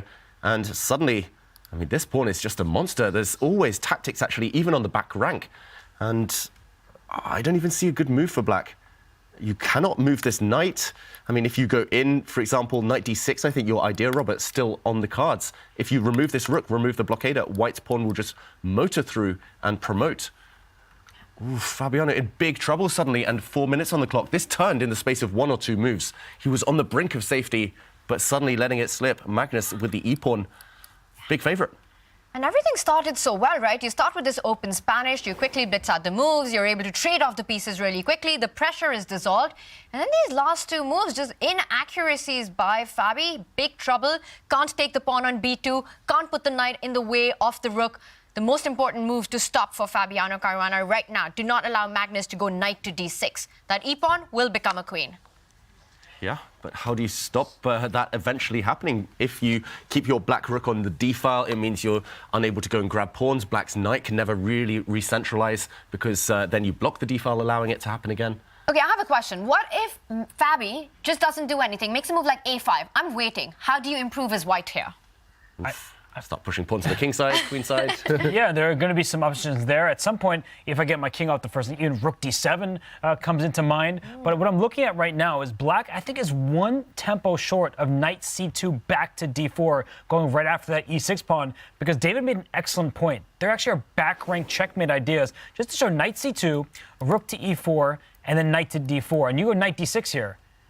It looks like you just blunder this pawn e6 with, let's say, even knight takes e6 or rook takes e6, just grabbing that pawn. But I can just take you on e6, and then I back rank checkmate you. So, of course, there are going to be moments where you can get away with something like this, but not here, not when your king doesn't have any escape squares. Beautiful, beautiful tactics. And this type of thing, if not this exact variation, this type of thing will keep recurring. It's all about the black king being stuck right now. And at some point, I guess this knight just might be booted out. He gives his king some breathing space, so guarding against those motifs we mentioned, the black king now can at least mobilize. But how does Magnus continue? That is the big question. Is there a way forward? Can he eventually brute force it and push this pawn to glory? Still some work to be done for the world number 1. A much better waiting move, a kind of a waiting move by Fabi, the move h5, like you said, just giving a lift to black's king. And now ideas of knight c2 or knight d3 are in the air. Magnus putting pressure on the clock, reaching out to make his next move. Fabi does hit the under 3-minute mark. Still far away, far away from meeting move 60, getting that additional second. So it's not only keeping it on the board, but Fabi also has to avoid getting flagged. 2 minutes and 55 seconds in this position. You have to reach move 60 just to get that bonus time with every move made. And this is such a tricky moment for Fabiano Caruana, but Magnus is doing the right thing, investing some time here, because perhaps he could put the game away not caring about the clock. Even if you gave Fabiano a day, you see the evaluation bar is all the way up here. I'm already looking at ways to go after the h5 pawn. If I can land a rook on h8, my coach always taught me about dream moves. That would be checkmate. So rook back to c5 at some moment. That looks very enterprising to me, trying to go for the black king. Yeah, I love it, Robert. Or pick up the white rook on e1, somehow plonk it on h8, rook e4, rook h4, take the pawn. Yeah, all these ideas popping through Magnus Carlsen's mind right now. He must sense that he's doing well, and I think the moment it became tactical, he banks on his chances, both on the board and on the clock. But still, he wants the accuracy. These top players are perfectionists. They don't want to let any opportunity slip. And okay, he's pausing what to do first. Does he push a pawn, kick away the black knight? Does he lift the white rook up the board? Does he, I don't know, push white's kingside pawns forward? There's so many options for Magnus Carlsen. Critical moment. He's in the tank now, 2 minutes. Once he starts playing, I'm expecting a quick flurry of moves. It's where players often go wrong, though. When there's too many choices, you think this one looks just as good as the other, but there could be a flaw, and you could give black just the necessary time to get back in the game. And black does have some threats. A knight coming into d3 that hits the rook on e1, hits multiple pawns. And for Magnus, he paused, and he does bring his rook up to e4. So any knight jump here doesn't come with an attack against that rook. And rook h4, rook takes h5, rook h8, checkmate, not out of the question. Yeah, far from out of the question. And first of all, posing a difficult question to black's knight. 3 possible squares. I think you simply have to move that knight. Perhaps you can defend it with black's pawn, but there's downsides, there's pros and cons to every single knight jump. And Fabiano is basically a 1 in 3, 1 in 4. I even forgot that this was possible. But it's so far offside now, that black knight. It's not coming back into action anytime soon. Magnus, therefore, has the luxury of a few turns to really close in, either push the pawn or go for that black king, as we've mentioned.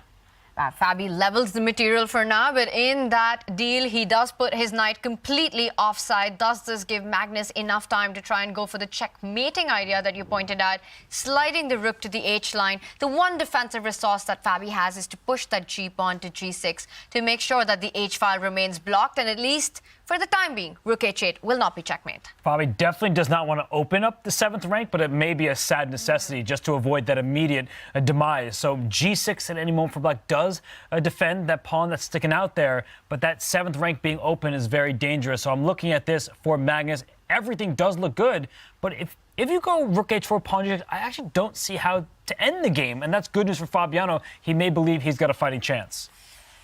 Under 2.5 minutes right now. He doesn't only have to fight the board. Again, he has to fight the clock as well. It is, what is that? It's 35 moves to make it to move 60, and that's a far way off with complications still on the board. The e-pawn 2 steps away from queening.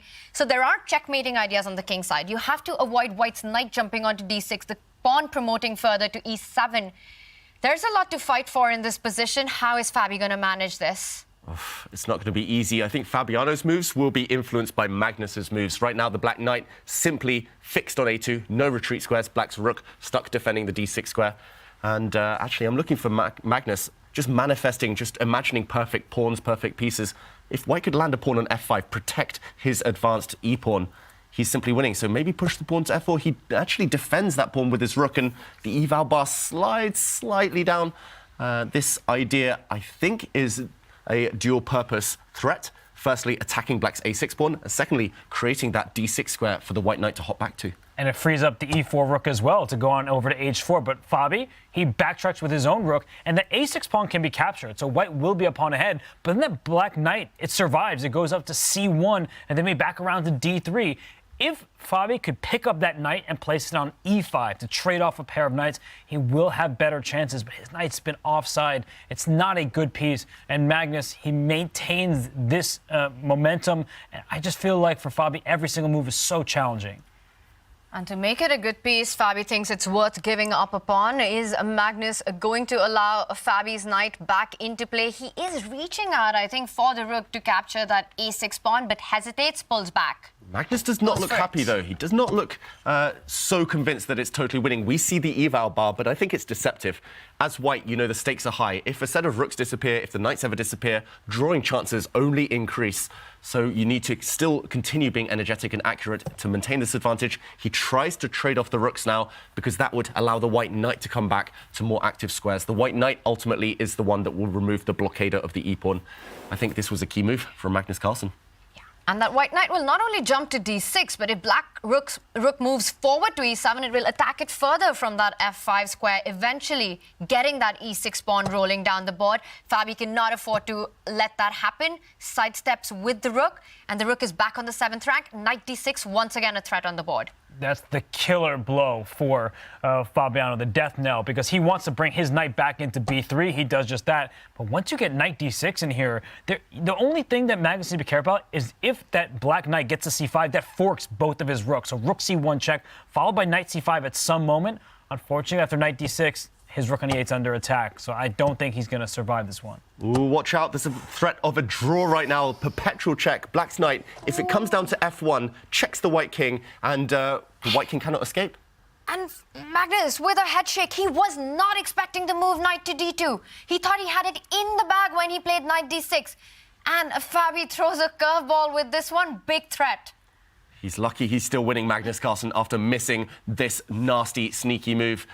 The white rook is attacked, but you cannot move it. If you move the white rook or if you capture the black rook, draw on the spot. The black knight comes to f1, check, forces the white king back, and we'll see a yo-yo. The black knight move, discover check, and this dance will last forever. Magnus needs to give some space to his king. It's the type of move that completely rattles a player. You can see Magnus. He needs to regroup right now. And just like yesterday when he's the one who sacrificed his queen, Fabiano finding a desperate try, but he pushes a pawn, does Magnus Carlsen. He trades off a pair of rooks. G7 is now loose. So Magnus, despite the initial shock, he still found the best continuation.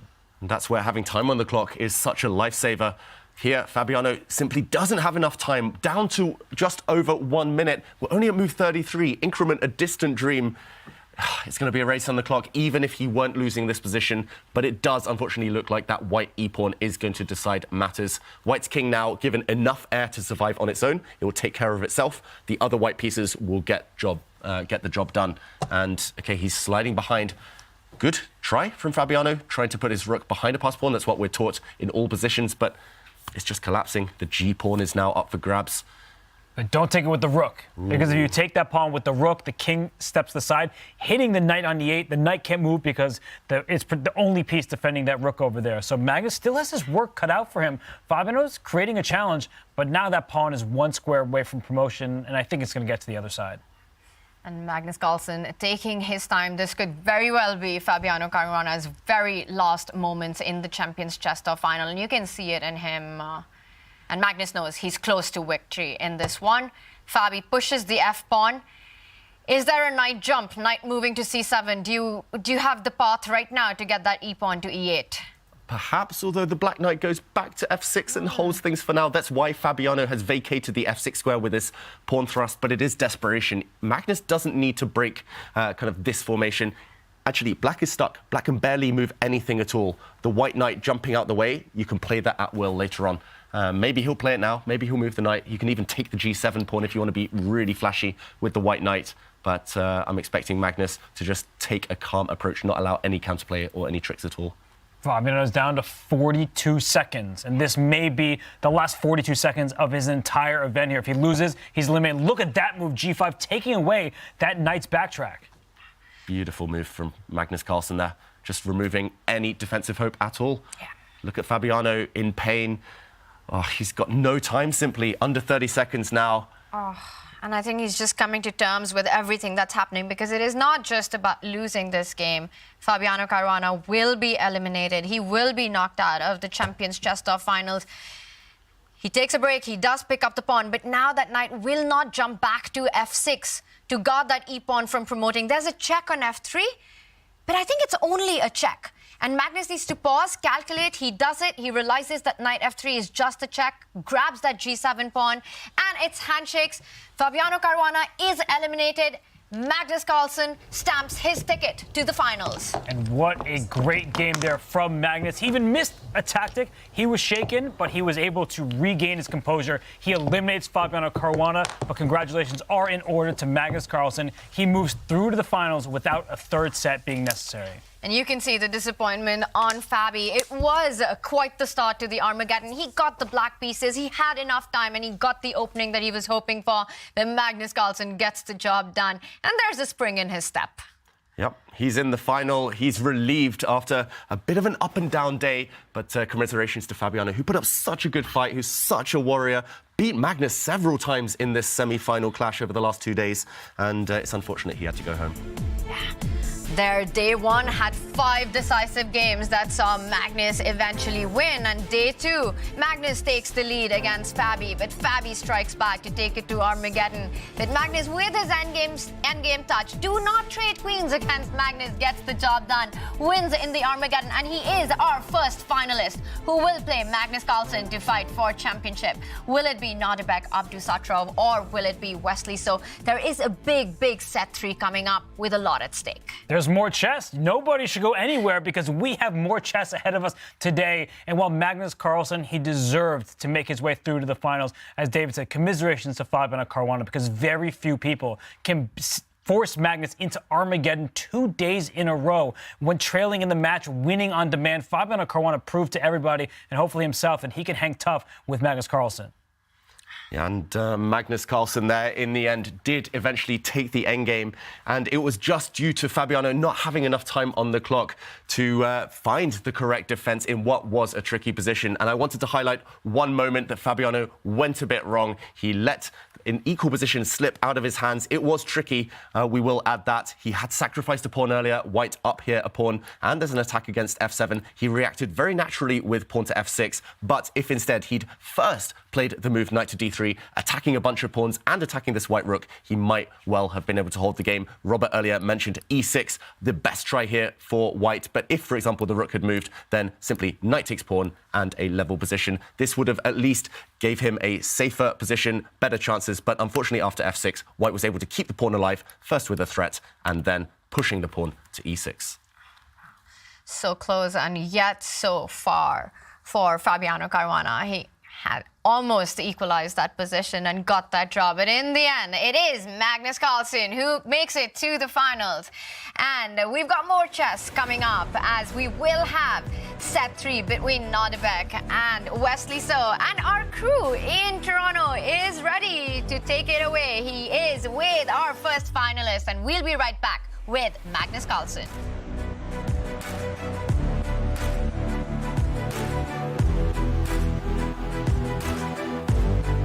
I am beyond excited to announce on February 23rd through 25th, we will be hosting the first ever Chess.com Invitational presented by Discraft at the famed course in Brooksville, Florida. We will be kicking off this year's Disc Golf Pro Tour in style with not only incredible disc golf, but many more activities. There will be a one-of-a-kind chess disc golf crossover you won't want to miss, as well as an exclusive Chess.com fan zone. I personally couldn't be more pumped to bring epic disc golf competition and fun. Hope to see you all there.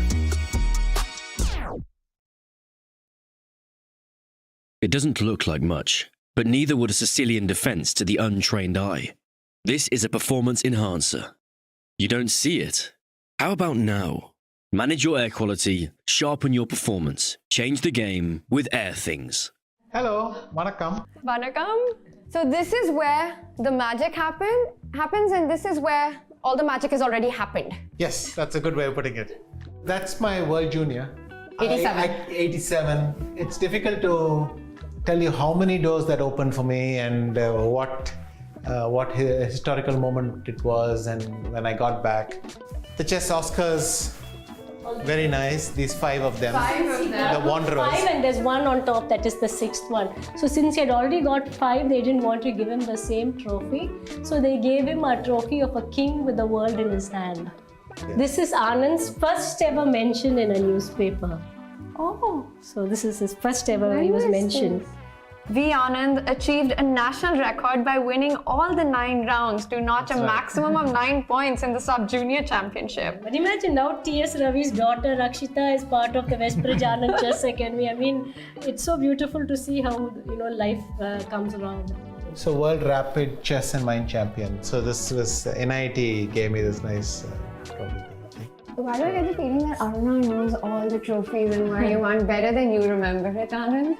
Because I cleaned and read. Because it's true. Because it's true. Did you have a favorite? Thank you so much, Anand. I feel this is extra motivation for all the youngsters, this opportunity to actually come here and witness these achievements and spend time with you in this stunning room. Anand, Aruna, thank you so much for this.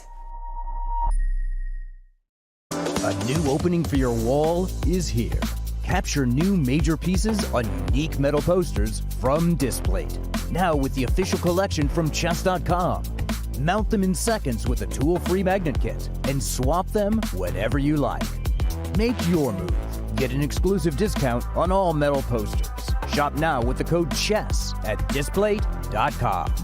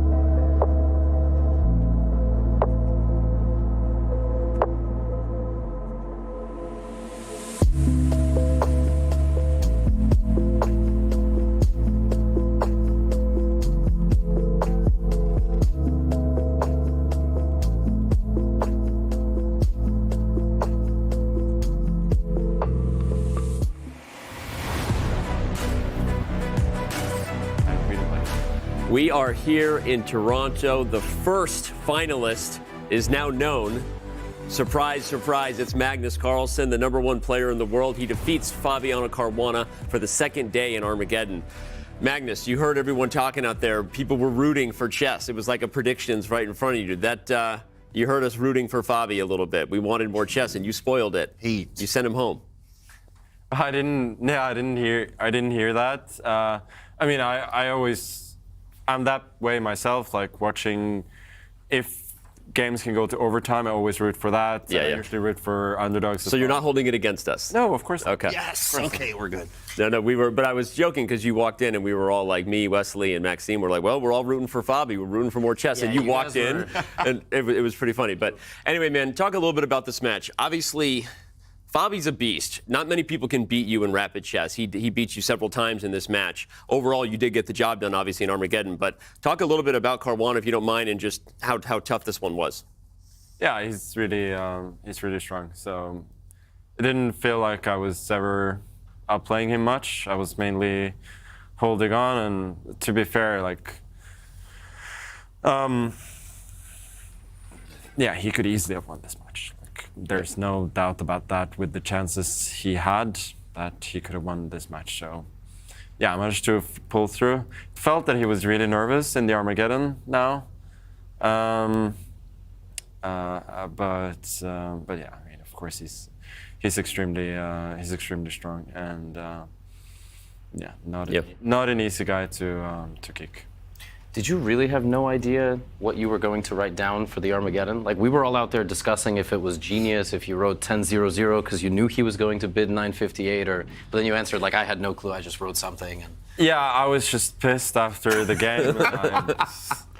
I had no idea what to write, really. So I did, like, the most my brain was able to process was that he wrote like 958 or something, yeah. Or like 1001 or 1002 or something yesterday. So I thought I'd go a few seconds lower, which is like the most basic. It's like if your opponent did rock the last time, you'll do paper because you think he'll do it again. So yeah, no, there was not much thought into it, but I've been struggling so hard with black today that I thought I was not unhappy to play white. Congratulations, you made it to the final. So you got the -10 on the goals. We won through there. Of course, maybe having a little bit of fun, obviously in Toronto too. The B3 thing. Are we gonna see that in the final? One B3? Yeah, I don't know. I don't know about that, but I I haven't thought about it. I would say there was one really big moment during this Armageddon. I think, first of all, he did fine from the opening. He was doing well. Then we exchanged queens, and he pushed the pawn, which was a little bit risky. I think he could have done other things. But anyway, the key moment was after I played bishop g5. It took. And after f6, I almost went e6. Because I was absolutely sure that he'd play knight d3 instead of f6. So I was so shocked that I almost like played. You almost e6. touched the wrong piece. Yeah, I almost touched the wrong piece because I was in my mind he'd already played knight d3. And then I looked at the board and I was like, oh, this is f6, which I thought was not a good move. Yeah. Or at least, yeah, it would give me great practical chances. So. Yeah, it tells you something about like sometimes we're just way too like locked in on something. And This might be too philosophical. I don't mean to butt in. No, go for it. Second item on your list of accomplishing, you had the b3 and the -10. What is fun for you in chess? Like, how do you have fun? It's just winning. Is it fun. Like every game is fun. What is fun? When you feel the flow in the game, that helps a lot. To be honest, like there was no flow in these games. Like Fabi is too good, yeah, there was little flow. I mean, winning is fun, but yeah, fun equals winning with flow. Okay. You talked about the emotion you had going right from a loss to Armageddon. You don't have time to collect your thoughts. We obviously see this in online formats a lot, right? Where you just have so many games to play, you don't have time to collect yourself if the momentum is going wrong, right? And now here we have an over-the-board format that is also very, very fast, right? You don't have time from a loss to Armageddon. Do you like this? Do you like the idea of it being in a way that maybe challenges the emotions, the sporting elements, kind of the toughness in that? Or are you like, hey, I actually, in those moments, would have preferred a moment to take a breath? Honestly, there seems to be some issue every time that we're about to start the game. Like, I always get like 2 more minutes, 3 more minutes. Like, it always seems to take longer than it was supposed to originally. And good or bad, when I've lost a game, big game, I just want to like take a couple of minutes, maybe go to the bathroom, and have a little bite, but that's it. Then I just want to see. You want to play? Yeah, I just want to play. Yeah. Well, I mean, we gotta fix the format, guys. I mean, it makes sense. I mean, I don't think he's saying that. I think I understand what you're saying. That, you know, but at least if you're, do you feel like you play a little better if you're a little on edge? What is the best Magnus? Right. That's a great question. I really think the best Magnus is when I play with confidence, without fear. When I take risks. That's when I play the best. Yep. Well, are we going to have the best Magnus tomorrow? You feeling better? You feel like you started off today? Yeah, I mean, I in general felt a lot better today than the last couple of days. So, you know, hopefully that trend can continue. And Fabi is really strong, so I'm not too unhappy with the way that I played today in general. I just faced a strong opponent, and yeah. Another time he might have definitely nicked this one. Last chance, I got to ask it. I think it's the normal sporting thing to do. You get to pick your opponent at this point. So, or Nodirbek, who are you picking? Probably Nodirbek is, but I mean, they both have great moments and they both have extremely vulnerable moments. So it's very hard to say. I mean, from game to game, you cannot predict what is happening next. Like, there seems to be a lot of nerves. So I have no idea what's gonna happen there. And I think Nodirbek, like, getting that win with Black, I think was important. He saw that Wesley was vulnerable even today. So I don't think he'll be feeling any less confident than usual before the third match. All right, well, we're going to see. We're going to be watching as fans. Hopefully you'll be watching too, but congratulations, man. Good luck tomorrow. Thank you. Enjoy your night. And we'll see you then. There's our first finalist punching his ticket, and this is what it took for him to get there. A couple of 3-2 victories over Fabiano Caruana in Armageddon. And like Magnus said, this match in some ways could have gone either way, right? Fabi did have his chances and just was unable to get it done in some of those big moments. And that's why Magnus Carlsen is usually the last guy standing, because he does tend to get it done in those most dramatic moments. But all right, Fabiano is with Kaya talking about the loss and his experience here in Toronto. He has given it an awesome fight, but it ends here in the CCT Finals for Fabiano. How are you feeling right now? Yeah, pretty disappointed. I think I had a good position in this last game. I just rushed a little bit when I probably took on c3 or took on f5. I mean, I should be completely fine in that position. I thought I was okay after night before when I took on c3. I mean, maybe it's already unpleasant after rook c1, but yeah, I rushed at some moment in the opening, and then I got an unpleasant endgame, probably a very dangerous endgame, and I don't know, maybe I could have defended it better, but it started to look really dangerous, and IG, yeah, looked like a bad position. Do you feel, though, with game 4 here especially, that you do go out with style? To be honest, it doesn't really matter, I guess, how you lose. I left a lot of chances on the table, so I do have some regrets for sure. What has been your highlight from the CCT Finals 2023? Well, I mean, I enjoyed it overall quite a bit, but yeah, I don't know. Maybe when I reflect back, I'll have a bit more perspective now. It's just a bit disappointing. I know you're very disappointed right now, but can I get your predictions for what will happen here now with Wesley and Nodirbek, first of all? I think most likely we'll see Magnus against Wesley in the final, but anything can happen. Now, Fabi, what's up for you in the next few weeks here?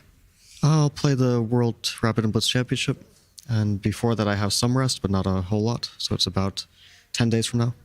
And obviously, there will be a candidates tournament happening here in Toronto in some months.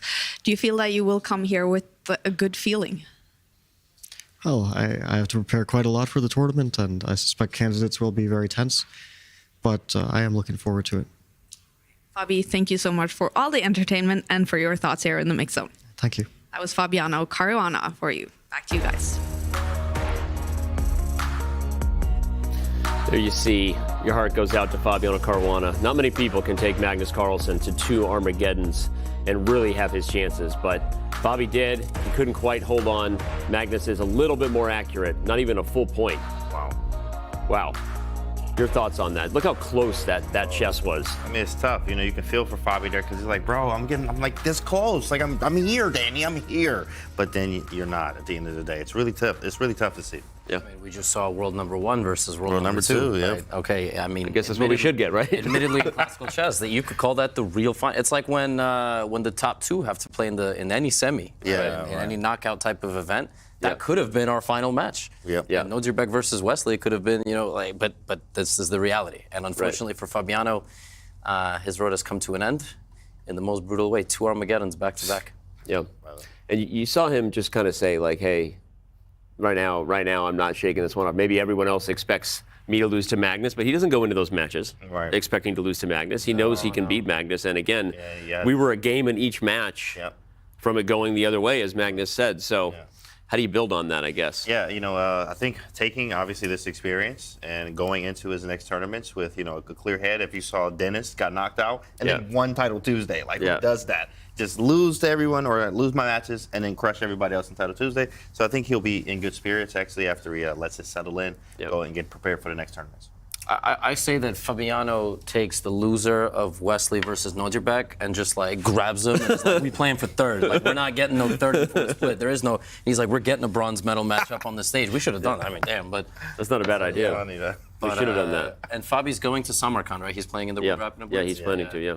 Yeah, so he has a chance to still grab a medal and potentially have a good event. Yep. And I'm a Fabi fan. I'm biased. We all are.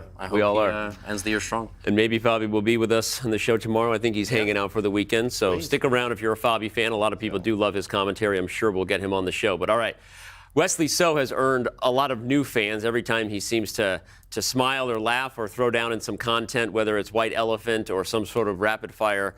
He and I decided to have a little bit of a challenge, a little bit of fun, and I played blindfold blitz with him. He's blindfolded, not me. Here's a quick preview of what happened.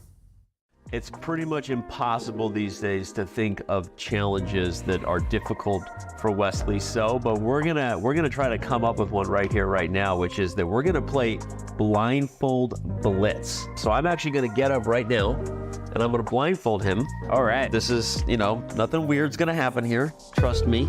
There you go. Close your eyes. Right.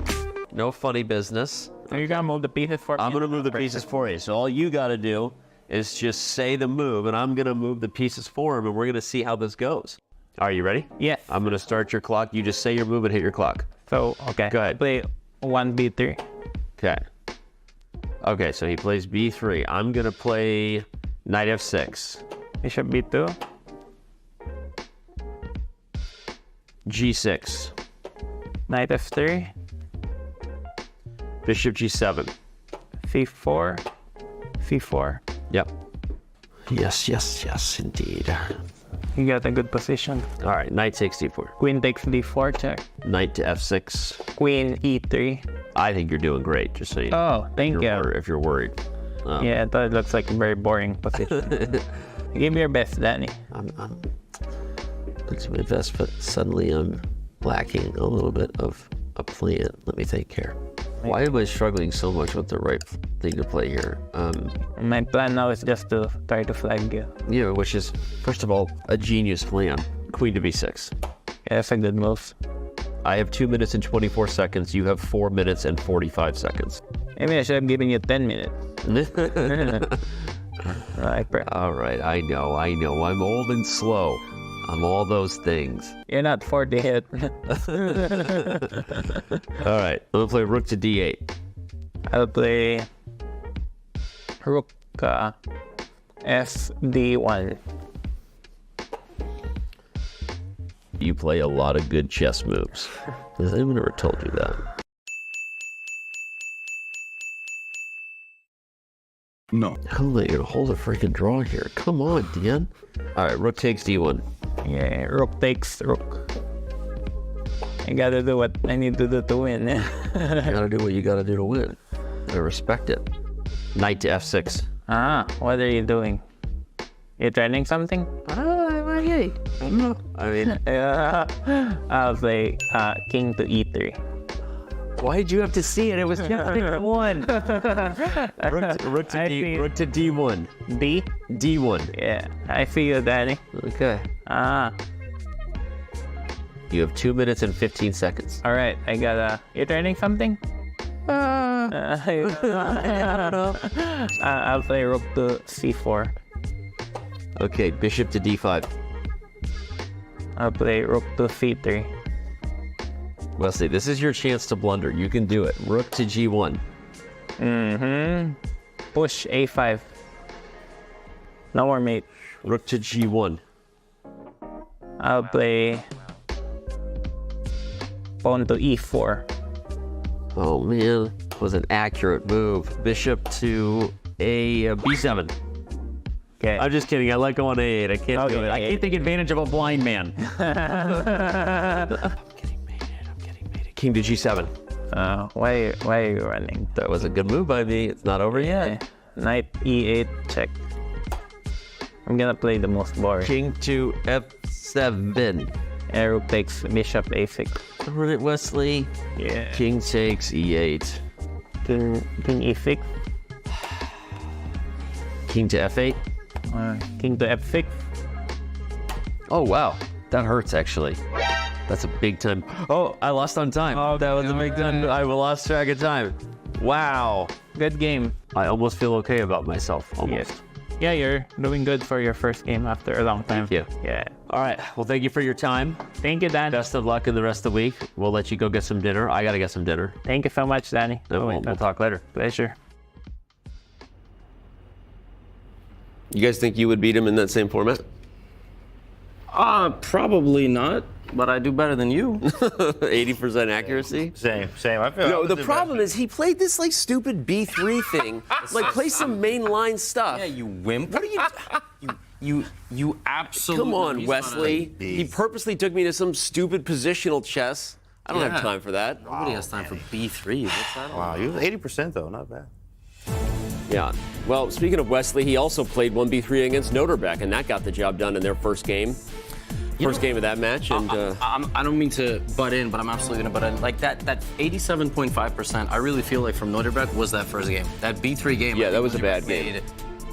Without that game, I feel like he's back over 90%. That was a crazy first game. Yep. I don't know what happened there, but clearly really thrown off by that 1B3. Unironically, I guess Wesley was inspired by his blindfold game. You know what I'm saying? That's crazy. I didn't even make that connection, but you're right. B3, right? It's like it worked against Dan. It's gonna win. A lot of people feel better about themselves when they beat me at chess.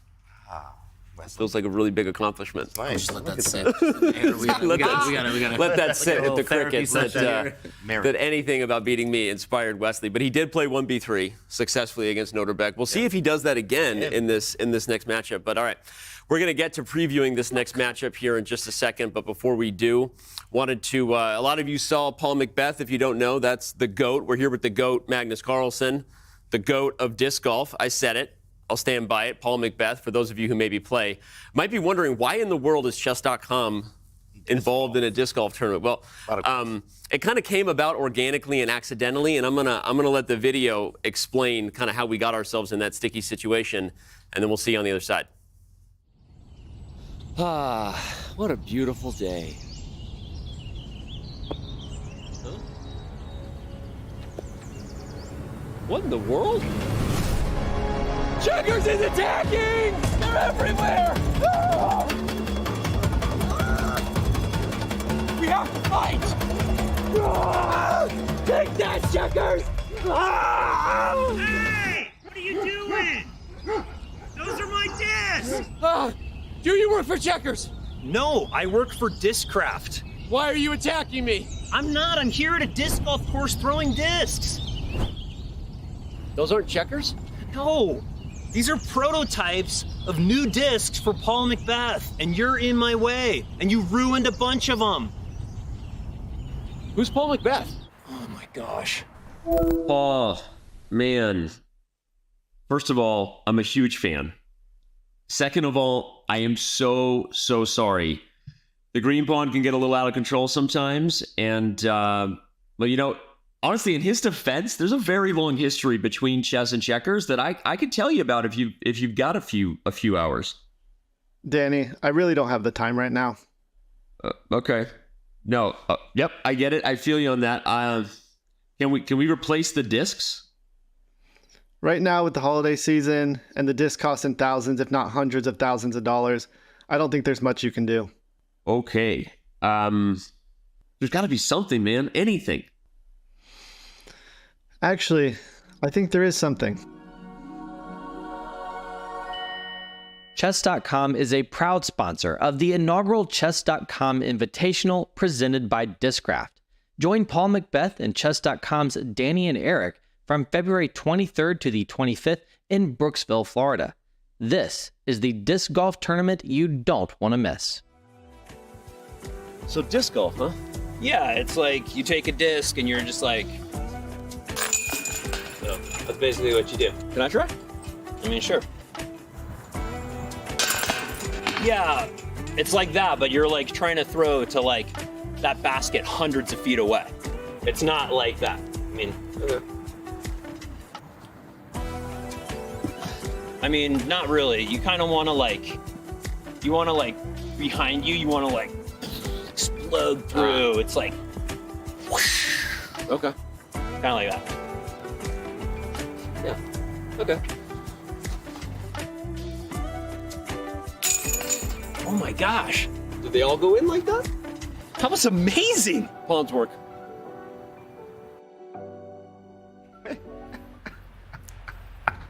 First of all, check out the special effects in that video. You see that? I mean, unless you believe I actually made it that far. Is that classified as a real sport? Disc golf? Yeah. It is. Yeah, that's crazy. So do either of you play disc golf? Regular golf, in fact. Regular. Well, no, that we like to call it stick golf. You're discriminating. Okay, it's disc golf and stick golf. I am not about to get canceled. I play real here today. sports, guys. Real Like sports. chess. Okay, Like so chess. fun fact: Eric and I are huge fans of disc golf. We do want to continue to have chess grow into other communities. Magnus is actually a disc golf player, and I'm not going to out the family member, but he has a relative who is actually one of the top disc golf players in Norway. It's in the family. This is so, champions and we'll in the see family. whether Magnus and anyone else can make it to that event in Florida. But anyway, it's going to be epic. So shout out to the disc golf community, Paul McBeth, and anyone who thought that was the weirdest collab of all time. It's pretty much a personal, selfish thing. But all right.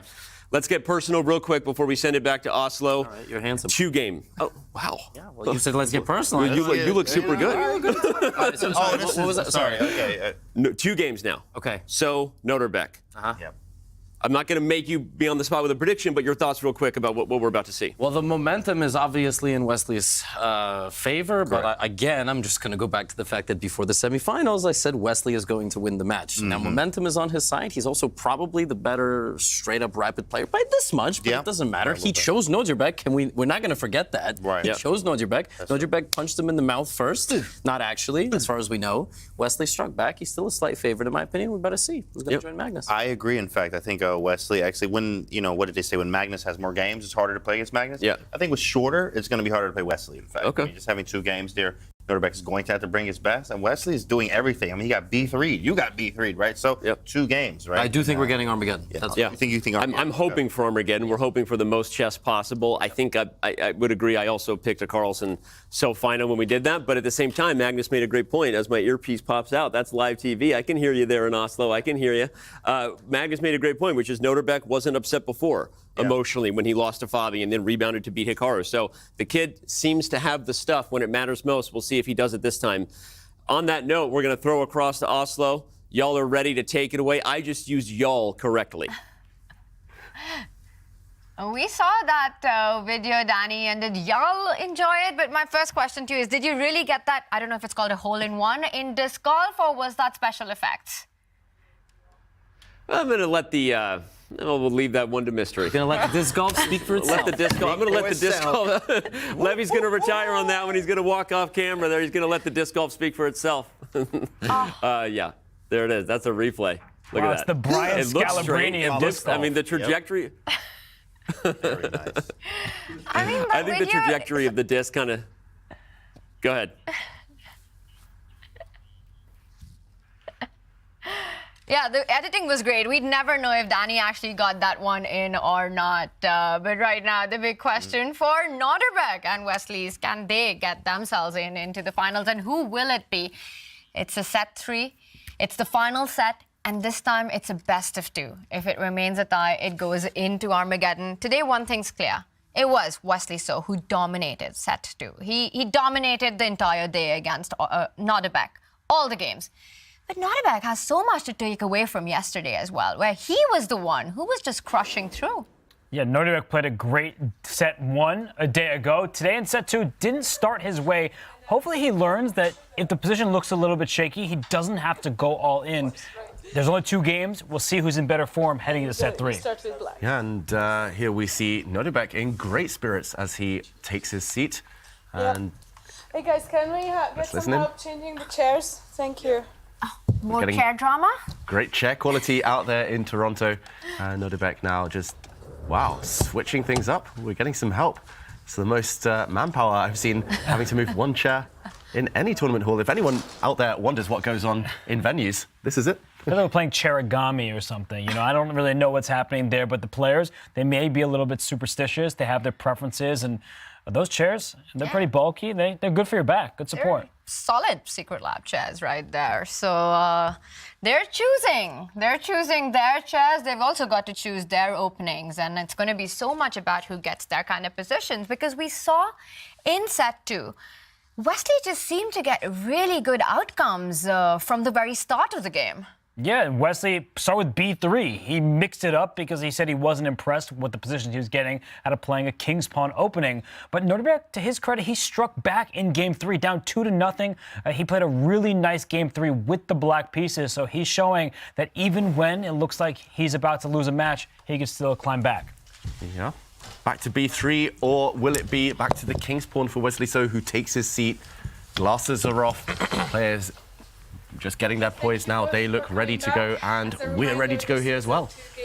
Ooh, it all comes down to this spot. And look at that stat. The games haven't even started, but Nodirbek playing the mind games. Looks like he's ready for that chess boxing match, but this will all be settled on the chessboard. Wesley, no more b3 cowboy for him. He's back to his king pawn opening.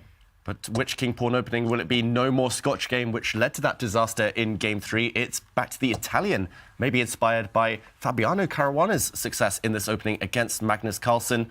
And Black's knight comes out, the 2 knights defense here against the Italian. Provocative stuff. And look at Wesley, he was eyeballing his opponent there, and he goes in, hoping for the fried liver attack. What will we see? Black's knight dodges. There was a poison pawn in the center. We see a quick trade, but this is a pawn sacrifice from Nodirbek Abdusattorov. And not one, it can be, I was going to say another pawn can be given up if the queen moves up to f3, but a different opening approach. He does retreat with the bishop. The fried liver attack, it promises to have Magnus on the board very, very early on. What do you think is going to happen? Who is better prepared here, Robert, in this opening right now? Well, Nodirbek wasn't expecting it. I don't think. He's pausing, he's calculating. And these players, they study their fellow top players' games. And woo, knight g4 jumping out. The knight on g5 is not protected, so that knight likely has to move away from its current square. But what I was going to say is that they studied their fellow competitors' games, and Hikaru Nakamura has played the white side of this position many times in important battles. So Wesley, he moves his knight away. It's going to be a real sharp game because Black has given up a pawn, but White's moving those minor pieces numerous times at this stage. And he's got to move them some more because very often in these positions, Black marches up the board with that f-pawn. It's all about trying to create play, compensation, piece play for that sacrificed pawn. f5 is on the cards. And David, it can happen now. It can happen now. It most likely will happen now. One thing I should mention is that 2 years ago on the Champions Chess Tour, Wesley So was playing this quite consistently. He even played this variation with the bishop back to d3 against Magnus Carlsen and got a huge advantage. Wesley So created a chessable course in 2021, and it was about this variation. We talk about the top players doing their research, and wow, f5 on the board, a quick flurry, some knights disappearing. Black going for the white king. The f2 pawn now is a big, big target. Who cares about the pawn structure, which is crazy? Black is a pawn down, but he's going on the attack. Clearly, Nodirbek doesn't care about his pawn structure. That is the strangest pawn formation I've seen on the board. We are on move 12, and look at Black's pawns. I would never play in this fashion with either color. It looks too risky. Black is currently a pawn down, but there are so many open files and diagonals. You see that dark square bishop that just developed. It's staring at the f2 pawn, the golden pawn, right in front of the white king. White is not castling kingside in this position, not when the h file is also opening up. So Wesley needs to be extremely precise. I actually think that Wesley, if he goes wrong, he could be losing in just a few turns. But if Nodirbek doesn't know how to continue here and keep this initiative, he is down a pawn after all, and the rest of his pawn structure is shattered. Look at Wesley's body language here. He was shaking his head quite noticeably for a while, then a bit of a kind of brush of the brow there. Now he's just nervously looking at his position, eyeballing his opponent there.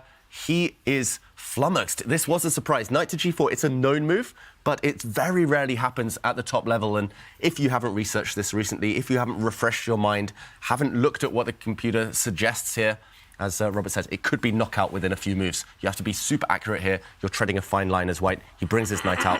As far as I know, one of the main moves. And how deeply does Nodirbek know this position?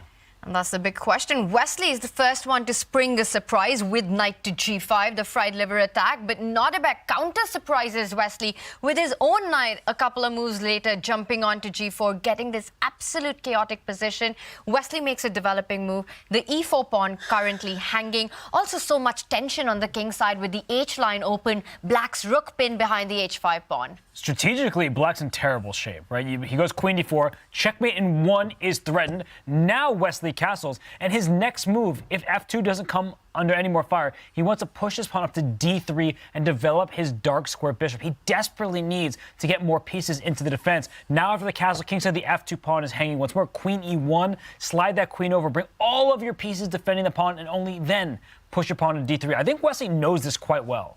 Yeah, Wesley pausing, but he does eventually play the only move in that position, the key move, sliding across, defending stuff with his queen. And earlier, Robert, you name-dropped Eric Rose in the Stafford Gambit. This looks like a variation of the Stafford Gambit. It looks like white is about to get checkmated, but if you hold things together long-term, it is worth suffering for. You do have extra material, potentially. You do have all those targets.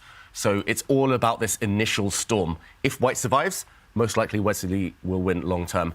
If not, we might see a quick miniature finish. Abdusattorov pausing here.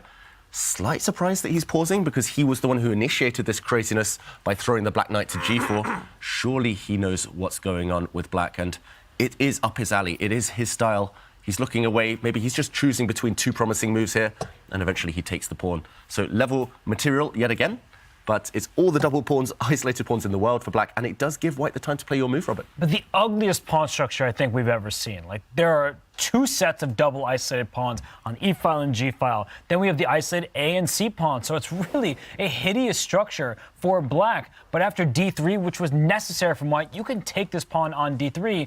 And in the very near future, there is going to be G4 to G3 exploiting the pin on this dark square diagonal. Maybe you can play Rook takes F2 first even, just to trade even more pieces. Rook takes F2 would be met by G3. And white escapes. You can see the eval bar still hanging towards the center, but black's getting rid of that really horrendous pawn structure. Yeah, and there we go. He starts trading off just before it's too late. I wanted to highlight this pawn structure. One isolated pawn, two isolated pawns, doubled isolated pawns, doubled isolated pawns. Yeah, long term, this is suffering for black, so do not try it at home unless you know you're going to land a killer attack. He does trade off, and moment of truth. Wesley pauses. Will he take back with the pawn, the bishop, or will he drop his own bishop in? I don't think he should actually go for this one because black would sacrifice the queen. And here it's too much material. One bishop will fall. Yes, the queen disappears. But a rook will fall with check. And it's more about counting here, more about the maths. Bishop, bishop, and rook for the queen. Too much material. Wesley continues with his head shake, not happy with the opening outcome. And I wonder if that has something to do with the position that we have, or the fact that he was expecting Nodirbek to be surprised by his opening choice, but Nodirbek, on the other hand, continues to blitz out the moves. And now he's got to show more in this position. Does he go for the sacrifice on F2? Because you have to be quick.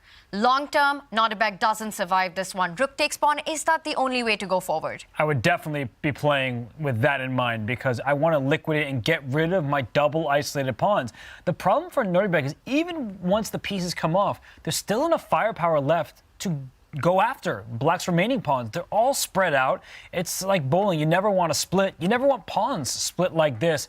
Oof, this feels really not fun for Nodirbek, and he's now spending some time here because he wants to figure out, do I trade off pieces or do I have something in this position going after the white king?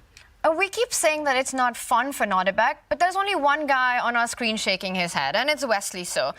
And what's going on in his mind? Because the position looks defended for Wesley, but awful for black. And we see Nodirbek is in with rook takes pawn. Why is Wesley constantly shaking his head in this opening? We've seen Wesley's recent tweets or his posts on X. We've seen him in interviews. He's trolling people. It's a red herring. I don't think Nodirbek should read too much into the body language here.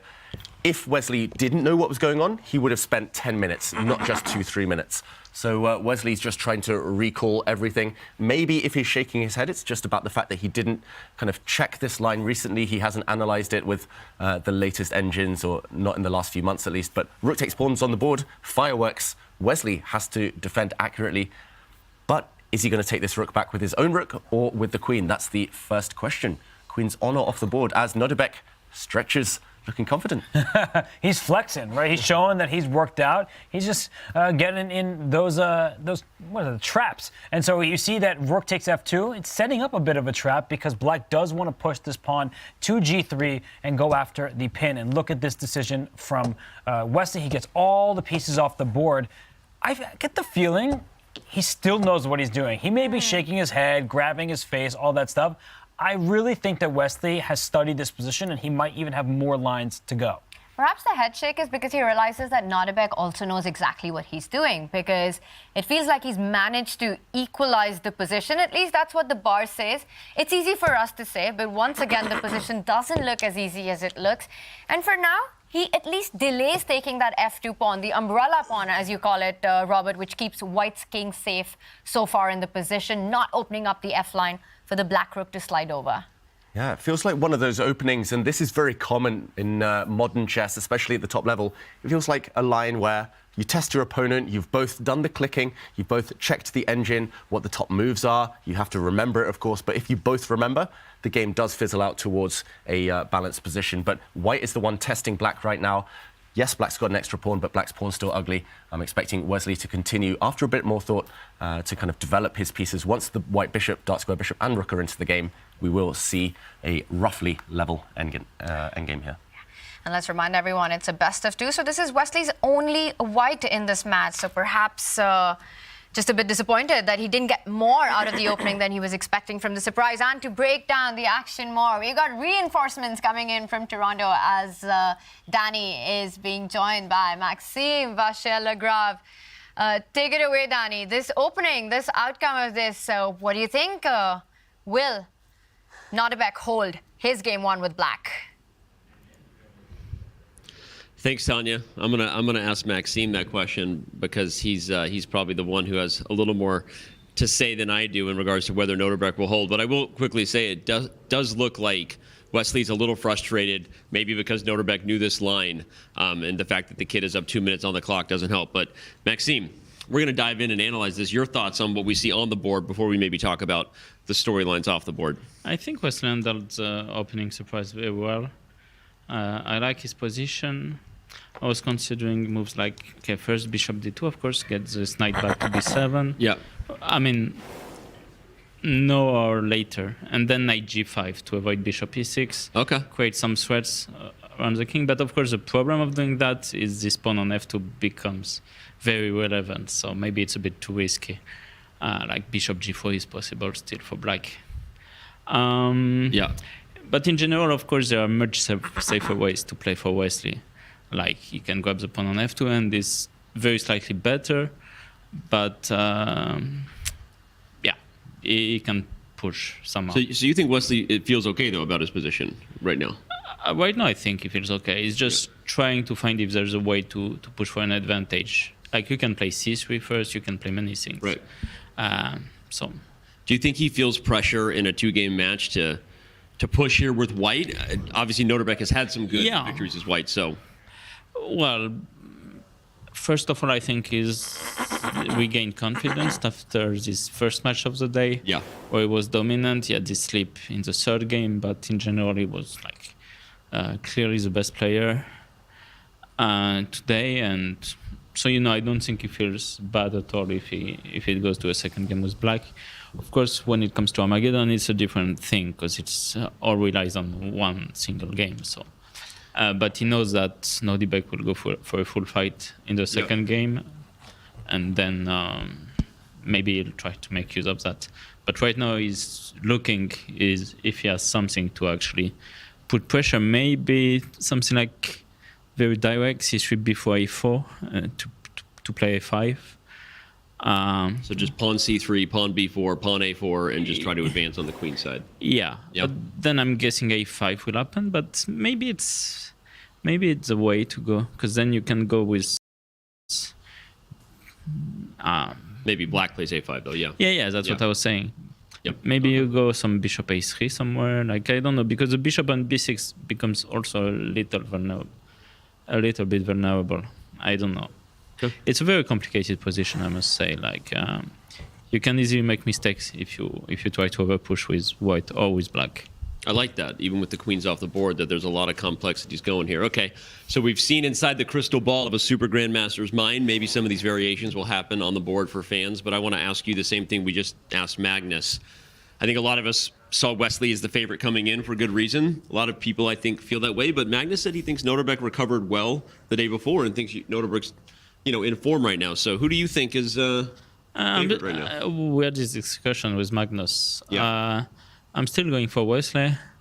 Well, you're rooting for Armageddon first and foremost, of course, like me, because we want more time on the couch out there. Of course, I was very disappointed that we didn't get a third set between Magnus and Bobby. Yeah, because we want more chess. We want more chess. That's what we're here for. Yeah, but in general, I would say So Magnus said that he feels Wesley is a bit shaky, so maybe he has more insight because he's in the room when they're playing.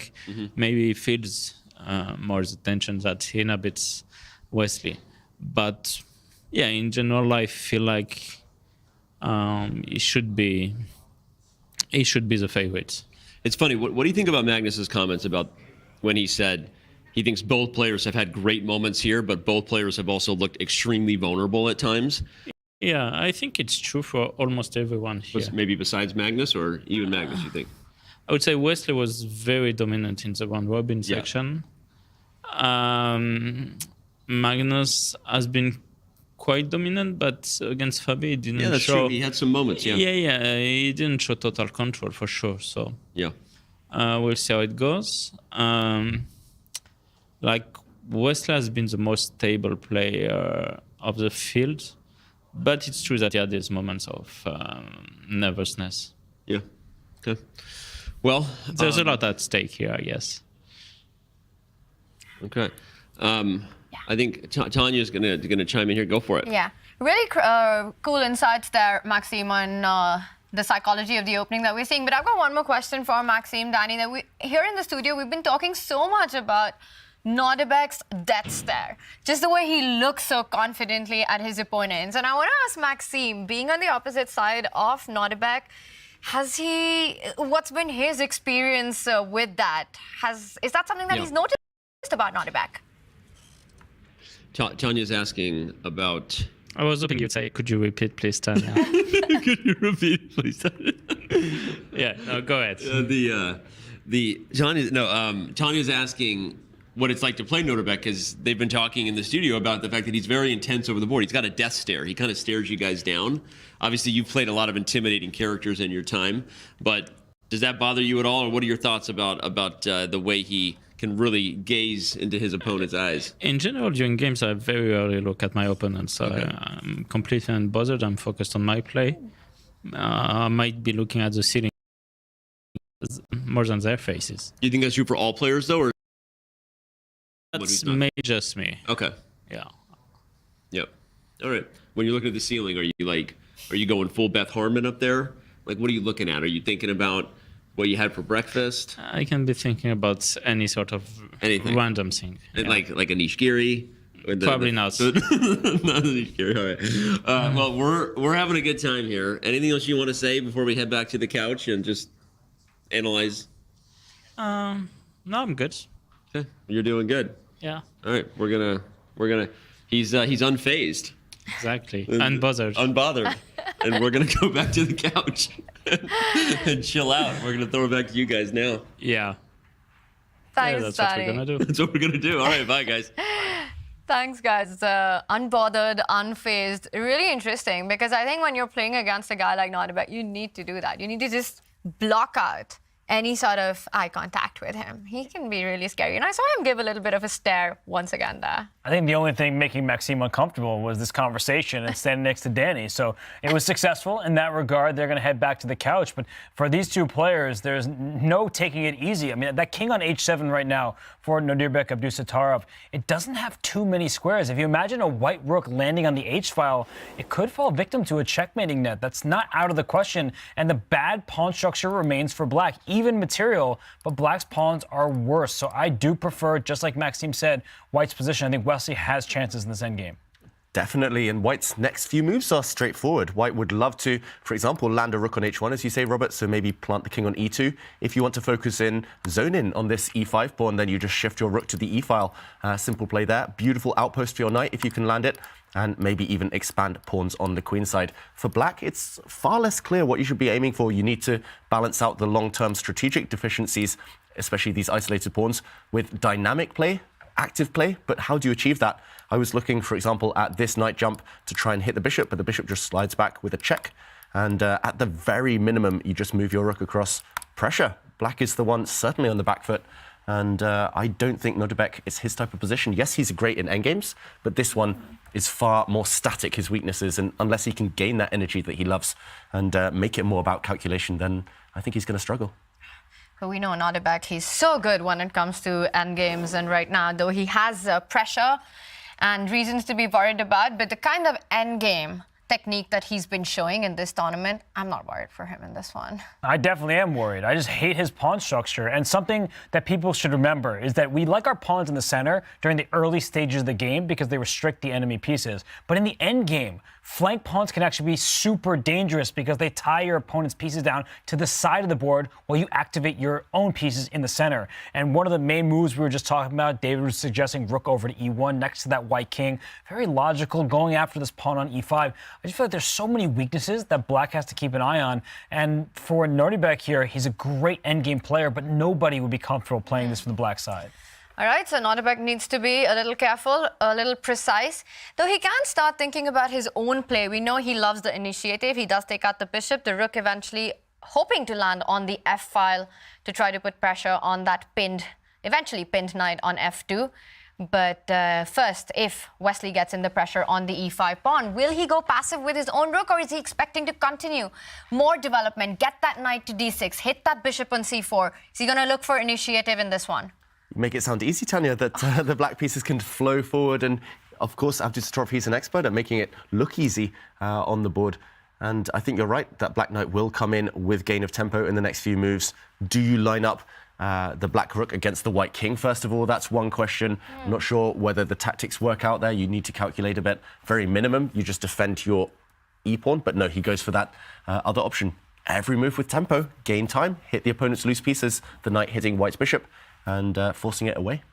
To slide back. I think that Wesley can make a quick move. He's not playing this game that quickly overall, which I think is worrying for him, as his time trouble has been really a problem in his match against Nodirbek. Yesterday, Nodirbek was able to win an endgame where the eval bar was right at the middle because Wesley was not able to handle himself without too much time on the clock. But I think he can slide his bishop back to b3. Next, trade the dark square bishops if he ever needs to, but putting that one on the e3 square, and black's problems persist. I'm not trying to exaggerate the issue. Black should be able to hold, but shoulda, woulda, coulda. These are words that are not so meaningful when we're talking about blitz chess, which is the time control we're about to enter.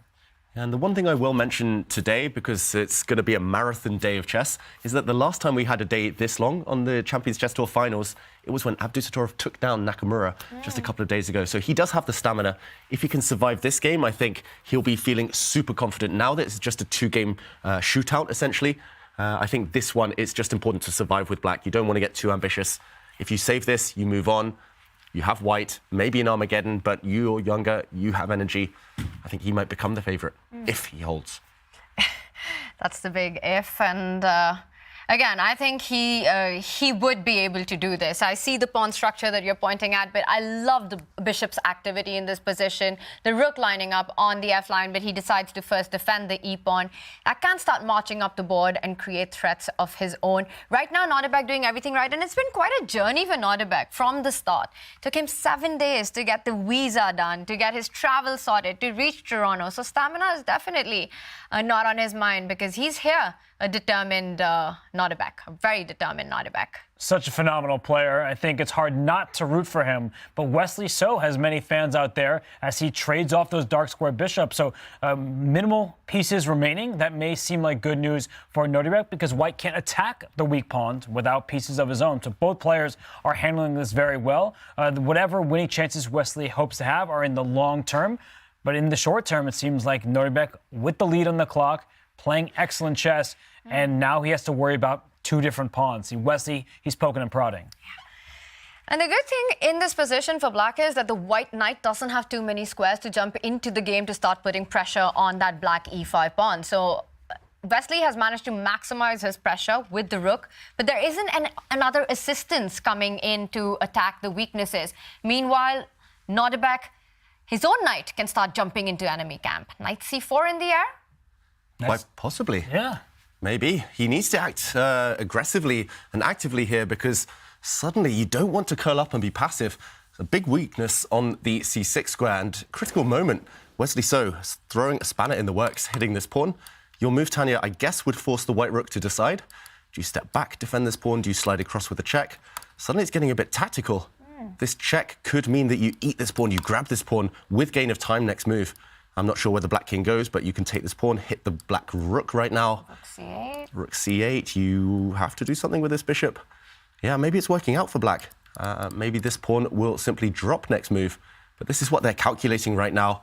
And the alternative, I guess, for Wesley So there is to just drop back, defend, and say, how are you defending this one? Not too easy.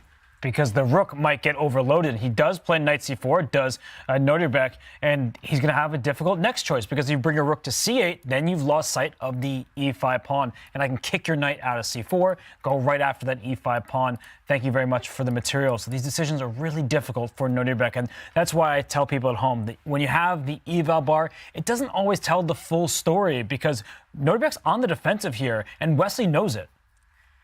He knows it. He gives a check, not the move we were thinking, not keeping control. Maybe he's calculated something. Maybe he realizes that this pawn is juicy. He wants to, by force, snap it off the board. So a check, and the black king has to decide. You normally don't want to go towards the edge of the board ever in chess, and especially in an endgame where you want to be centralized. I'm assuming the black king will step towards the center, but the question is, what happens here? There's a tactic. I think at the end here, Wesley wants to play bishop to b5, and after knight takes b2, there's rook f3, and all of a sudden you're being met by g4 or rook takes f5 with bishop b7 check. But no, I'm wrong because Wesley decides to go a different direction. He just pushes the pawn that was under attack, but there are all sorts of tactics in the air here. Wow, it's suddenly getting really, really kind of concrete. Suddenly it's not about these general principles that we've been discussing. It's about whether black can kind of survive, hold on, move by move. Especially the c6 pawn, it might just drop. You do not want to go to the edge of the board ever. Your knight will simply be pinned here and stuck here defending a mere pawn. So that's the last thing on Abdusattorov's mind right now. Knight attacked, pawn attacked, and he's on the back foot. Nodirbek doesn't retreat. He doesn't go backwards. So I want to ask you a question. Is a knight to d2 a possibility? It gives a check, but I can very well end up getting trapped or losing material.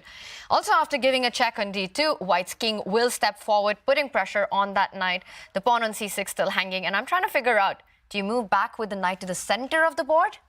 Do you know what tells the biggest story, even more so than the moves that are being played? I'm looking at the clock. Nodirbek was up several minutes, and now he makes the wrong choice, goes to the edge of the board, and Wesley at any moment can push his b-pawn one more time, kick that knight out of there to win the c6 zone. But I like what Wesley is doing. He's not rushing. He's not giving key squares back to Nodirbek. Knight on the rim is looking dim here, and these pawns still are a problem for black. The knight looks dim, the position looks grim. He's pushing forward with his pawns, but I always talk about the theory of two weaknesses in middle games, end games. Here, black has the horrible pawn structure, all of them isolated.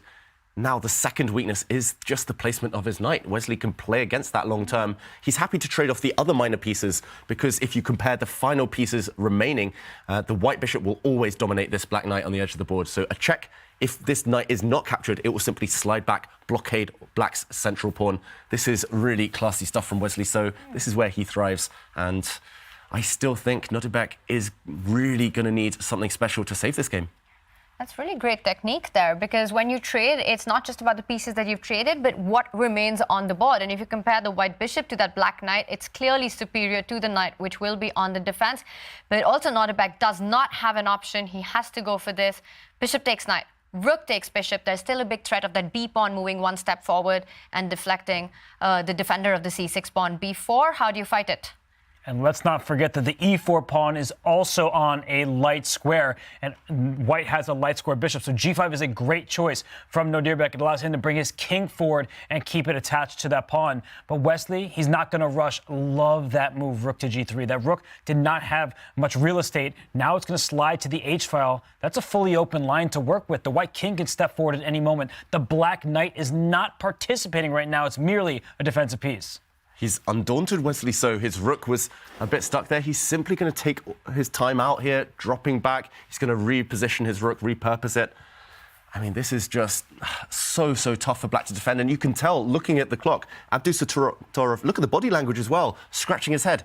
He can barely find a move. Yeah. There's not that much productive to do. And sooner or later, as soon as that white rook activates, the threats will increase. So, OK, he activates his own rook, trying to cut off the white rook's access to open files. Really clever move there.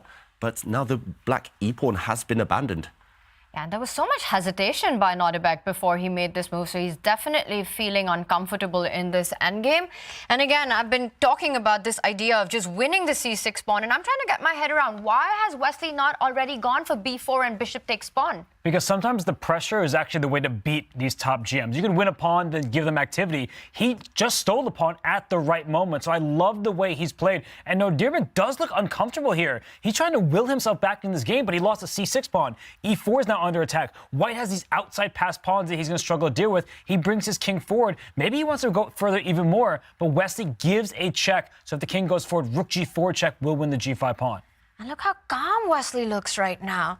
Just his body language. And meanwhile, Nodirbek with the piece twirling. You can tell that you don't even have to look at the board to understand what the evaluation is. You can look at the players and you know what's going on.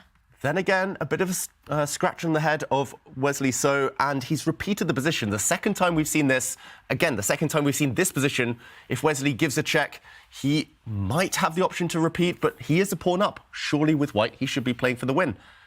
He might be worried, though, because if the black rook can successfully slide to d8, in it comes to d2, and that white king is forced back to its first rank. And that can be scary, where you are up material, but it's your opponent who has the coordinated pieces. That rook on g3 is actually quite misplaced in this position. It doesn't have too much wiggle room. So Nodirbek, he loses a pawn. I don't even want to say he gave it up. I think Wesley outplayed him there, but he still has good chances.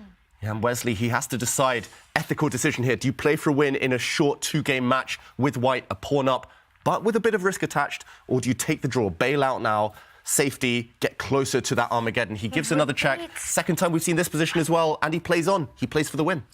He's going for it. He wants more in this position. Wesley So is up a pawn, and he's trying to get the match advantage in this one. The bishop is attacked. Watch out. Rook on coming to d2 as well once the bishop moves. But this is clever stuff from Wesley. He repeated once, then he spent his time. He can bring his bishop to attack the knight. The problem is, if the black rook gives a check, he first protects his bishop. So look what he's doing. Every single move, he's restricting black's access. I think that's a nice try, but it's clear the eval bar is not the biggest fan. It says the black is actually holding on. Can you repeat here immediately with just the king shuffle, keep attacking the white rook? I think Wesley has calculated well there. If the black king shifts over to attack white's rook, the white rook slides to the center. And look at the black pawn in the center. It will drop off. And once the white rook takes it, the black knight will also be hit. So actually, he's kind of setting a trap here, Wesley. So if the black king moves, white would have had a decisive advantage. Instead, the pawn pushes forward. A vulnerable square, but closer to promotion. Now the white bishop is really stuck. You cannot move it out of the way because the black rook will penetrate, will drop down to d2 with a check. You need to keep the black rook passive. And I think this is a really, really important move from Nodirbek. And my question was going to be, what's black's next move? And Wesley, he poses the same question. If you can't actually improve your pieces, let's go. Push those pawns up the board. And Nodirbek pushes his own pawns. So now white has access to a pass pawn. He can, in fact, take that pawn on a5. If the knight takes back, down goes that e3 pawn in the center. He takes it, more pawns off the board, but pawns on both flanks, more importantly. So the bishop better than the knight. And now, can he take on e3? Can he take the black pawn sitting in front of white's king? If he can, he's simply 2 pawns up and should win the game. But perhaps that bishop is loose on d7, so Tania's idea from earlier, king g6, just to kick that rook out of there. So Wesley might retreat his bishop now. That knight is on the rim, so bishop back to b5. The e3 pawn is still a weakness. Maybe black has to go all in, but you look at the time right now. Wesley, he's down to about 40 seconds. Nodirbek at 53. Both players getting nervous. Wow. If Wesley So captures the pawn, the most natural-looking move, the black king just follows the white rook, and there is no way to keep the pressure on for white in that one. Wesley needs to find a way to keep this game going. If it's not king takes pawn, how does he keep the pressure? He can't move the bishop. The black rook will jump in. How do you continue the game? I like Robert's move. Move the bishop where you control the black knight. Just keep that black knight sidelined on the edge of the board. But he does take the pawn. And now will we see this dance between the black king and the white rook? You have a check on e6, but Wesley just repeating? And is he going to give a check on e6 next? That's the big question, and he does give that check. There's no reason that he should just force a draw. If the king moves back, that white rook can attack the black knight. This is getting very messy, though, because that knight can hop around with some checks. Wesley needs to be careful at this stage. Yeah, the white bishop is really stuck right now. The knight is attacked, but the knight can jump out the way with a check. The black knight has to save itself. Do not trade off white's bishop for that knight. White is 2 pawns up. And now the white king has to walk into a pin, attacking this black knight. But once the black knight moves, white's bishop, is it doomed? But I think he's giving up his bishop. He's recognized that if I can trade rooks, I can't lose that endgame. Even though black has an extra knight, white at the very least can go to the king side and steal that last g-pawn. He's got passed pawns of his own, so it's going to be a counting game. And Nodirbek's down to 25 seconds. Is that a pawn too dangerous? Great practical decision from Wesley So, playing on, testing Nodirbek. Zero risk still for white. Surely he's going to defend his bishop now, Wesley So. The white rook can step up one square to hold the bishop for a move longer. Yes, that bishop falls, but Robert, your idea. Go for that black pawn now. White has still 3 pawns remaining. The black knight is a short-range piece. Can it deal with all 3 pawns? Wow, and look at Nodirbek. He just sets aside all the pieces, and it is go time for both these players. As Wesley saw, he has 2 seconds on the clock. He's burnt so much time. The good news was it was a series of trades, quick moves. They gained 3 seconds per move. The knight does chase this pawn. And so the question is, can the knight get back in time? If that were a bishop, black is holding, because bishops are long-range pieces. But that knight might be slow to get back and chase down a potential passed g-pawn. And here we go, the pawns disappearing, and it does look like Nodirbek here will be safe. It's only 2 pawns now. The knight will deal with one, the king deals with the other. Handshake, draw. Nodirbek survives. What a fight. Wesley did everything he could to maximize his chances, but Nodirbek, with some sneaky defense in the end, sacrificing the pawns, gets the job done for himself. That's a draw, a final rapid game coming up as the score remains level. What a hold from Nodirbek Abdusattorov. You see him breathing out for probably the first time in half an hour. What a save by him, because he was in huge trouble. Wesley was pressing and outplaying him. Just fantastic, fantastic resistance there by Nodirbek under so much tremendous pressure. Wesley declining repetitions not once but twice. But in the end, Nodirbek, he managed to secure that draw. A really critical half-point save, especially in a best of 2, David.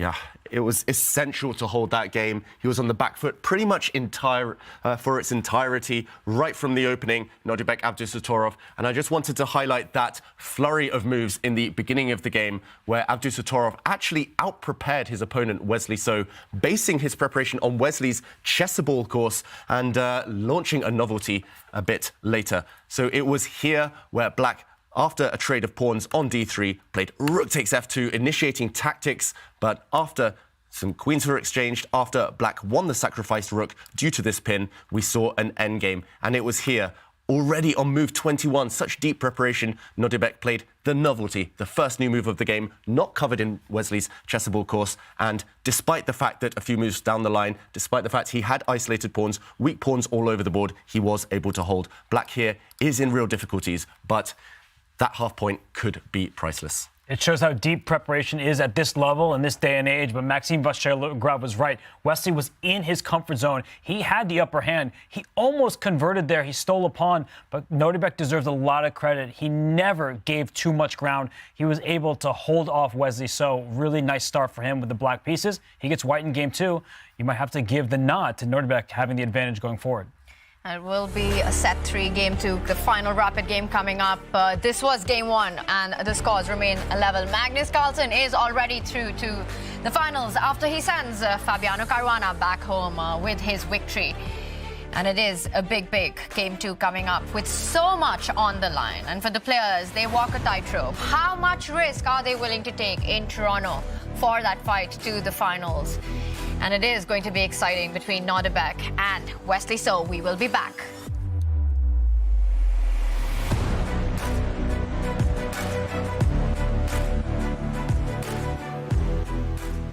We are here in Toronto. I am Kaya, excited for the CCT Finals here with Wesley So. Nice to be here in Toronto. Yes, good. I'm also very excited, and it's good to see you back after such a long time. Only 8 of you made it here to Toronto. So what makes you excited? I did very well last year. Yeah. Hopefully it's a good sign, and it's the same place. You know, this one my most favorite hotel from last year, so hopefully that's a good sign. What are the fans in for this week? You know, things are going to happen very quickly. Right from the very beginning, there's a lot in stake here, so players are going to be very competitive. And obviously, some time ago, you learned that the finals would be over the board. What was your reaction to that? I don't know if you know, but we're playing in a computer, right? No, we're playing over the board. Oh, we're playing in a real board. Yeah. Oh, so you're learning that now. Yeah, I was quite confused. I don't know what Magnus has been doing playing online all this time then. Wait, okay, so thank you. Yeah. Can you describe your playing style? When I was younger, I would always play 1e4 and play the Sicilian with black. Like, I was very aggressive. I'd go for mating attacks, but I could not play the endgame. And then when I turned 16, I started reading a lot of opening books. And then when I reached 2600, I realized that you cannot just go for the attack every single game and hope to win, because 2600s are not stupid. They will bring you down. And what would it mean to win it, Wesley? It would be amazing. My last tournament of the year, it's really a big deal. This year is much stronger though than last year. You got Magnus, you got Sati, you got Hikaru. So there's a lot in stake. Wesley, so thank you and good luck in the CCT Finals. It doesn't look like much, but neither would a Sicilian defense to the untrained eye. This is a performance enhancer. You don't see it. How about now? Manage your air quality, sharpen your performance, change the game with Air Things. A new opening for your wall is here. Capture new major pieces on unique metal posters from Displate. Now with the official collection from Chess.com. Mount them in seconds with a tool-free magnet kit and swap them whenever you like. Make your move. Get an exclusive discount on all metal posters. Shop now with the code CHESS at Displate.com.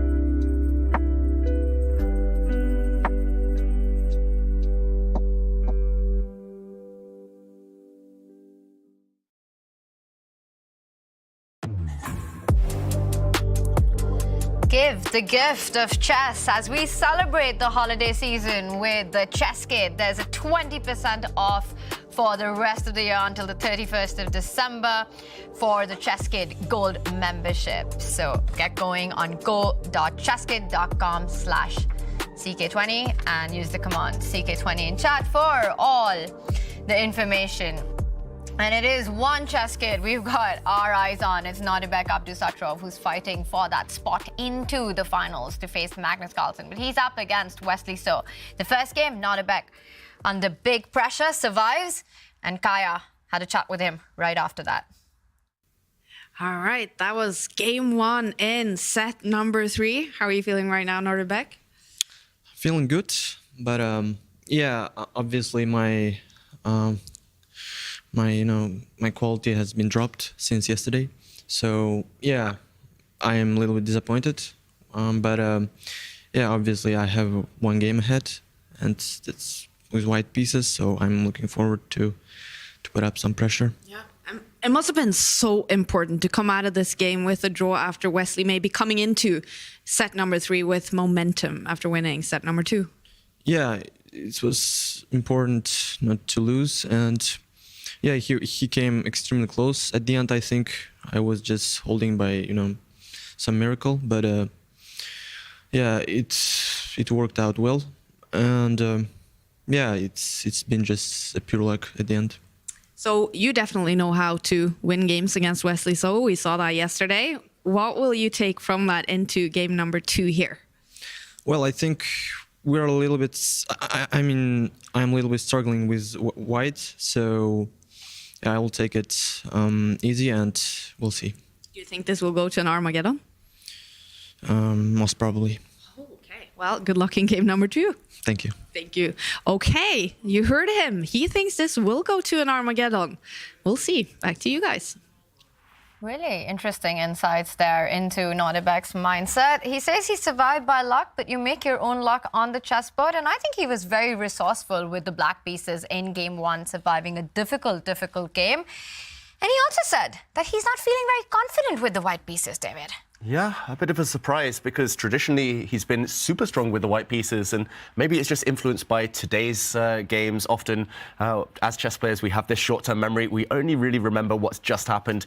We need to block out the rest because it's just too much. And yeah, just judging by his body language, he's banking on the fact that a one-game shootout in Armageddon might be his best opportunity. He has beaten Hikaru Nakamura in 2 Armageddons, so I wouldn't be surprised if that is his strategy going into this next game. Nodirbek has been the comeback kid so far, and he did lose set 2 to Wesley. It is momentum Wesley, but Nodirbek survives game 1 of a set 3. What would you say are the chances of this going into the Armageddon? Well, Nodirbek seems like an extremely honest person, maybe too honest for his own good when there's match strategy at play. But he says, we're probably heading to Armageddon. I've struggled with the white pieces. I think he's taking us to Armageddon, so if everyone is excited for that, you should remain on the edge of your seat. I believe we're getting there. But what about Wesley? I mean, I don't know if he heard that interview or not. When you know that your opponent is feeling a bit shaky, do you try to create your chances? Wesley's black. We saw what Nodirbek did with the white pieces in game 2 of set 2. He went a little bit too hard with the white pieces. So I don't think that Wesley is the type of player who goes all in with the black pieces when he doesn't need to. I really think that for Wesley, it would be smart just to play the position in front of him. And if Nodirbek forces a draw, there's nothing you can do. This is the final rapid game of the best of 2. Nodirbek starts with the white pieces. The first game, Wesley is the one who put pressure. Is that also something for Nodirbek to think about? The fact that he really never managed to equalize out of the opening till the very end. It was a tricky endgame. It will be on his mind. Nodirbek, I think we saw it there in his body language when he was chatting with Kaya. He was mostly relieved, kind of slightly disappointed because he did land some decent opening preparation, but in the end he was suffering. And I think he should actually take confidence from that. Who cares your track record with white just in the last few games? White is white after all. You have the first move advantage, but it's up to him. I mean, he knows better than anyone how he feels. He only knows kind of his estimations, his calculations with risk versus reward of playing with white now, going all in. Armageddon in the end would be a fair way to decide, and maybe the only way to decide these two fierce competitors. So much on the line for these two players, so much at stake. It is about getting into that finals and play against Magnus Carlsen. It all comes down to this final rapid game. Will there be an Armageddon or not? Nodirbek has shown so much tenacity and so much determination, and he's had quite the journey to the Champions Chess Tour finals. Let's take a look at his road to getting here. Nodirbek Abdusattorov, a rising star in the chess world, won Division 2 in the Chessable Masters to qualify for Division 1 in the Chess Kid Cup, and he immediately rose to the challenge. Nodirbek is not going to miss this. He solves these for breakfast. He solved these for breakfast 7 years ago. And it's on the board. Goodbye. It's resignable. Really just clinical play here.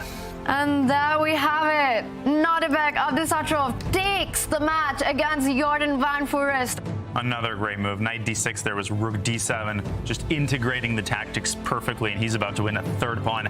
That might trigger resignation. Black Knight, no good squares for it to use, and I think Fabi, you can tell body language there, he leaned back.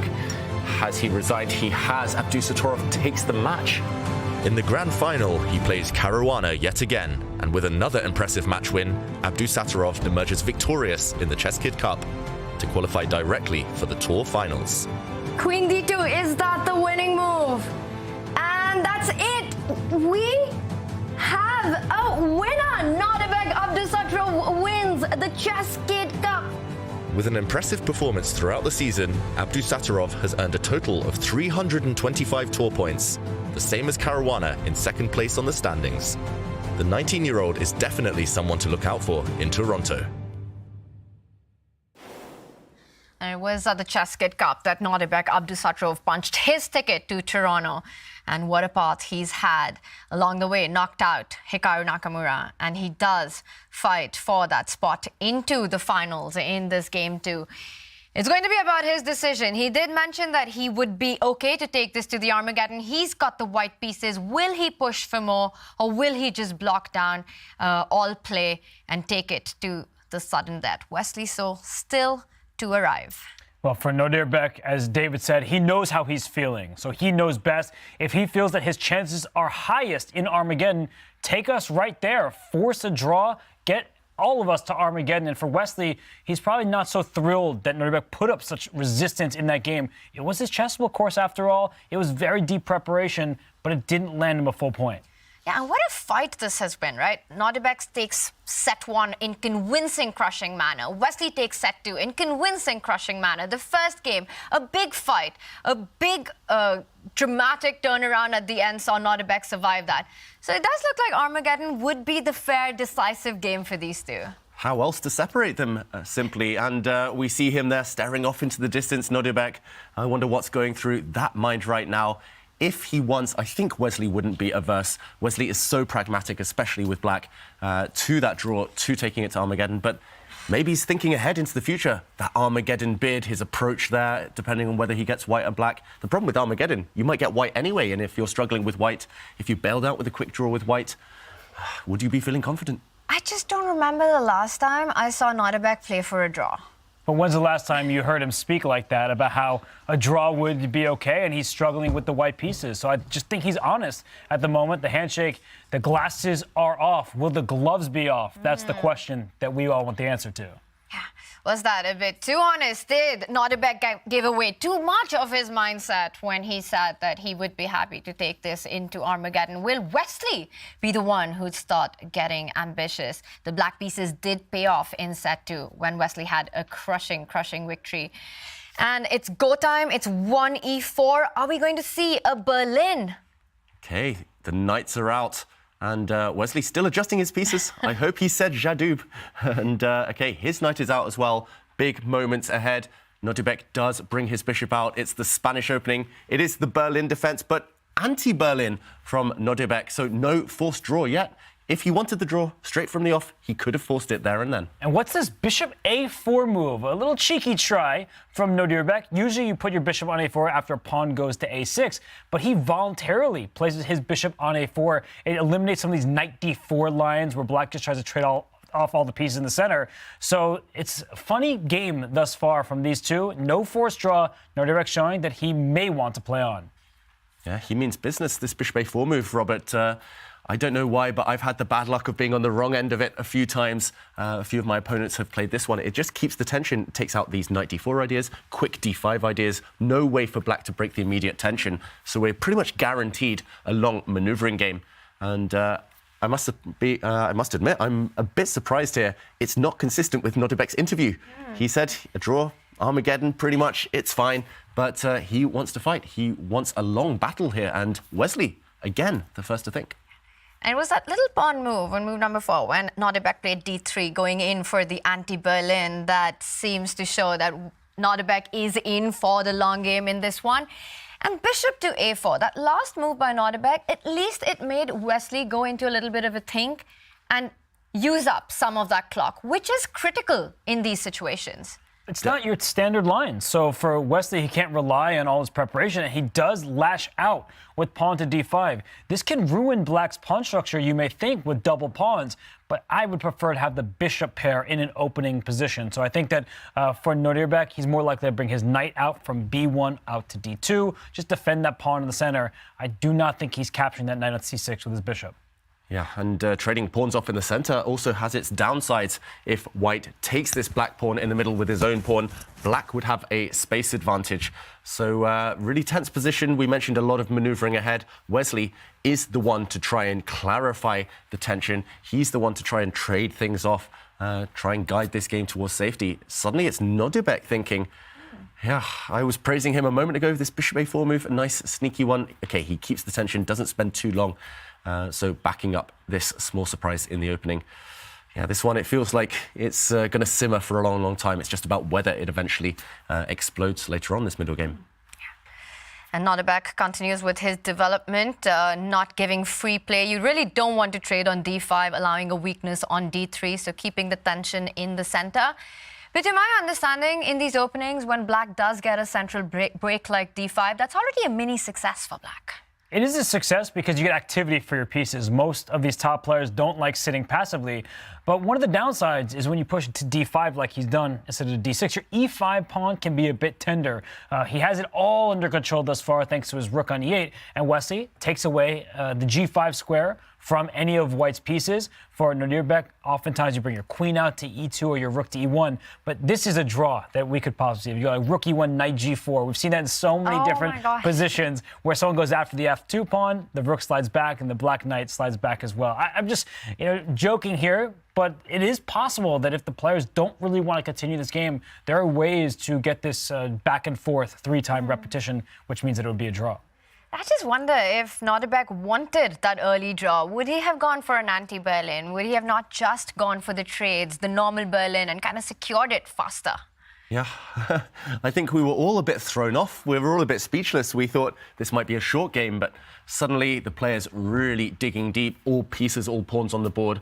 Clarity far away right now. And Robert, you're kind of joking, but not really joking about this this maneuver, because if Nodirbek does play his rook across one square right now into the center, rook e1, probably the most natural move in the position. Black does have that option, and we could see a quick repetition. So Nodirbek may be mulling over in his mind as well, whether to keep the fight alive, whether to play a move such as pawn to h3 and maintain the tension. And yeah, I also just reminded of this interview we had with Danny and Maxime Vachier-Lagrave, avoiding the Nodirbek death stare. Wesley, throughout today, he has had his hand on his head, just breaking eye contact. We see Nodirbek mirroring that body language right now. Yeah, Wesley not so unbothered about the death stare. I think he's just not been looking Nodirbek's way. So if Nodirbek was to choose the pawn move that you were hinting at on the king side, step up the h-pawn one step ahead, that would at least imply that he wants the game to go on. How ambitious it is of an approach, we'll find out later, but at least it keeps the game and keeps the tension on the board. So on the other hand, if he slides in with the rook, we might have a really, really quick road to the Armageddon, and he does slide in with the rook. But this is moment number 2, because if Wesley does go up with the knight, there is one more way to defend the f2 pawn. Yeah, the rook can slide up instead of back to where it came from. So knight g4 is the move that we have been discussing. We have seen this in high-level games when people just want to make a draw. The rook goes back to f1, and because the knight is not really doing anything on g4 anymore, it can go back to f6, and then the rook slides back to e1. It's not really Nodirbek's style to make a draw in this manner, and as Tania was indicating, you can bring your rook up into e2 rather than to the side. It's just a bit awkward to do that.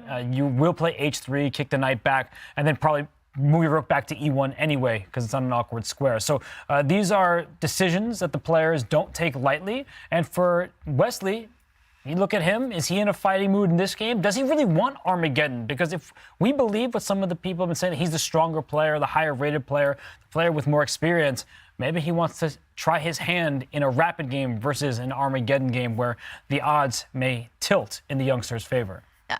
Magnus mentioned in his interview earlier that he likes to see it go down to the wire. If there is an option for the match to continue longer, we'd all love to see more chess. But for now, Wesley doesn't go for the move that we were talking about, which could potentially invite a repetition. But instead, he goes for the pawn trade. And now, if Nodirbek was to recapture with the pawn, the most natural one, we could still see the knight jumping onto g4 and similar lines. Yeah, moment of truth. Wesley still has this option available to him, and you mentioned Magnus wanting to see more chess. Magnus also wants to tire out his opponents before tomorrow because he knows he's facing one of these two. He wants to see them push each other to the limit. But Wesley doesn't go for this knight jump, doesn't put pressure on the f2 square. Instead, gains some space on the queen side, prevents white from advancing on that flank, maybe also activating the black rook kind of down and across the board. We've seen so many rook swings, rook lifts this whole tournament. And I think he's justified in playing on. There's no reason to kind of bail out, to try and escape. There's no reason that you're worse with black, simply. And right now, still pressure on Nodirbek to justify this whole opening. Why should white be better here? He moves his queen, gets off the first rank, and just looks very level, very even to me.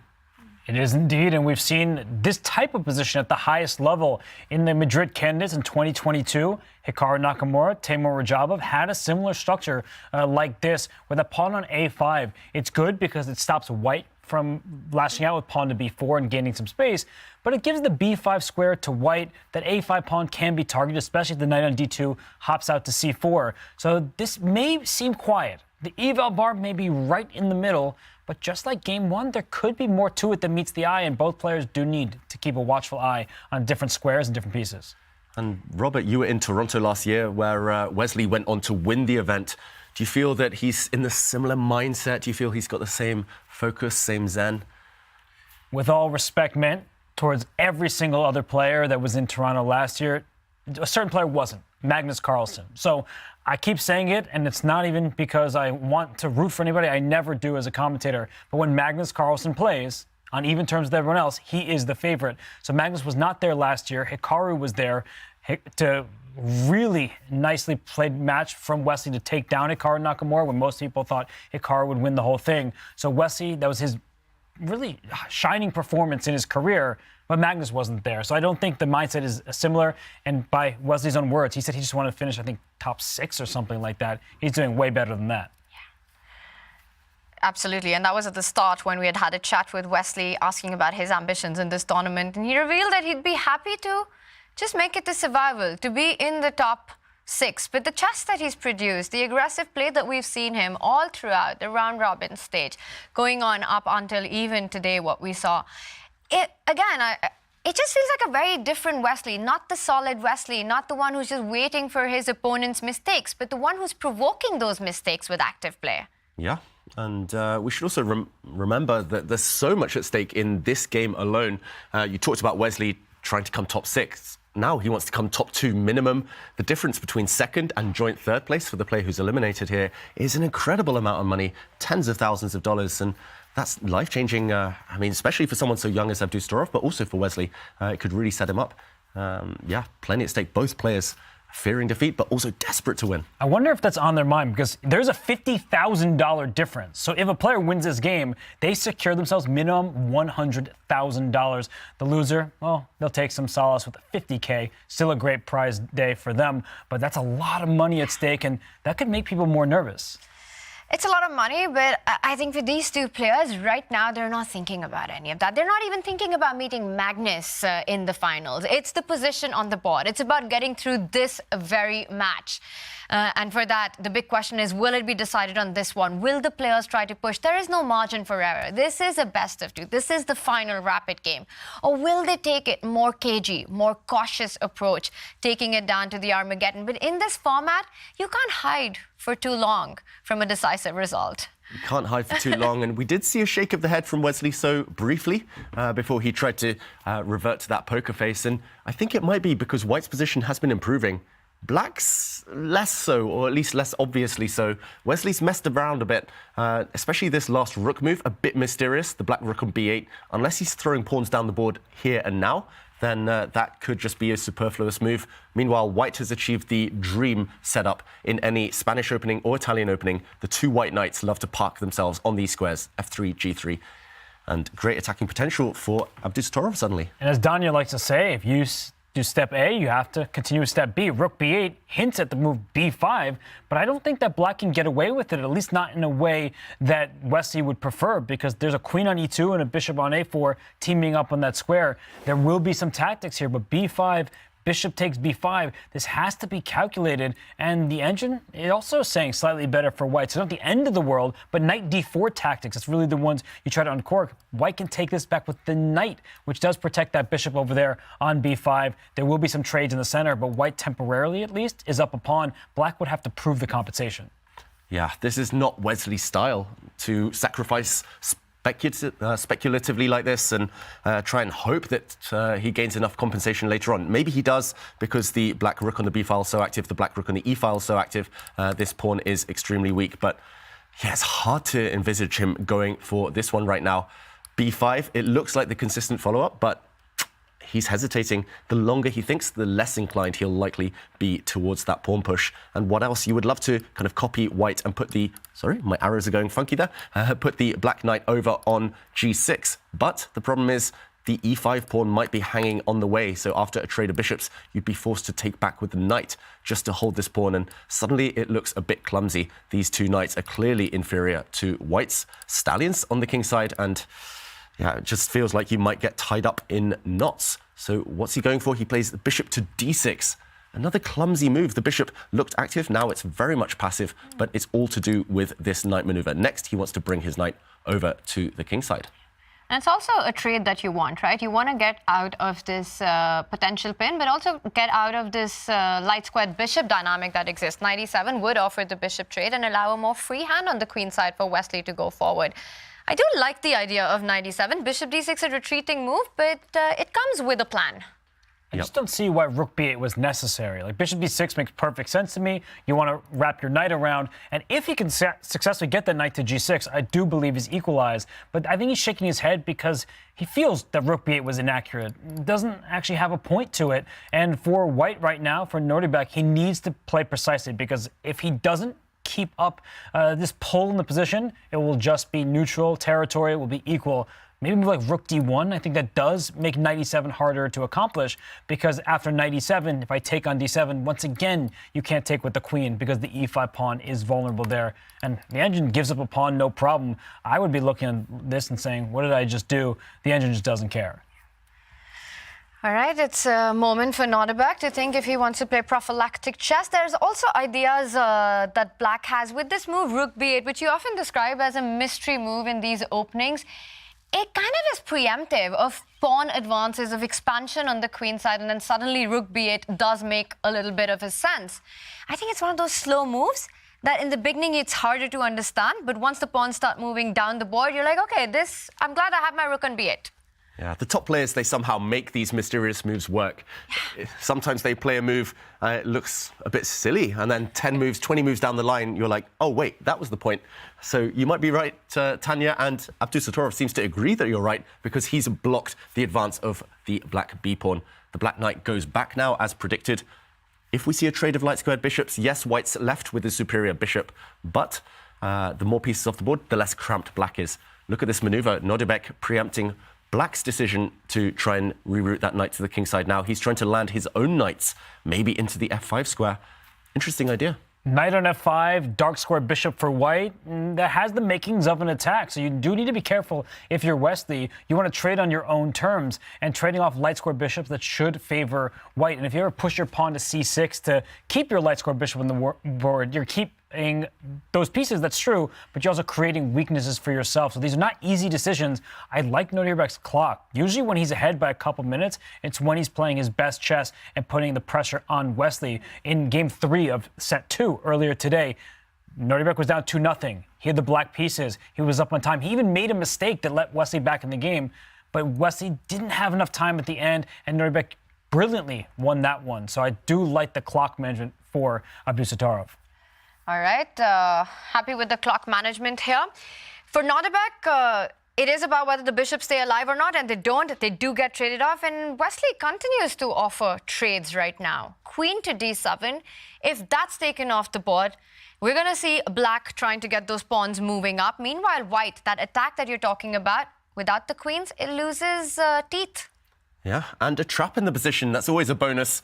Just to mention, there is a pawn up for grabs. Suddenly we see the point of Wesley's move, rook b8. He's saying, oh no, my pawn. And if white goes and takes this pawn, the rook goes back where it came from. And suddenly, oh no, my queen. The queen is trapped on the edge. And really sneaky idea there. You mentioned that, Tanya, after queen to d7, if the queens disappear, I think black has no problems whatsoever. The pawn will land on a4, the pawn will come to b5. The black knight is actually poised perfectly to start hopping into some holes in the white position, and this would be dead level. So if Nodirbek here wants to maintain some tension, wants to play for the win, I think he might be forced to retreat, but suddenly black has certainly gained something in this exchange. White has lost a bit of time, and whether that's advancing with the black pawns on the queen side, whether that's planting the black bishop back on a nice diagonal before the white bishop reaches this square on e3, I think Wesley has solved his problems. I think he's equalized. It's all about those holes, because the d3 square, like you mentioned, the f5 square for a white knight, and neither Nodirbek or Wesley, I mean, they don't know the evaluation here, whether to trade queens. How equal is it? It looks equal. It should be with best play, but you never know if one side has a slight advantage. And for Nodirbek, he typically doesn't like trading down and just accepting that it's equal. He may have some ambitions, but now he takes the queen, and he may be sending us to Armageddon. Looks likely at this point. Yes, the white knight has landed on f5, but there's no attack connected to it because the queens are off the board. I don't think it's really a strategic threat to even take this black bishop. Black's bishop is clearly inferior to white's knight right now. And yeah, it wouldn't damage the black pawn structure too severely long term. I think Wesley will either move his bishop, move the black knight, maybe even start pushing some pawns in the next couple of moves. And really hard to imagine either side winning this one. Nodirbek's statement from that interview earlier seems like we're getting closer to that as the pieces get traded off the board. White's knight has found its active spot. Black without any problem here, white without any weakness here. If anyone, I think black can try to push. If you think about pawn breaks here, Wesley might be the one who might start thinking again about the thematic break with b5, b4. Would that give any chances for black in this endgame? Get some activity, that's for sure. But anytime you play for a win in a position like this, you could be playing for a loss to some extent because throwing all your pawns forward, it leaves holes behind. I sound like Stanley Yelnats. I'm just talking about holes all the time. But this position remains all zeros. It looks like that knight can take the bishop on d6 at some moment. White can push the pawn to f3, keep everything under control. I'm not too worried for Nodirbek or for Wesley. Both of them are with a steady hand. It's equal. And to make it more equal, perhaps Nodirbek will offer a bishop trade on e3, because if you compare pieces, that black bishop on c5, to me, it looks more active than the white's bishop, and you also need to get that a1 rook into the game. We've been talking so much about Nodirbek's endgame technique and how that kind of separates him from his colleagues and his generation, just because he willingly goes into endgames and seems to outplay from these minuscule advantageous positions. Sometimes the advantage isn't even clear. How does a player really improve his endgame technique at such a young age? Well, it's impressive. I think Nodirbek, one of his big strengths in the endgame is his calculation. He's especially good in endgames with small imbalances. He's especially good in queen endgames where it's very forceful, where he can kind of work out his path concretely. In general, it's just about practice, these endgames. There are books out there. There are chessable courses on endgames.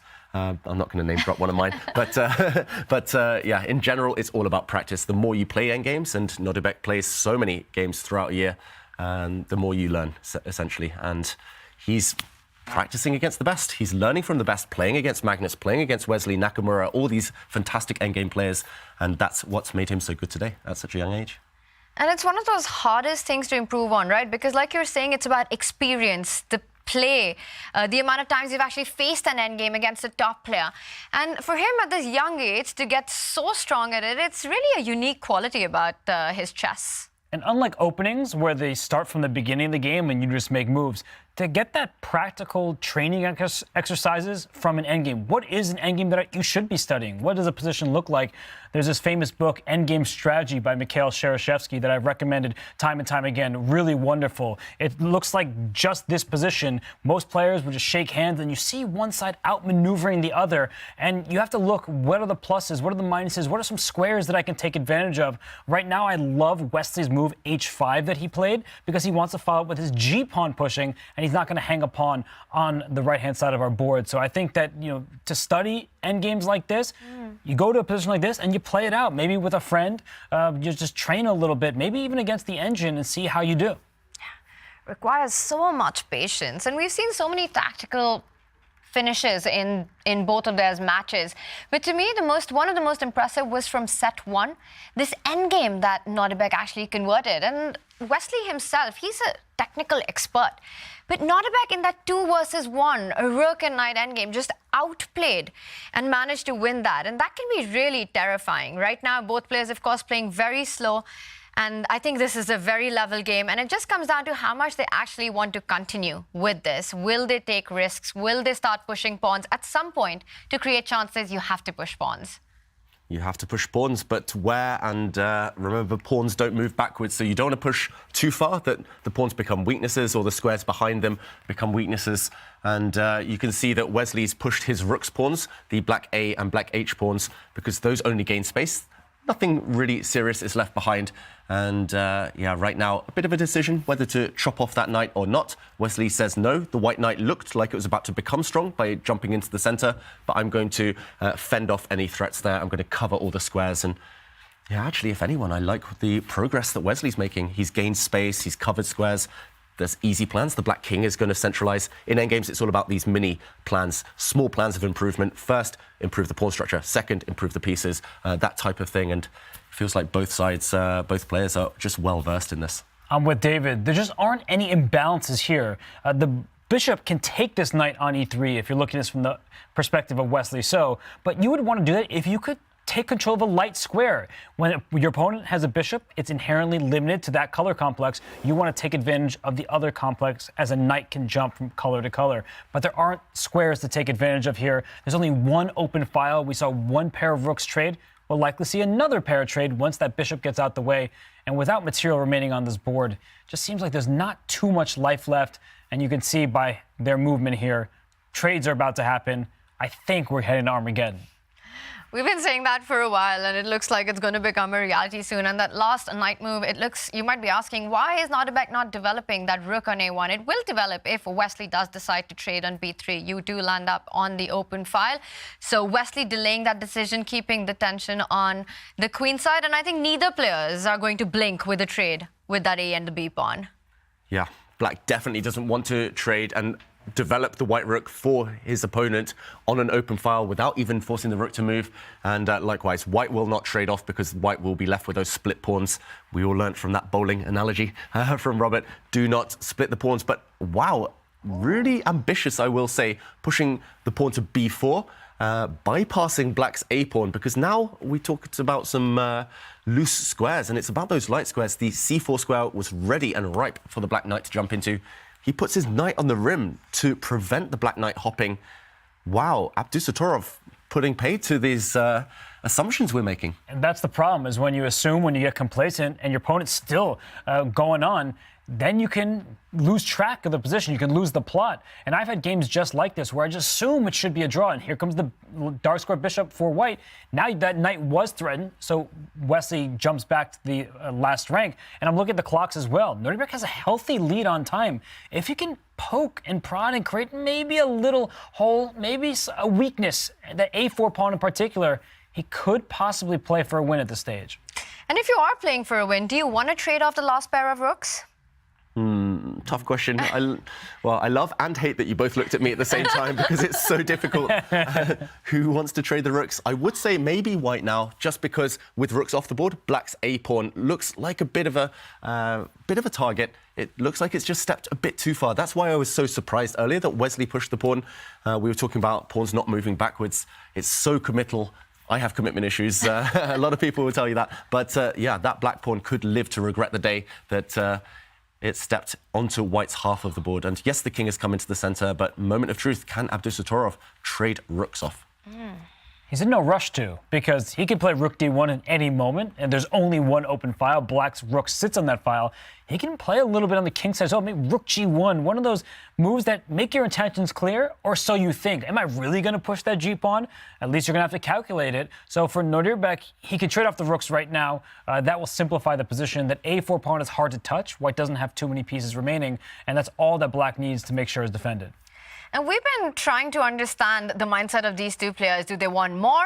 Do they want to go into the Armageddon? Will we see a quick draw? Will this go on to be a grind? And I think it's that cautiously ambitious approach that we're seeing.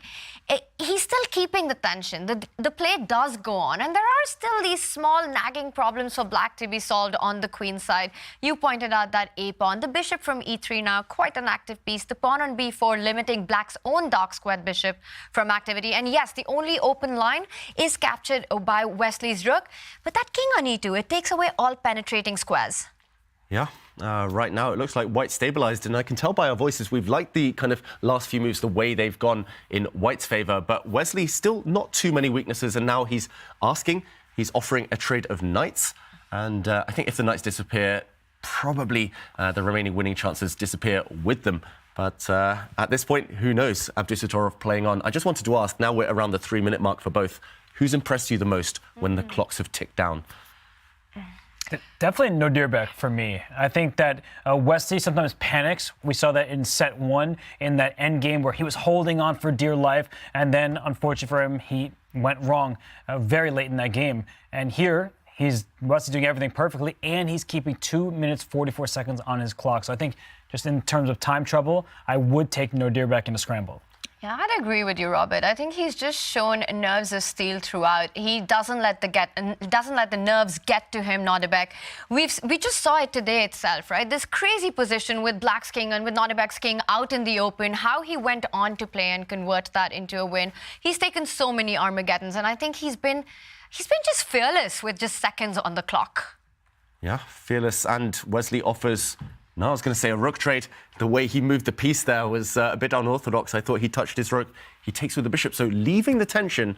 Now it's actually white who holds the d-file for now, and Nodirbek really ambitiously pushes his pawn forward to b5. That has totally removed the option now of black touching queenside pawns. Black's a-pawn is a huge target long-term. Actually, if the rooks disappear, maybe white would be winning this suddenly. And he's pushing all of the pawns forward on light squares, notice, because white has a dark squared bishop. Therefore, he wants to control both color complexes. Bishop, dark squares, pawns, light squares. Wesley maybe feeling a bit uncomfortable. The problem for Nodirbek, and he's playing this so extremely well, he doesn't have pieces to attack that a4 pawn with. There's only one open file. The rook on d1 is doing a good job there. But if he keeps pushing his pawns, then that black rook will slide up to a5 and challenge those pawns. So it does feel like Nodirbek has made progress, and yet I'm not sure where to next.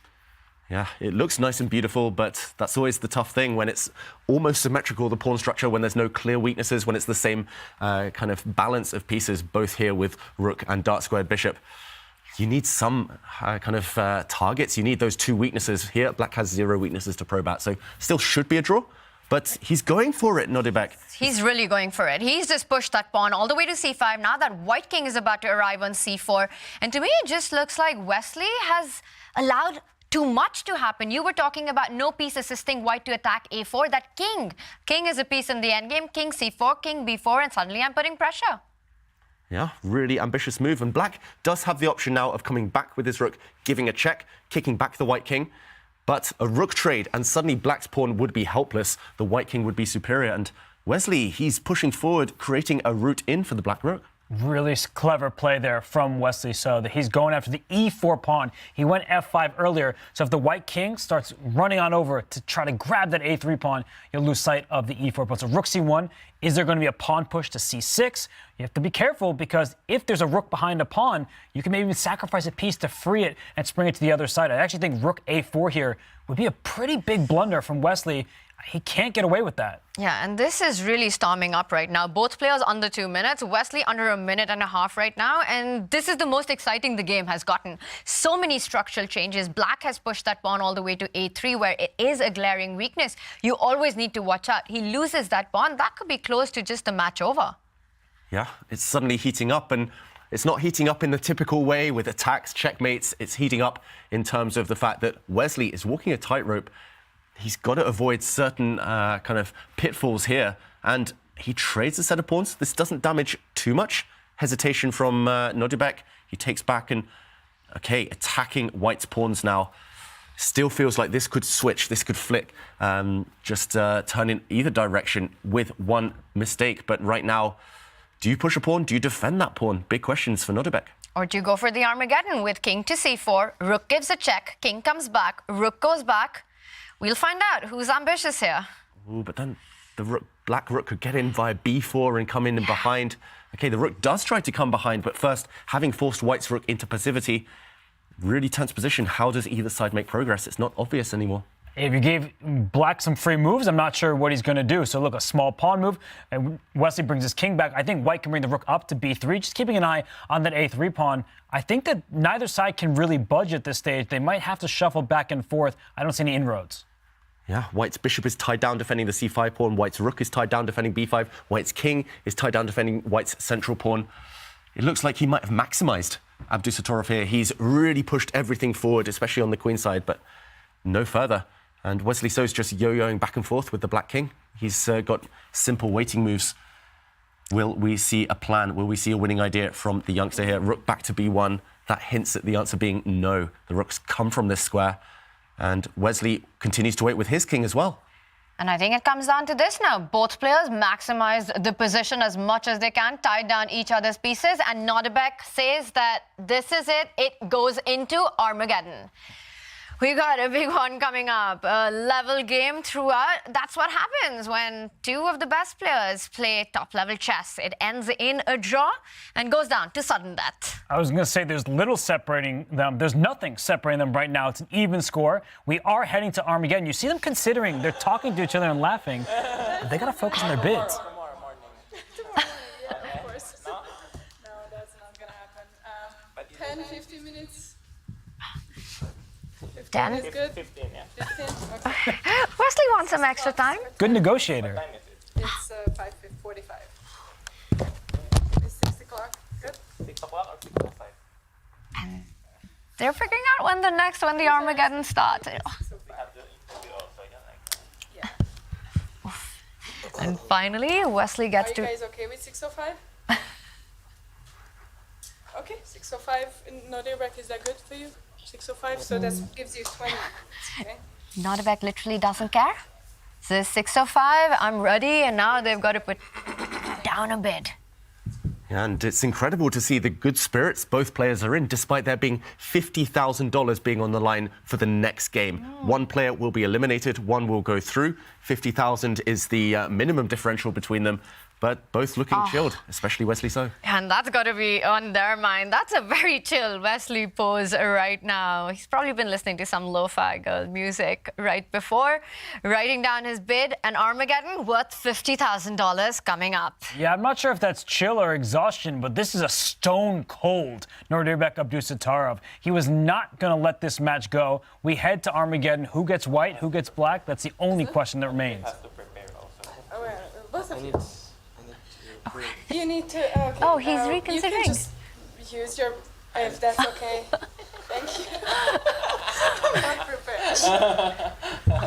And shout out to Judith, our great arbiter there, for keeping the players in such great spirits. And make sure you circle the color, please. Okay. They have to circle the color. They have to write down their bid. Okay, so that's good. And wow, I can't wait to see. No, that's good. Okay. Ooh, it all comes down to this. The semi-final battle goes into Armageddon. And Nodirbek, he's You looking have the determined. reveal. Still reveal, okay? Shout out to Danny Levy there. Everyone's getting ready. The tension is on. Nodirbek first to leave the playing arena. And this is what they're fighting for. That final space to fill in. It will either be Wesley So or Nodirbek Abdusattorov's name. And they will fight in the title match against Magnus Carlsen after a big Armageddon. We were talking about momentum. We've been discussing who does it favor. Wesley takes the second set today. Then 2 level games ending in a draw. It feels like an absolute reset, and the Armageddon, all momentum, everything's been thrown off. It could be anyone's battle. It's a marathon. We saw Wesley So slouched in his chair, and I don't think that's him chilling. We do love Lo-Fi Girl, but I think that's him just tired. He has been having to calculate so much. Nodirbek is relentless. Even when we think it might be a draw, he keeps it going. So both players, they may be on their last bit of energy. That adrenaline will have to kick in as we head to Armageddon. And for one of these players, this will be their last game in the Champions Chess.com Finals. Stakes are super high. The tension has to be super high right now as well. The tension's high. They have to rely on their last reserves of energy. The adrenaline is guaranteed to pump in the Armageddon game. They will have been playing for 6 hours by the time this Armageddon starts. So marathon is the right word, and it just comes down to who has more left in the tank. And Nodirbek Abdusattorov, I mean, he seems like he's always full of energy. It doesn't matter if he was stuck in a foreign city for a week, just struggling to get his visa. It doesn't matter if he's playing 6 hours of chess. He's always ready to go. He does it for the love of the game. Wow, and you've got to be loving the game right now as it goes down to the wire between these two. Now, David, game 2, it was quite a slow strategic fight. What stood out to you?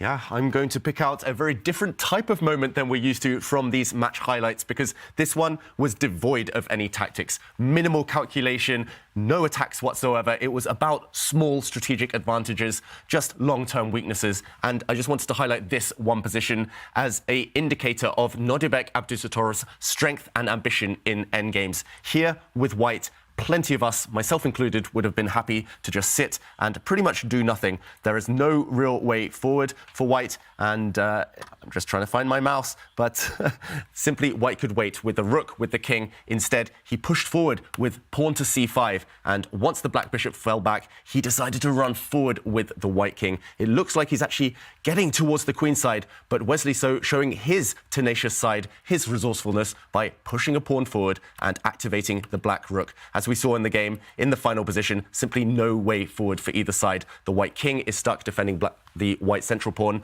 The white rooks are stuck defending the far advanced pawns on the b and c files, and therefore it was a draw. But Nodirbek did push as hard as he could. Unstoppable force meets immovable object. It seems like Nodirbek's always ready for the fight. He gives it his all every time. But Wesley, one of the most precise players in chess history, he's not going to break that easily.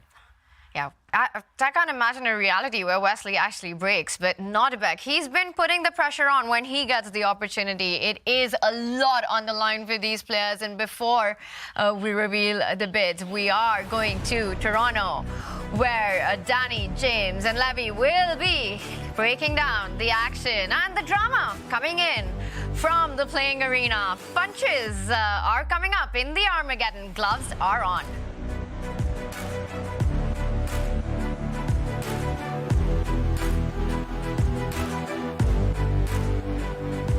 I'm here with Nodirbek Abdusattorov, finally in Toronto after a crazy travel. How many days have you been traveling to get here? So I traveled to Berlin on November 30. So it's like more than a week. Finally, I got the visa yesterday, and just I'm really, really happy. What is in store for the fans watching this piece? There will be a lot of exciting games, a lot of those moments where you will never forget. I think this is the most dream tournament for chess fans. There's a lot of action and a lot of excitement. And imagine some days from now, you are standing there as the winner of the Champions Chess Tour 2023. What would that mean to you? It's a long way to get there, but I would be just incredibly happy, and this would be my biggest individual achievement, I think. Finally, for any new fans watching, can you please describe your playing style? Pretty much all the Super Grandmasters are universal. So I would say I'm a universal player, and I like to calculate a lot, and that's kind of my style. Well, Nodirbek, we appreciate so much your efforts to get here to Toronto. I hope you get some rest before it starts, and we wish you best of luck. Thank you. It doesn't look like much, but neither would a Sicilian defense to the untrained eye. This is a performance enhancer. You don't see it? How about now? Manage your air quality, sharpen your performance, change the game with Air Things. A new opening for your wall is here. Capture new major pieces on unique metal posters from Displate. Now with the official collection from Chess.com. Mount them in seconds with a tool-free magnet kit and swap them whenever you like. Make your move. Get an exclusive discount on all metal posters. Shop now with the code CHESS at Displate.com.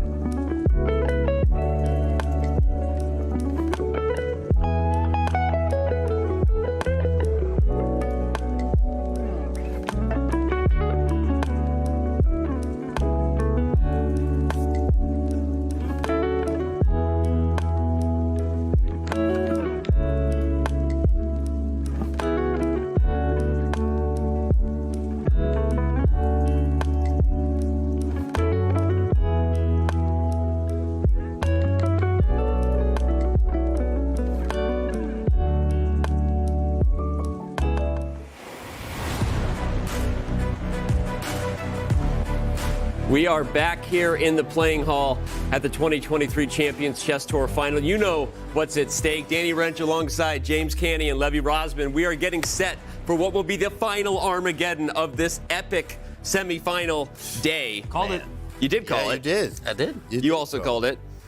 I think you guys all called it. Yeah, kind of. But all right, are you surprised about how we got here, right? The tensions seem high. Neither player is taking too many risks in those games, but your thoughts about the two games that actually got us to the Armageddon? I think they just need to regain a little bit of energy. I mean, the truth is there's a lot of games to be played here, and we got a hotel contract. We can't be here for, 10 days. So that's a good reminder. We gotta get out of here. We have a certain amount of time. We're here, so the guys are a little bit tired. They regained some energy. Now it's Armageddon time. Yep. Yeah, they have some extra time, of course, right, as we're all waiting for the games. But I mean, as David said, 6 hours of play here, right? It's really that stamina. Who's going to have the right stamina, especially in this last game of the day? I think that's a really good point, because I think we all talked about the big storyline of the week when Hikaru went home, because so many fans wanted him to be here. But one thing we didn't talk enough about is part of the reason he didn't have it against Nodirbek is I think he was just exhausted. That was a very long day of 8 hours of chess. Right. This day is going to be the second longest day that we've had, and I think that both of these players have got to be checking themselves before they have or wrecking themselves. Checking themselves. Chess puns. And hopefully not checkmating themselves. Wow, we have been here for a while, and we're going to be here a little bit longer because the players have Armageddon. Yep. And Kaya caught up with them when they gave their Armageddon bid, and let's find out the big reveal. Who's playing what color? Everyone's just smiling when they're coming in here. I am so curious to see these Armageddon bids. You guys go ahead and turn your boards. Let's see them. Same time. What do you see? 919, 927 with a cat, but 919. Okay, with the black pieces. What is this about? Yeah, I don't know. I think doesn't matter at this point. Just choosing black and hoping for best. I saw you write something and then you wiped it out. Yeah. What was the first bid? First bid was 9006. So I just, yeah. All right. Well, Wesley, how do you feel about the result of the bid here? We'll see. I mean, it's been a long day, so anything can happen. Hopefully, Nodirbek plays badly. Must win now with the white pieces. Do you think the cat will bring you luck? Yeah. Hopefully, it worked before. Do you miss your cat at home? No. I was just at home, so it's good. And after this tournament, I don't have anything for 2 months, so that's cool. Okay. Well, you guys, awesome bids. Good luck in the final Armageddon here. Back to you guys. I think, did Wesley draw his cat or did he draw Mittens? That's exactly what he drew. It's Mittens, right? It looked exactly the same. It kind of looks like Mittens with like Wesley's face, actually, though. I don't know if we can zoom in on that. Yeah, Wesley's It's a human on face. That's human. That's Mittens right there. That's an indication of what's to come. Gentlemen, I don't mean to kill the mood, but this chess game is worth 50 grand. It's worth $50,000. $50,000 James, American, not Canadian dollars. That's a lot of money.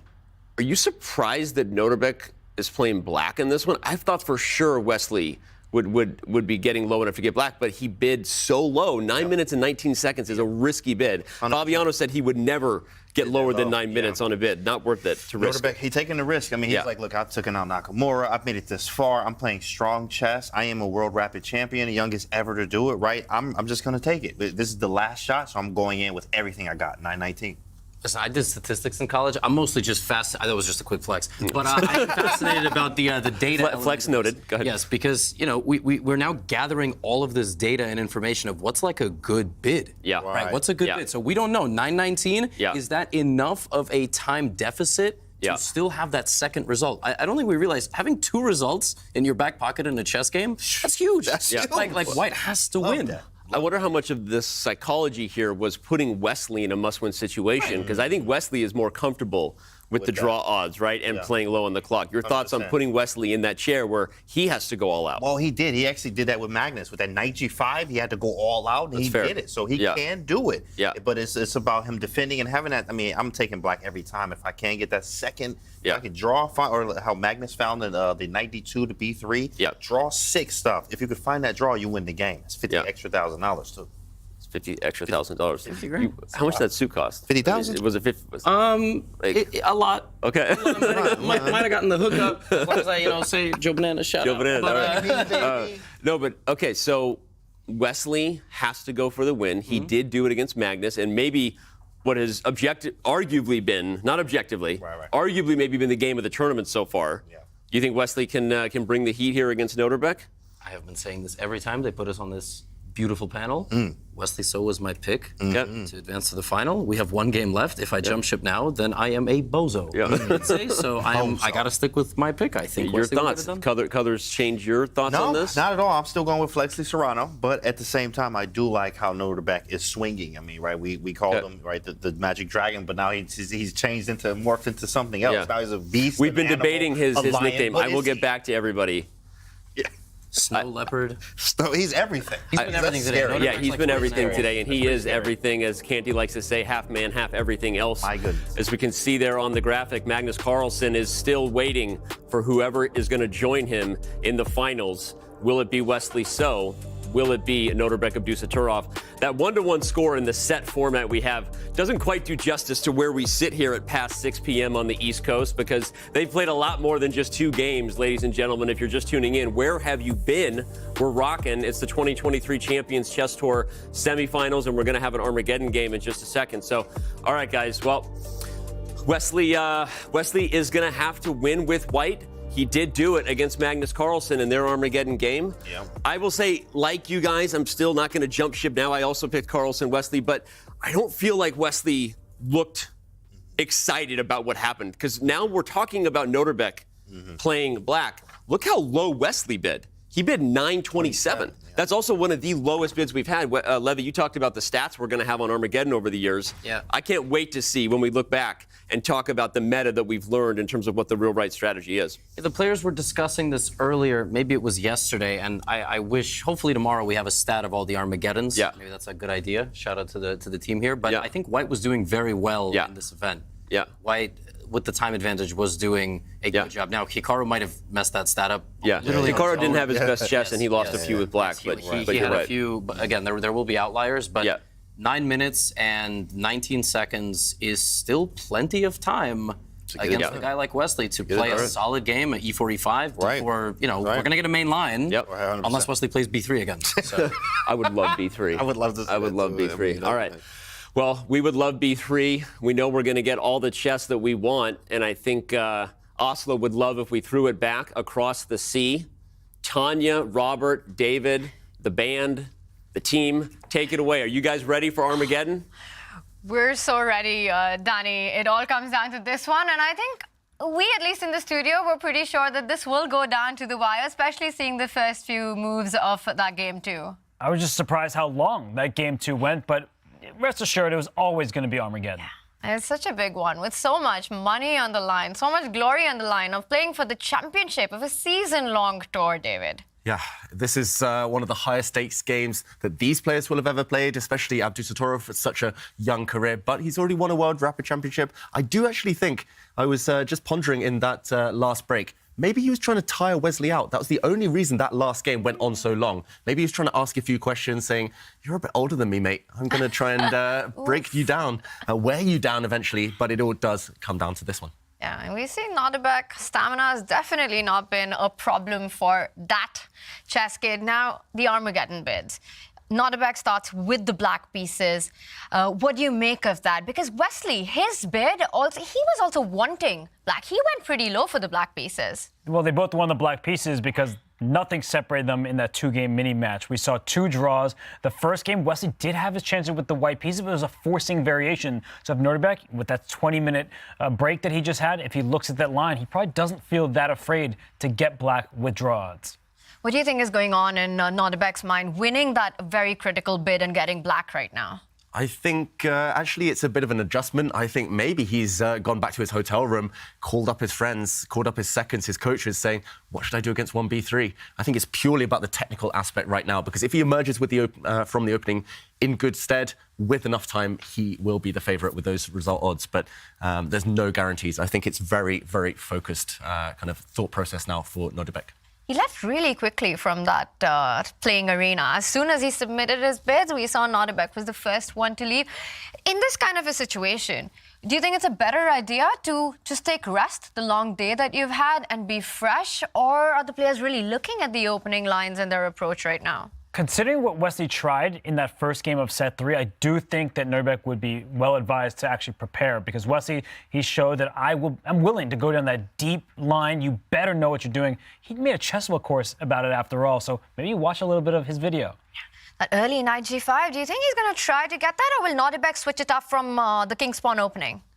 It's really hard to say. Nodirbek, in general, likes to be a moving target. He likes to duck, dive, dip, dodge, all of that stuff. He loves to just avoid his openings, his opponent's preparation. He loves to be the one dictating the pace, the nature of the game. So I wouldn't be surprised if Nodirbek's actually the first to surprise the opponent, unless Wesley plays b3 again. Oh, 1b3, but that can't be too much of a surprise for Nodirbek. He has to be ready for that.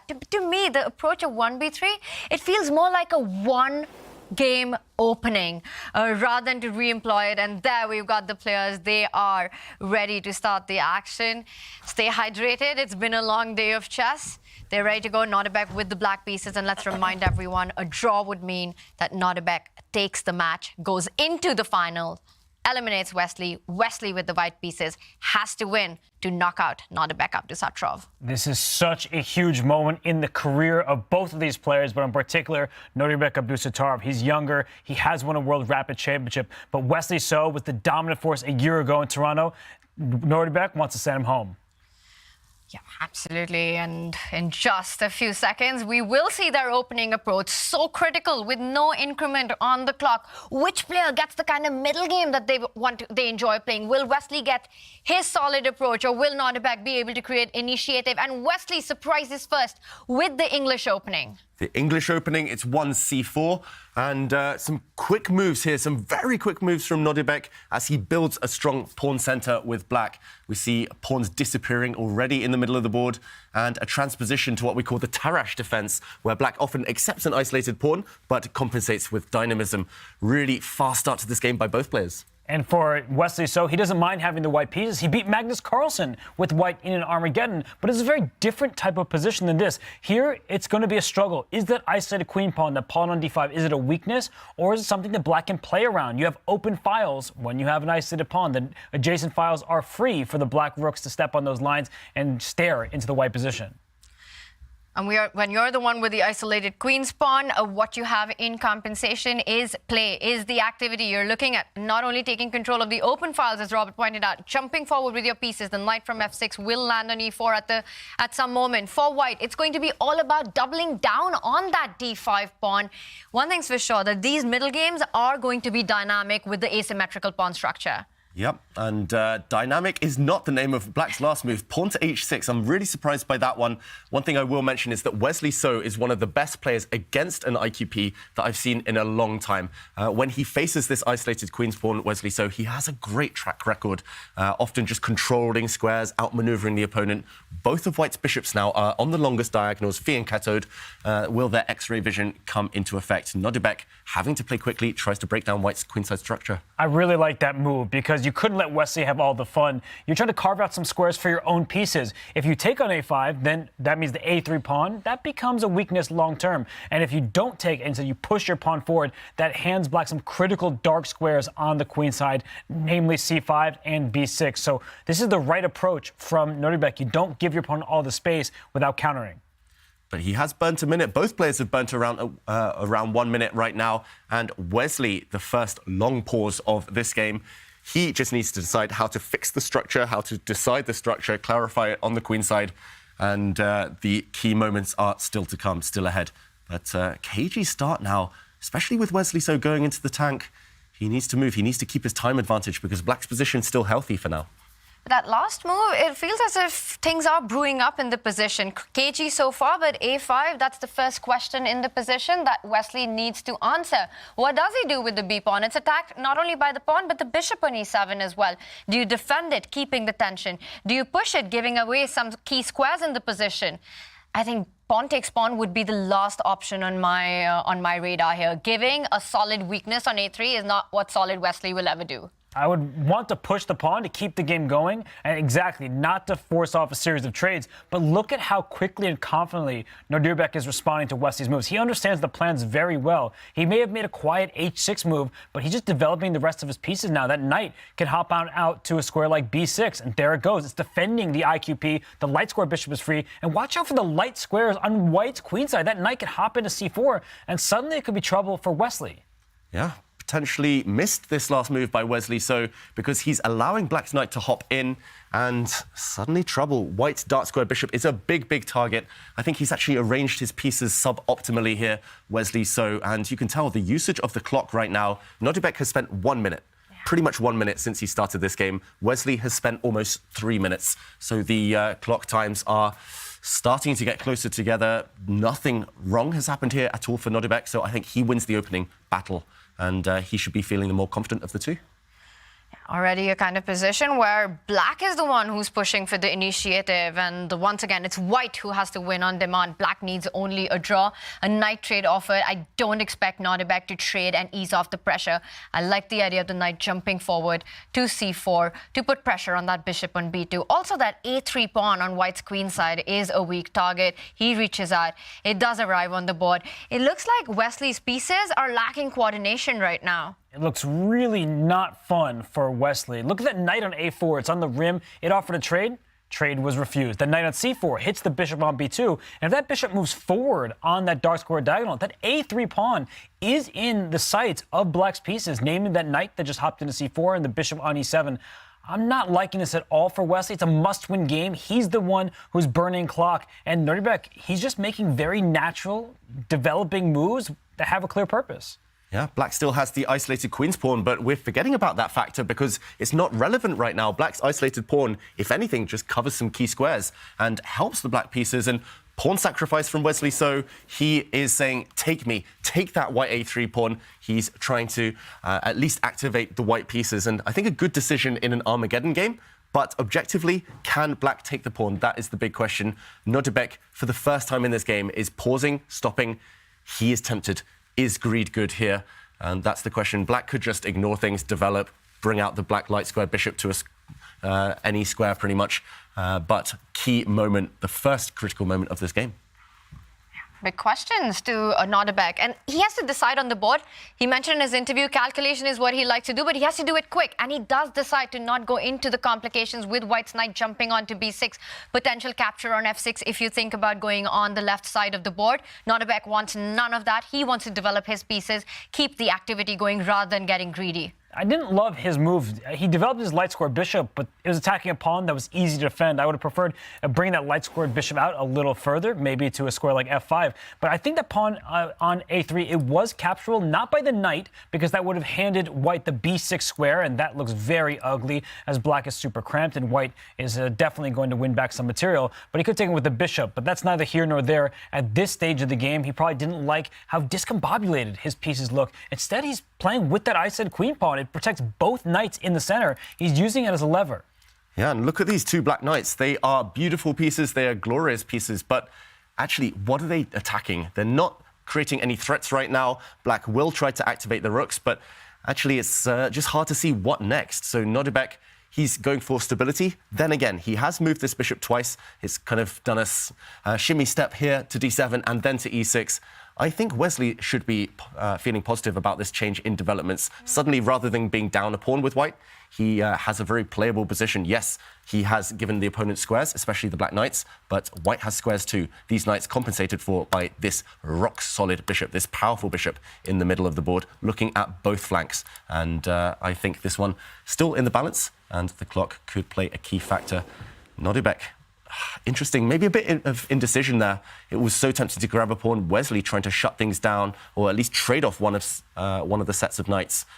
Interesting move there, a retreat. I like it because he's getting rid of his own knight on the edge for a knight that's extremely active, so definitely a trade that will favor White. Also, if it's done on Wesley's term, a knight takes knight, the queen does fall back, recapturing, and then there'll be suddenly attacks along the diagonal with the queen and the bishop lining up. So wondering if Nodirbek will decide to just keep the tension on the board, keep that knight on c4, let Wesley trade it, sort out your problems of the isolated queen's pawn that way. A lesson we learned when playing with the isolated queen pawn, we typically do not want endgames. The fewer pieces that remain, the harder it is for the side with the isolated queen pawn because we want to be active around that pawn. So I would not be taking on b2 if we're going to trade. Black should trade on his terms. Maybe rook c8. That way his rook can join the party on the c4 square. But Nodirbek, he's down under 6 minutes. So we're looking at the move 18, 42 moves before you get that 1 second bonus time. These are not easy decisions for him to make. I also wouldn't be surprised if he drops his knight back to d6 because the knight on b2, it's not the best piece in the world. And that knight on d6 can reroute to the f5 square and maybe keep posing some important questions in the center. He does drop back as you recommend, Robert, but the move itself is secondary. That was a long think, 1.5 minutes on the clock in Armageddon as black. That's a huge chunk, a huge proportion of your time. And yeah, that might come back to haunt him. It will get fast and furious sooner rather than later. So I'm wondering whether that time was better spent just choosing a move, trusting his instinct. It feels like he's not quite in the flow yet. Neither player actually kind of unleashing this quick flurry of moves, trusting their instincts. But okay, it was a good decision in the end, keeping pieces on the board. It's just same move faster would have been better, of course. But Wesley So now up to him. He would love to just push the white A pawn 1 square forward, solidify the queenside, not kind of be too loose over that flank anymore. But maybe he thinks there are more urgent priorities in the position. One of the priorities that I see for black would be to try and get rid of that dark squared bishop. That bishop on d4 to me looks like such a strong piece, taking away so many key squares. And he does it. I was thinking about the bishop move to f6, but Nodirbek finds another way. He reroutes that knight from c4 to attack that bishop on f4. Knight jumps over to f5. None of the pieces have been traded off. There's so much tension along the d line as well. It's those positions where it's really brewing up to explode, and with 5.5 minutes on the clock, things are going to get very tricky for Nodirbek. I do like Wesley's last move, though. He's giving up his dark square bishop, which looked like the pride and joy of his position, but a knight that was on the rim on a4, it's wheeled right back around to d3. That can jump to f4, putting pressure on the light square bishop and that isolated queen pawn. So look at Nodirbek. He's not taking that bishop. There's no real rush. Yes, the bishop can slide back, but that doesn't solve all of white's problems. So both players are handling this position extremely well. Yeah, really classy game so far from both. They've navigated those critical moments, those tricky decisions really, really well. But now black's rook occupies this powerful open line. The c-file right now is ripe. There's plenty of squares for the rook to jump into. So it does feel like Wesley should challenge, fight for the open lines. Maybe he's just afraid of these exchanges, knowing he needs to win at all costs with white. But it feels like the moment to be objective, just challenge. There we go. He activates his rook. And how will black continue the momentum? Maybe it's time for the black queen to move. When do you trade off that bishop in the center? Big question still. And Wesley, he made the move rook to c1, and with a shake of his head, every piece trade makes his task a little more difficult to try and create those chances that he needs with the white pieces in the Armageddon. A must-win game for Wesley. So rook c1 played, but I'm getting worried for Nodirbek. He's spending so much time on the clock. Now he's under 5 minutes, and there's still a long way to go before the position clarifies. He's a speed demon, but he is getting quite low on the clock, especially that considering he has 39 moves to make to get that extra time. He goes queen d6. Talking about trades, queen a3. That's a pretty clever idea to get those queens off the board. And without queens, maybe, just maybe, Nodirbek's feeling comfortable and that he can play the next moves quite quickly.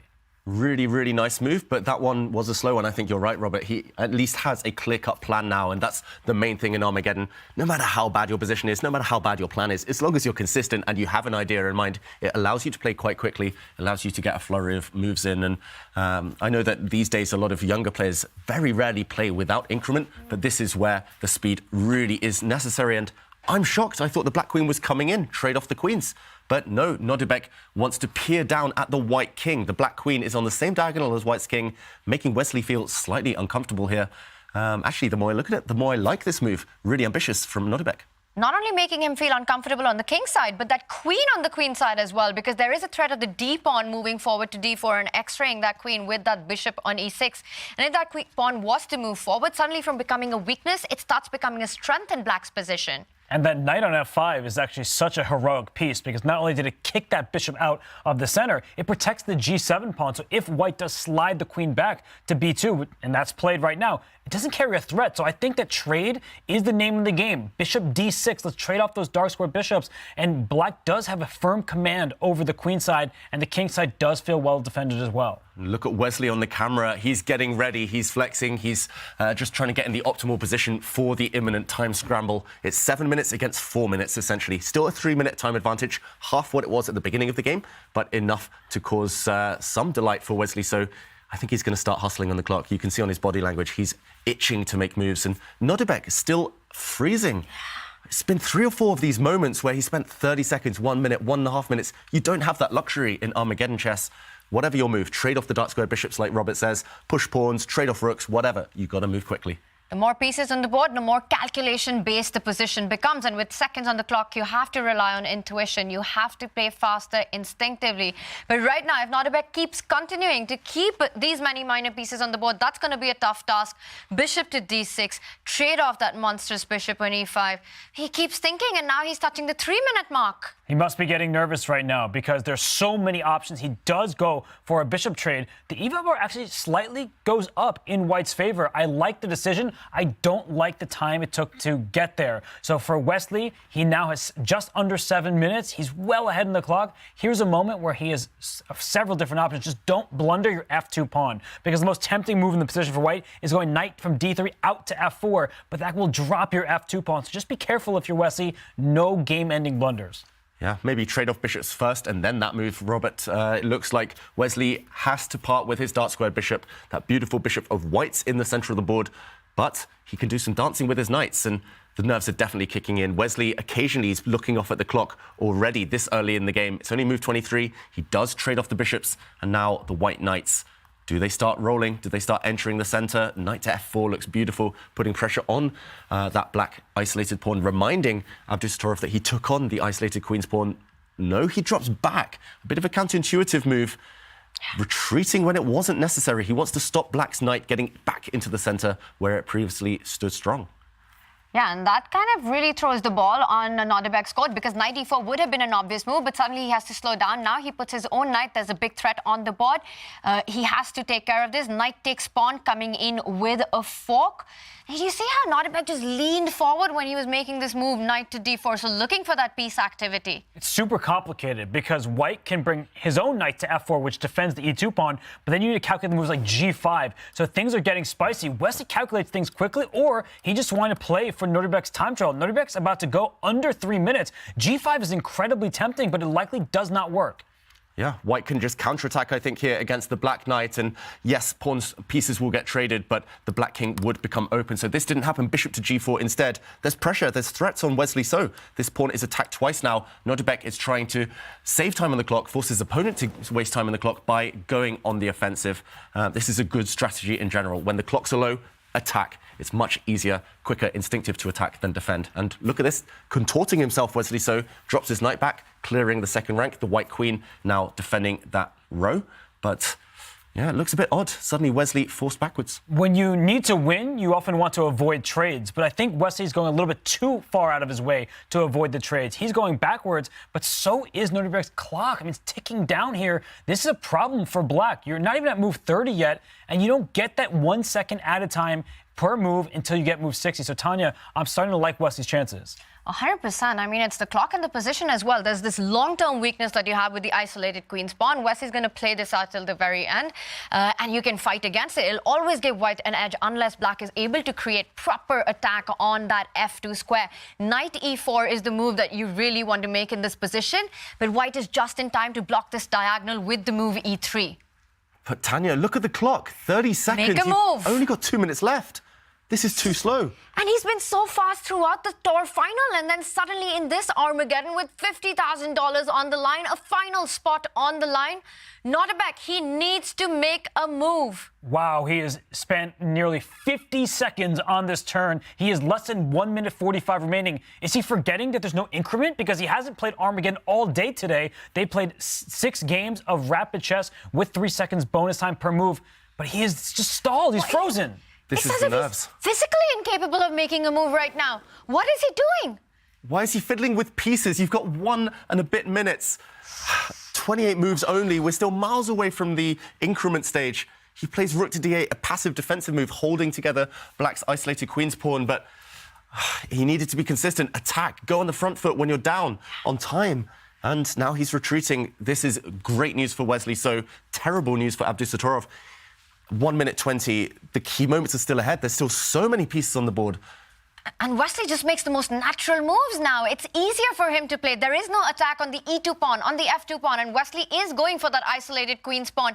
Trade on offer. Wesley takes the pawn. The thing is, for Nodirbek, the moves are going to get easier because a bunch of trades are happening, but you're now just down material. So unfortunately for Nodirbek, he froze. He might be panicking internally, and now Wesley clearly has the upper hand. Simple pawn up for white. No deficiencies to the white position.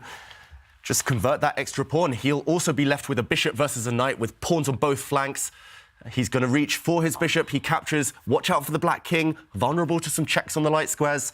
Nodirbek's position and clock situation both collapsing simultaneously. He drops his knight back, attacking the bishop, holding on. Good move.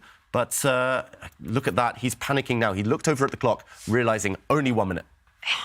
Oh my God, Nodirbek down to a minute, no increment, down a pawn. He needs a miracle to save this one. He rushes with the rook trade, and it's going to be all about combining the efforts of a queen and a knight, which can be quite dangerous and tricky against a queen and a bishop.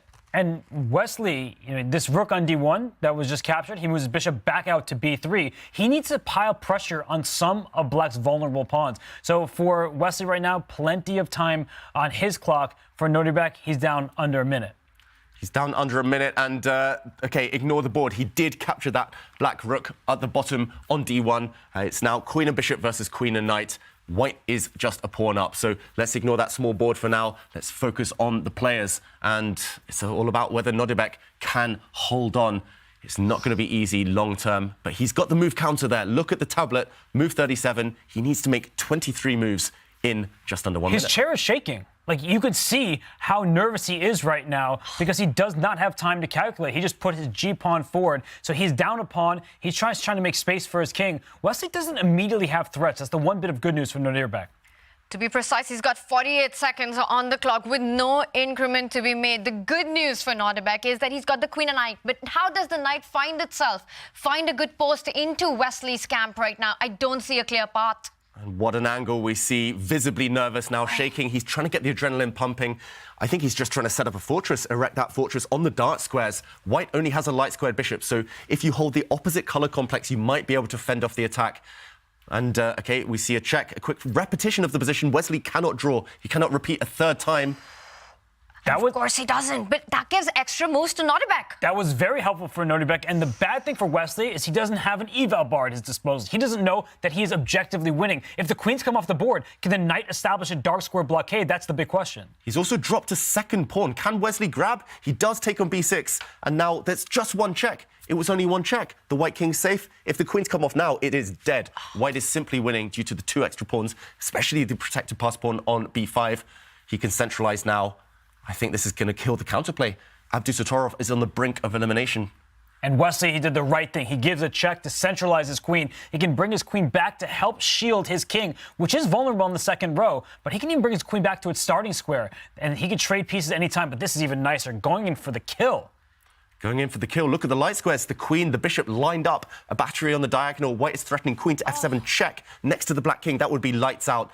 Black's queen forced to defend. For Nodirbek, he's got no time as well and lost on the board. These are the final few seconds of Nodirbek in the Champions Chess.com Finals. And the queen can take this knight. A new queen will appear, and I think that will cause resignation.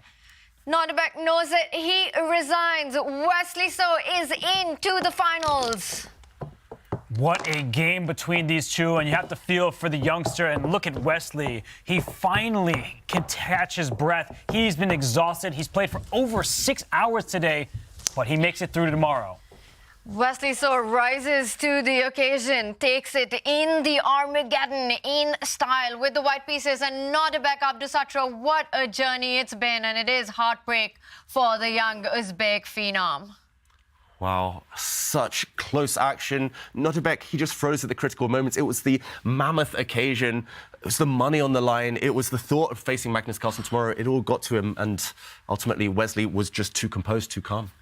And that's calm is the name of the game when it comes to Armageddon. And Wesley is the one who showed nerves of steel in that one, playing quickly, keeping his options open in that position, keeping the tension going. And I think this Armageddon, it just felt like Nodirbek tension got the better of him. Wesley did the right thing. He was avoiding trades early on. No easy simplifications for Nodirbek Abdusattorov. And Nodirbek had $50,000 on the line in a single game where he needed to draw to move on. So much pressure for a 19-year-old, and credit to him. He's been an amazing event. He is done here at the Champions Chess Tour Finals, but everyone should give him a round of applause because he gave it his all. He is a phenom. Yeah, he really did so much to learn from Nodirbek about how you need to work and play with sheer determination to make dreams come true. But his dream comes to a stop in the semifinals, and it is Wesley So who will be fighting against Magnus Carlsen. And what a day of chess it has been for Wesley, and it all came down to those critical moments in this Armageddon. Where did it turn around, David? Yeah, what a day. It's full of roller coasters in this semi-final between Wesley So and Abdusattorov. It had already gone wrong by this point, but I wanted to highlight the fact that the clock played the biggest factor in this Armageddon. Here, Abdusattorov with the black pieces. It has gone a bit wrong. He's down a pawn. White here having the extra e-pawn. However, black does have queen and knight, a famously strong duo, and black has set up a bit of a fortress on the dark squares. With more time, Abdusattorov might have found an idea such as pawn to g4, locking things down, creating the threat of some counterplay, and it would have been really tough for white to break through and win this game later. Unfortunately, though, with only around 20-30 seconds left, he blundered a second pawn, queen to e5, let loose the b6 pawn. This was snapped up by Wesley So, and yes, it was a check, hitting the white king, but it was only one check. Wesley had much more time than his opponent and was able to calmly find this block and then this queen retreat, and the killer blow, queen to c4, coming in with the white queen. Wesley simply too fast. And earlier on, Wesley, he could have initiated a series of trades, but game review gives it a question mark. But maybe it was a great decision because it put the onus on Nodirbek to find clarity in the position. He wasn't able to do it, at least not in time. And for Wesley So, he did earn his championship bid. He moves on to the finals to face Magnus Carlsen. He played a great game. That was a great end to that Armageddon. Wesley, at the start of the day, said that he's a fan of Napoleon, and he played like a true leader today and like a boss, winning that set too, and then taking it in this final Armageddon where Nodirbek never really got a chance. Yeah, it's as simple as that. Nodirbek, his only chance was to keep pace on the clock, but ultimately, yeah, too many freezes, too many freezing moments. Yeah. And it was those moments that define a player, and Wesley was just a better one in that Armageddon. And we are headed towards a Wesley So Magnus Carlsen final. And for more on that action, we are going to head over to our gang in Toronto, who is with the man of the moment, Wesley. Take it away, guys. Thanks, Tanya, David, and Robert. Great call on that action. Wesley, thank you. Great chess on that action. You did it. Yeah, thank you guys. To the final, baby. Yeah. There you go. You guys all picked me, yeah? Yeah, right. I have a lot of friends who are rooting for me here and online, so really great stuff. You have a lot of friends, you got a lot of fans, a lot of people look at Wesley So in Toronto and say, is that the best rapid player in the world? What's going on with Wesley So when he's in Toronto? Yeah, well, first of all thanks to Jesus Christ for giving me the victory today. It's only through his will. I was really running out of steam. Like, in the end, I didn't even care, I just want to play, make use of my chances. But we were really running on fumes. It's been a brutal slugging match. It's been really long, really tough. At the end of the day, it was about who had more energy, who had stamina left. And I think I was kind of figuring Nodirbek. I mean, first of all, a big congratulations and shout out to him. He's an amazing player. He played really, really well in this match. But then I thought I was kind of figuring him out in the end, like getting positions that are better suited to my style than his. Yeah. So I think I lost almost 3 games with one e4. Is it 3 or 2? With white, yes. At the end of the day, I just had to stop playing one e4 against him. It wasn't working. Yeah. So that's why I was trying new openings like b3, B3, cowboy, B3, baby. Yeah, B3. You got B3 too, didn't you? The problem with B3 is that I think it works very well against one e5, like if black replies e5 because you get the target and stuff. But if black plays like d5 and the normal stuff, and then develop his live squared bishop, then he gets a good position. That's why I was hesitant to play b3 once again, because Nodirbek goes up to his room after pretty much every other game to prepare, I assume. So I didn't have the courage to play it again, although I would love to. Maybe against Magnus. Yeah. Maybe against Magnus. I played b3 against Magnus in the Speed Chess Championship. Didn't work out well, but maybe tomorrow it would. But it's nice. I mean, I didn't expect to still be. I mean, I'm very happy to reach the semis, but I was going to say, what did you expect for today? Because you lost. You lost yesterday. Yeah. Right. And you came today.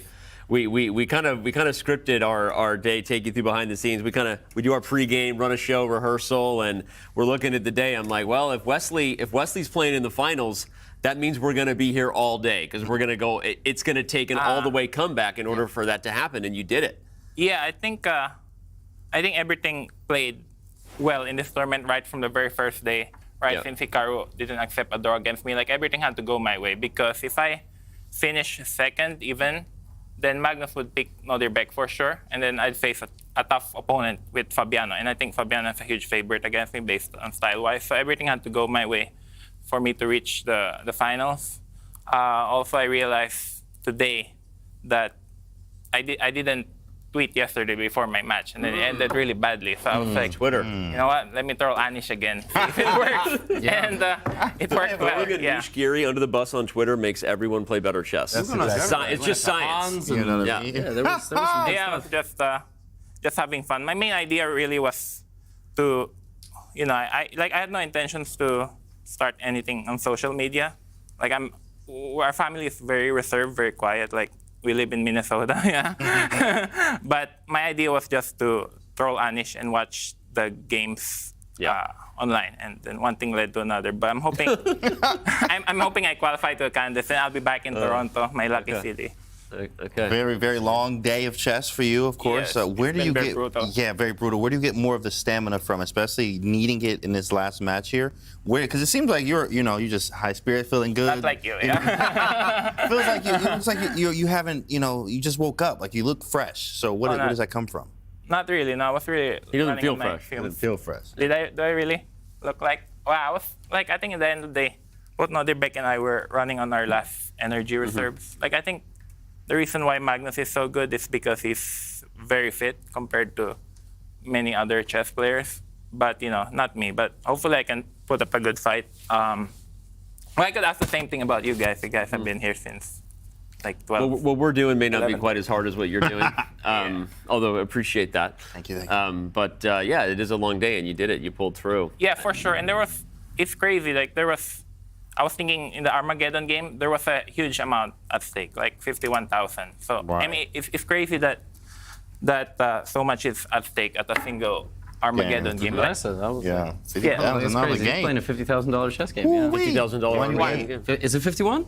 Because 51,000. I thought if you win a match, you get bonus 1,000. He's counting every dollar. Yeah, don't ask me. I'm not in the details anymore. Don't put me on the spot on that. You don't read the contract. Also, of course I do, but I hate to have to lose today, because that means I probably have to change my ticket and all that, and I hate doing that. That's why. You can stay through the closing anyway. Right. Is Fabiano joining us for tomorrow? Yeah, he probably will. He probably will. Fabi's got no place else to go. Who are we kidding? He's going to stay here. Yeah, Fabi's home is where chess is. You like any video games?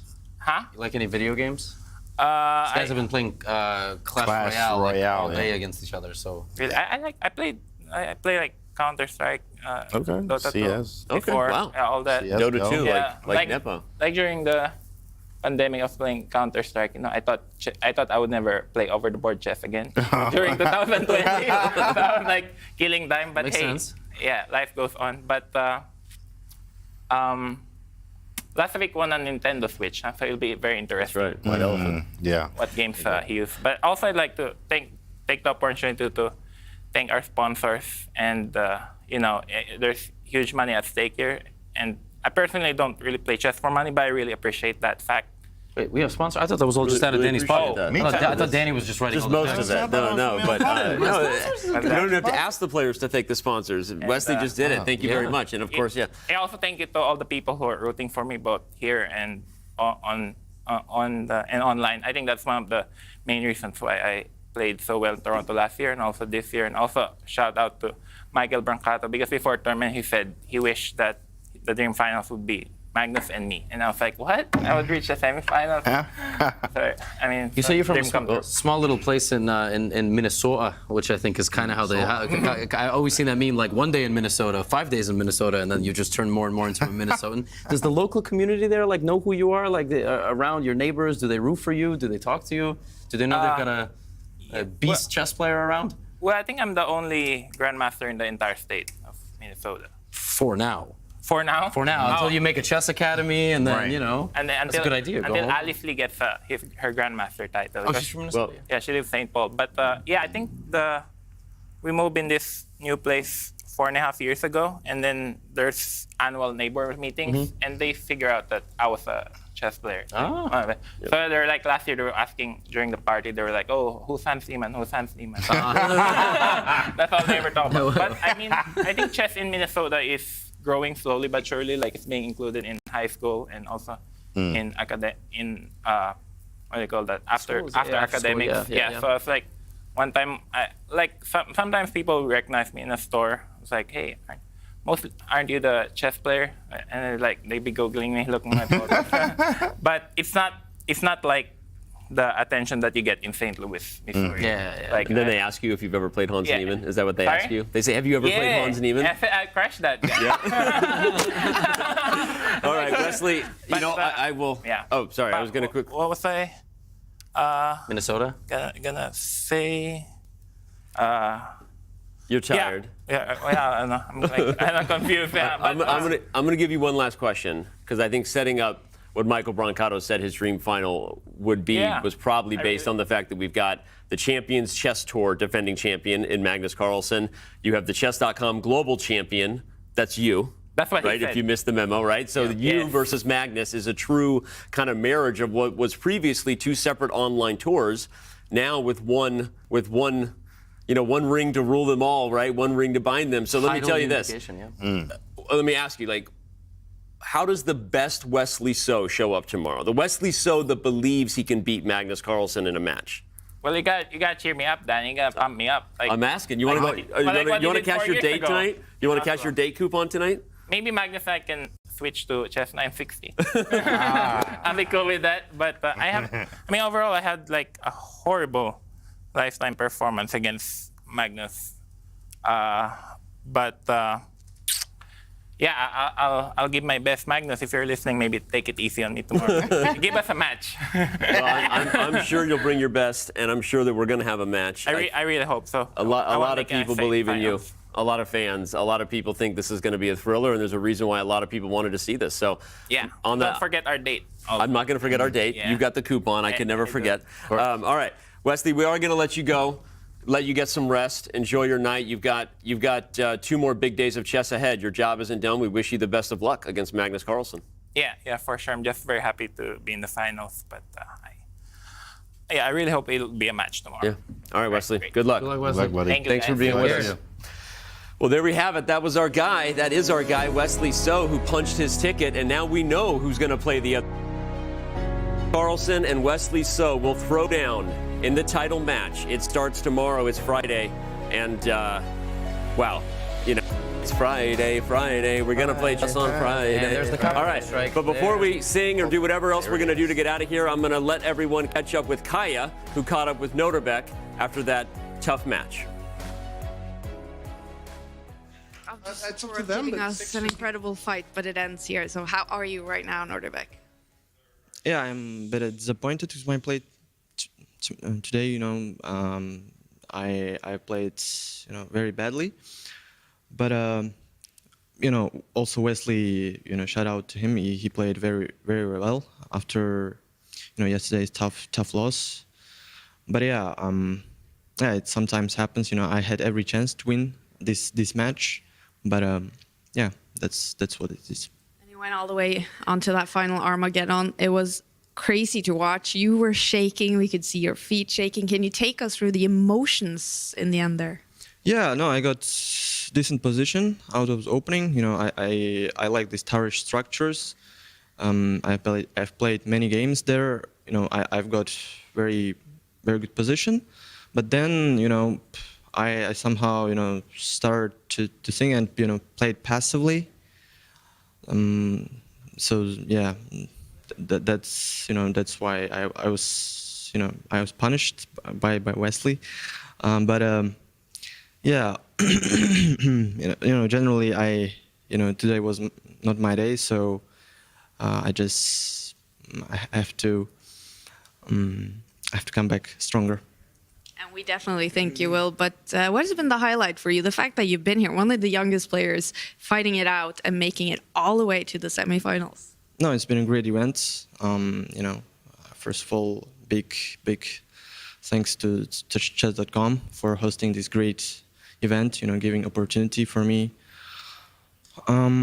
Yeah, it's been a wonderful event for me. My highlight was, of course, yesterday. When I won the match very convincingly.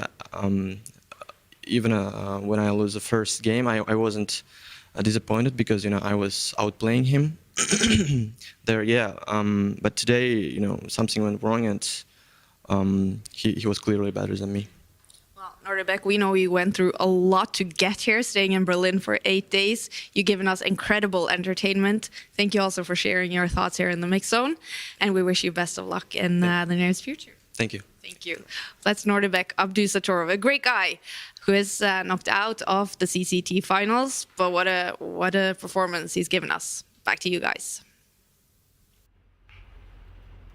Wow.